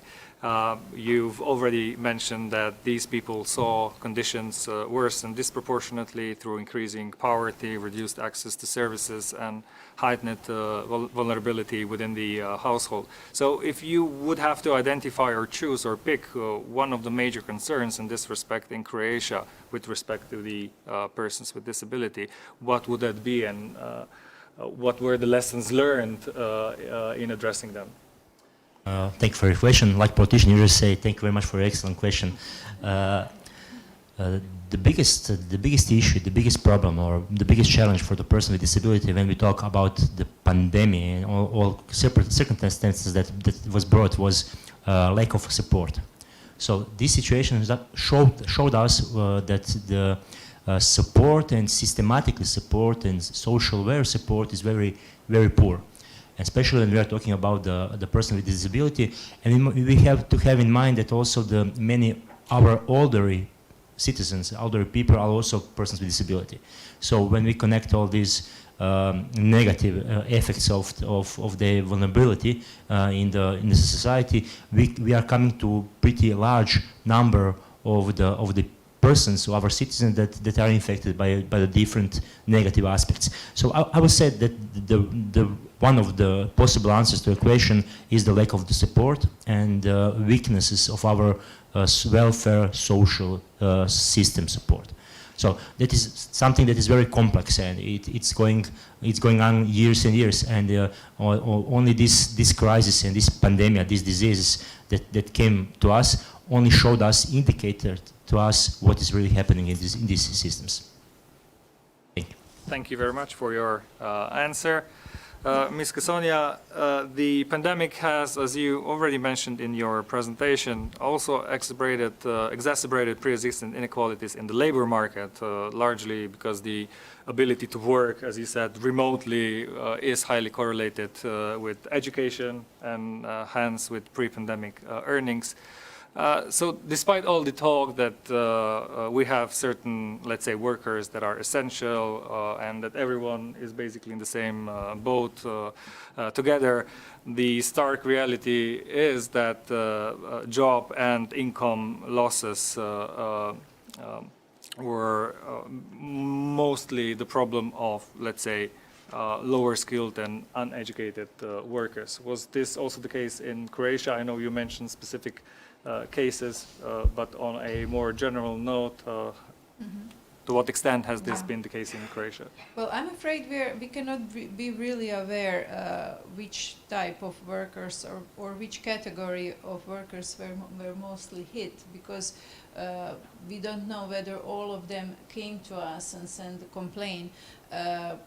What we could see from the complaints that we did receive is that, yes, those workers who are maybe less educated and who are, let's say, of modest financial status, they were more hit with the pandemic, and they were more maybe harassed by other colleagues as well as by employers, either because it might be known that they were not vaccinated, or for other reasons didn't have the COVID certificate, or they were not able to access the workplace for not having a car, or maybe they were even used too much by their employers, who were actually misusing the labor law legislation.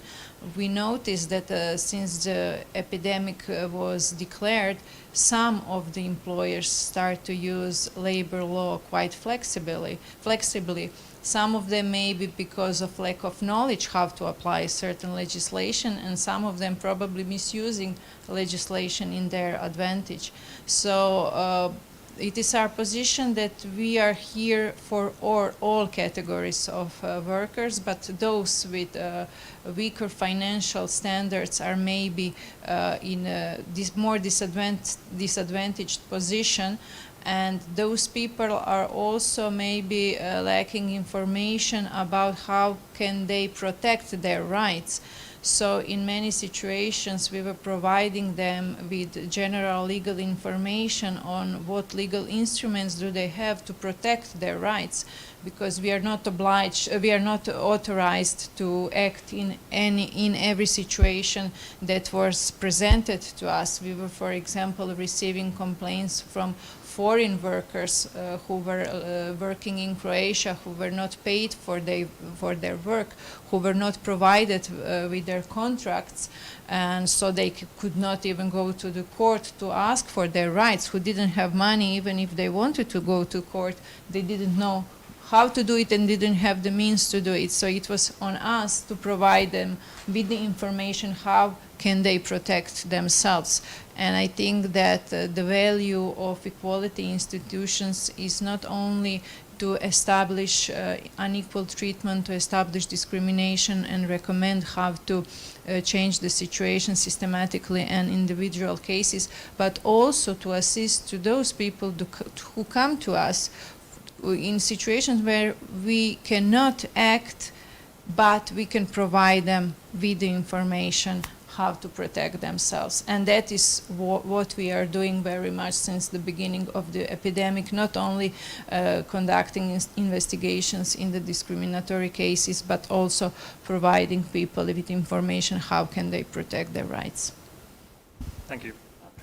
Mr. Keveshević, women are particularly exposed during the health crisis, not only because they were on the forefront as the first healthcare responders, but you also mentioned that pretty much they got the extra burden of time required for taking care of children and doing housework. So this extra burden disproportionately fell on women. You also mentioned at the very last of your presentation that there is mounting evidence that suggests that domestic violence has increased. So with all that being said, what would you say was the effect of the pandemic on gender, let's say, inequality in Croatia? Well, I think that I could use a statement from Eurofound, a report that says that COVID-19 has affected gender equality in a way that it brought it back for decades. I think that's the best answer. I think that when we approach to analysis and recommendations, we found out that we don't have up-to-date and credible data, and I think that's the most important thing when you want to develop targeted strategies, and that's exactly what we need. So it's mandatory and of the utmost importance to establish the effective mechanisms of collecting data and then to create targeted policies. Croatia has a situation where we miss several strategic documents related to human rights and related to gender equality as well. Although we take this with a certain criticism, we can also say that this is also a kind of opportunity to address the effects of or impact of COVID-19 to gender equality. So we expect from these documents a lot, and also we expect from all the relevant stakeholders to use assessment of impact on gender equality at all stages of planning and decision making. Okay, thank you very much. And last but not least, Ms. Gogosek-Salamon, you already kind of made the introduction that the COVID-19 pandemic and lockdowns have also made the digital divide a lot more apparent than it used to be.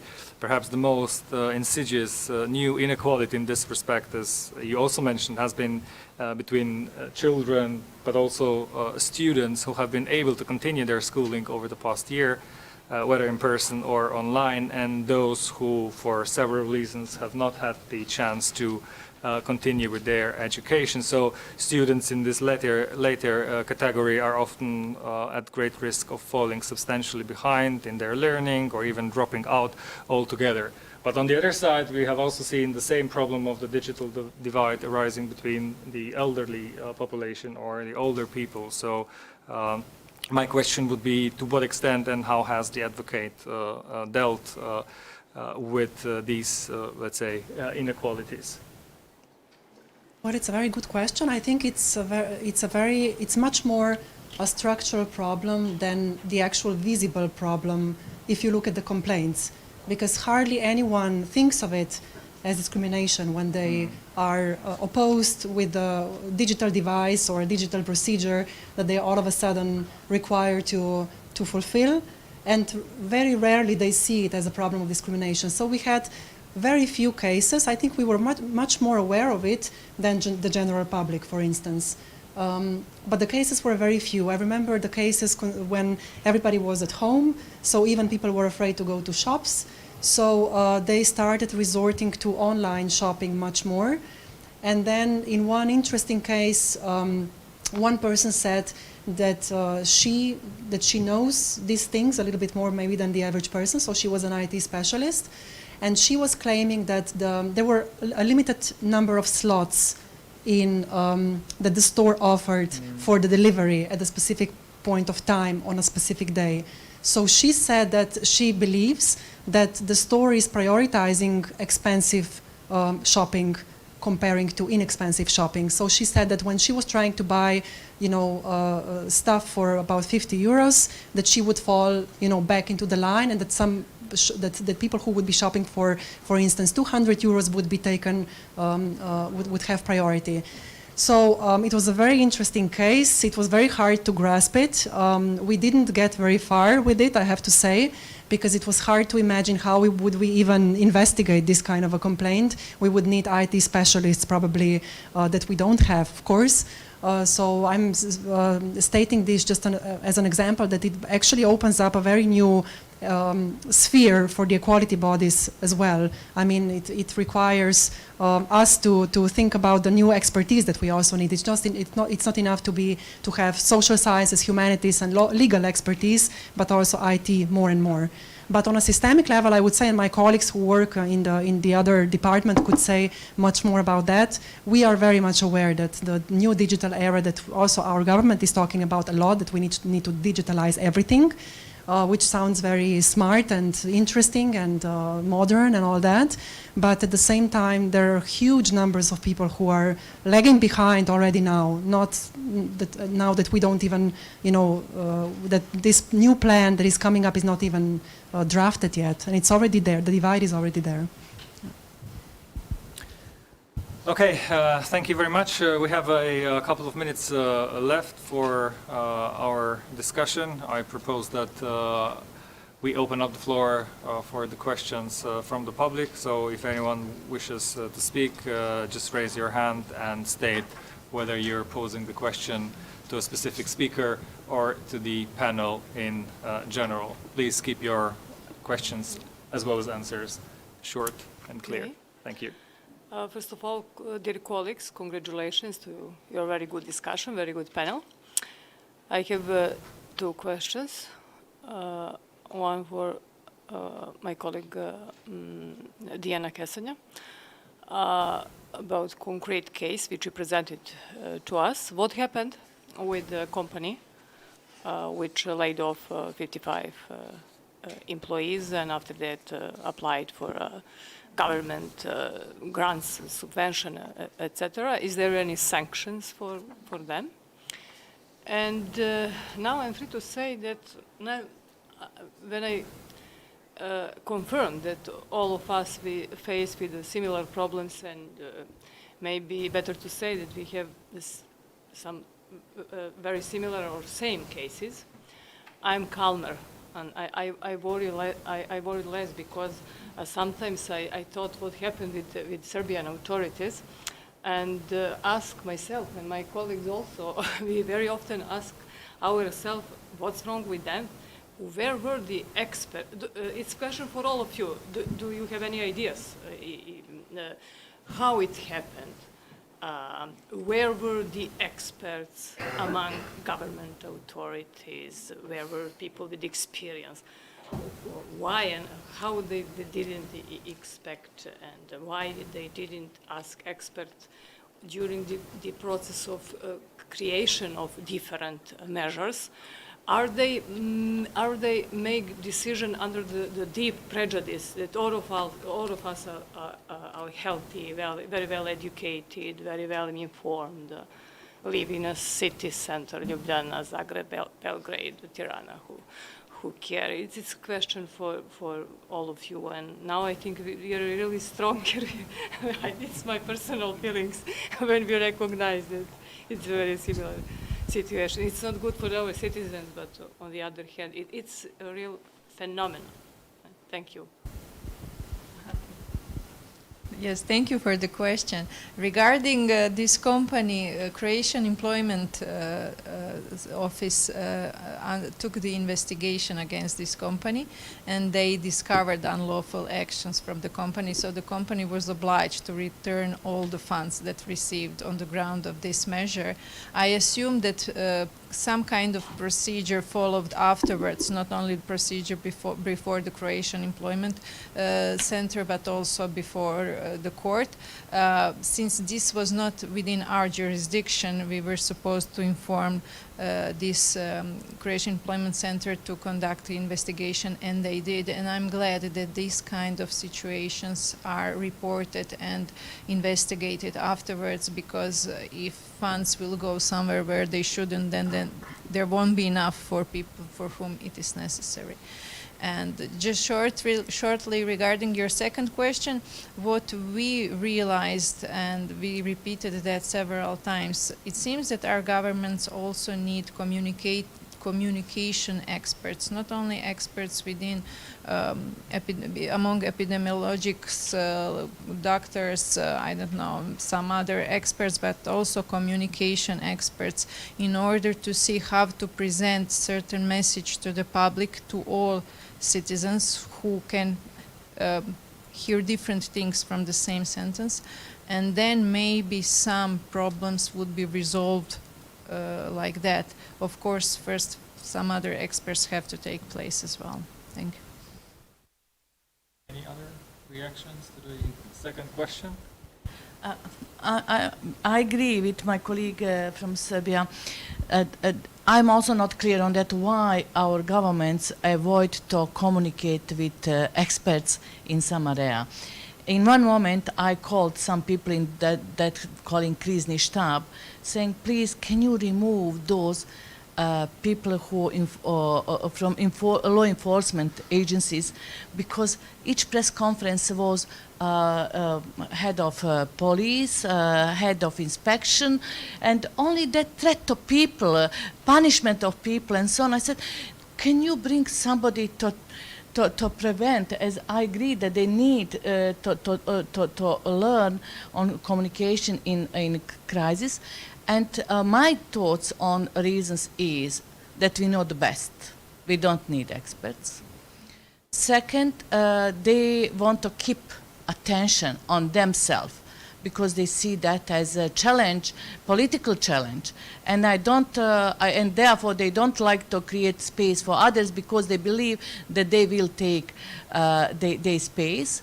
And third, to be honest, I'm not that we are not able to create a group of experts in all areas, including human rights. I would like to have a list of people in my country.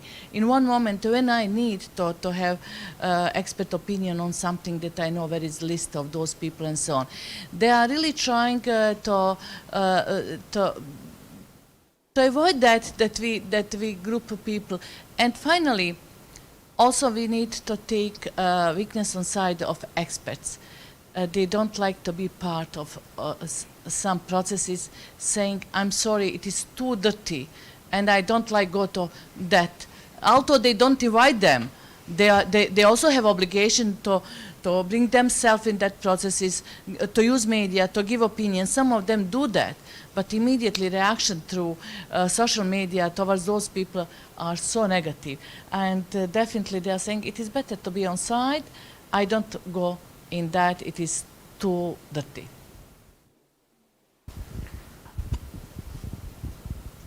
Well, I would divide it in two parties. I think that in the first months there was a general consent on everything.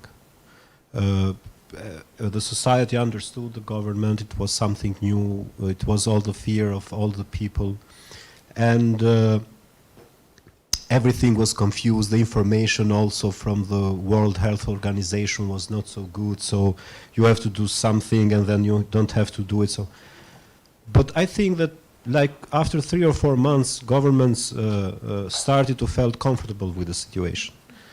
Because, you know, they can put restrictions, they can put limitations on this, and they don't have other groups or persons or to tell what to do or to protest or to say those things. I think that especially in a place like Albania, the situation became political. And the question is, how can you do a political question a health problem? If it is a health problem, you have to deal it with professionals and to listen professionals and to see how professionals suggest you to solve the question.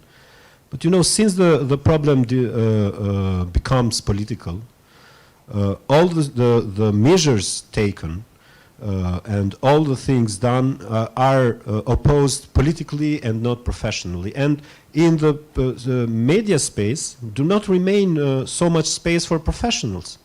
Because come political representatives which talk about these things, and it wants the society. It makes time for the society to understand. But look, who is this person who is counseling me on this thing? He doesn't know anything about this. But it required 1 year on this thing. Now we are seeing that media are dedicating more space to professionals, to persons, to other groups, to more specialized institutions, which are now more keen to have this space in the media and talk about this thing. So I think that the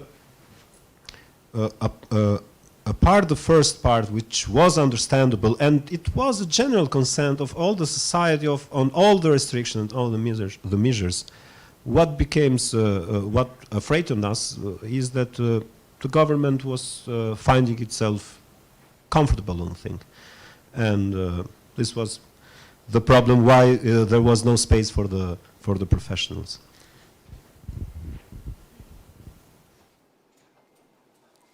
Anyone else? No? Or do we have any other questions from the audience?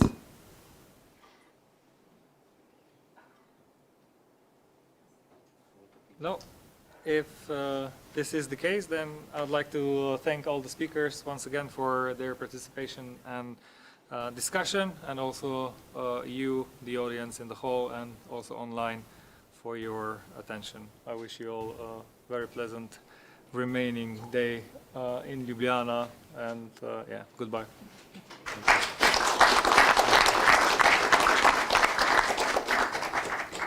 So with no further questions or comments, and since we've covered everything on today's program, I would like to thank Jure Požgan as well as all participants for your interesting contributions and fruitful discussions. To close today's program, I ask Miha Lobnik to take the floor again. Thank you. Thank you very much, Maja. Thank you everyone for a great second panel. And just a few remarks at the end of the first day today to wrap it up, to close it.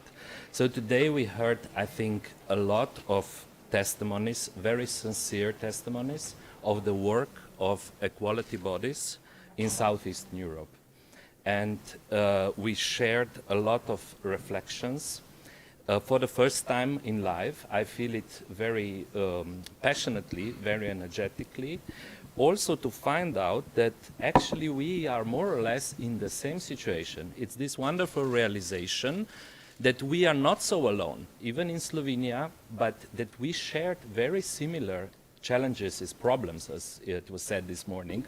It's not only challenges, these are real problems. But it feels good after the first day of our meeting to know we are not alone. We are together in this. So it's very encouraging. And yes, Slovenia is part of Southeastern Europe, definitely, to everything we shared. And we left some topics for tomorrow. We will go a bit more detail in the meetings, in the topics. We have some space reserved for tomorrow. And I would just bring out one reflection of today's day as well. It was somebody was saying it, and I would quote it and stress it.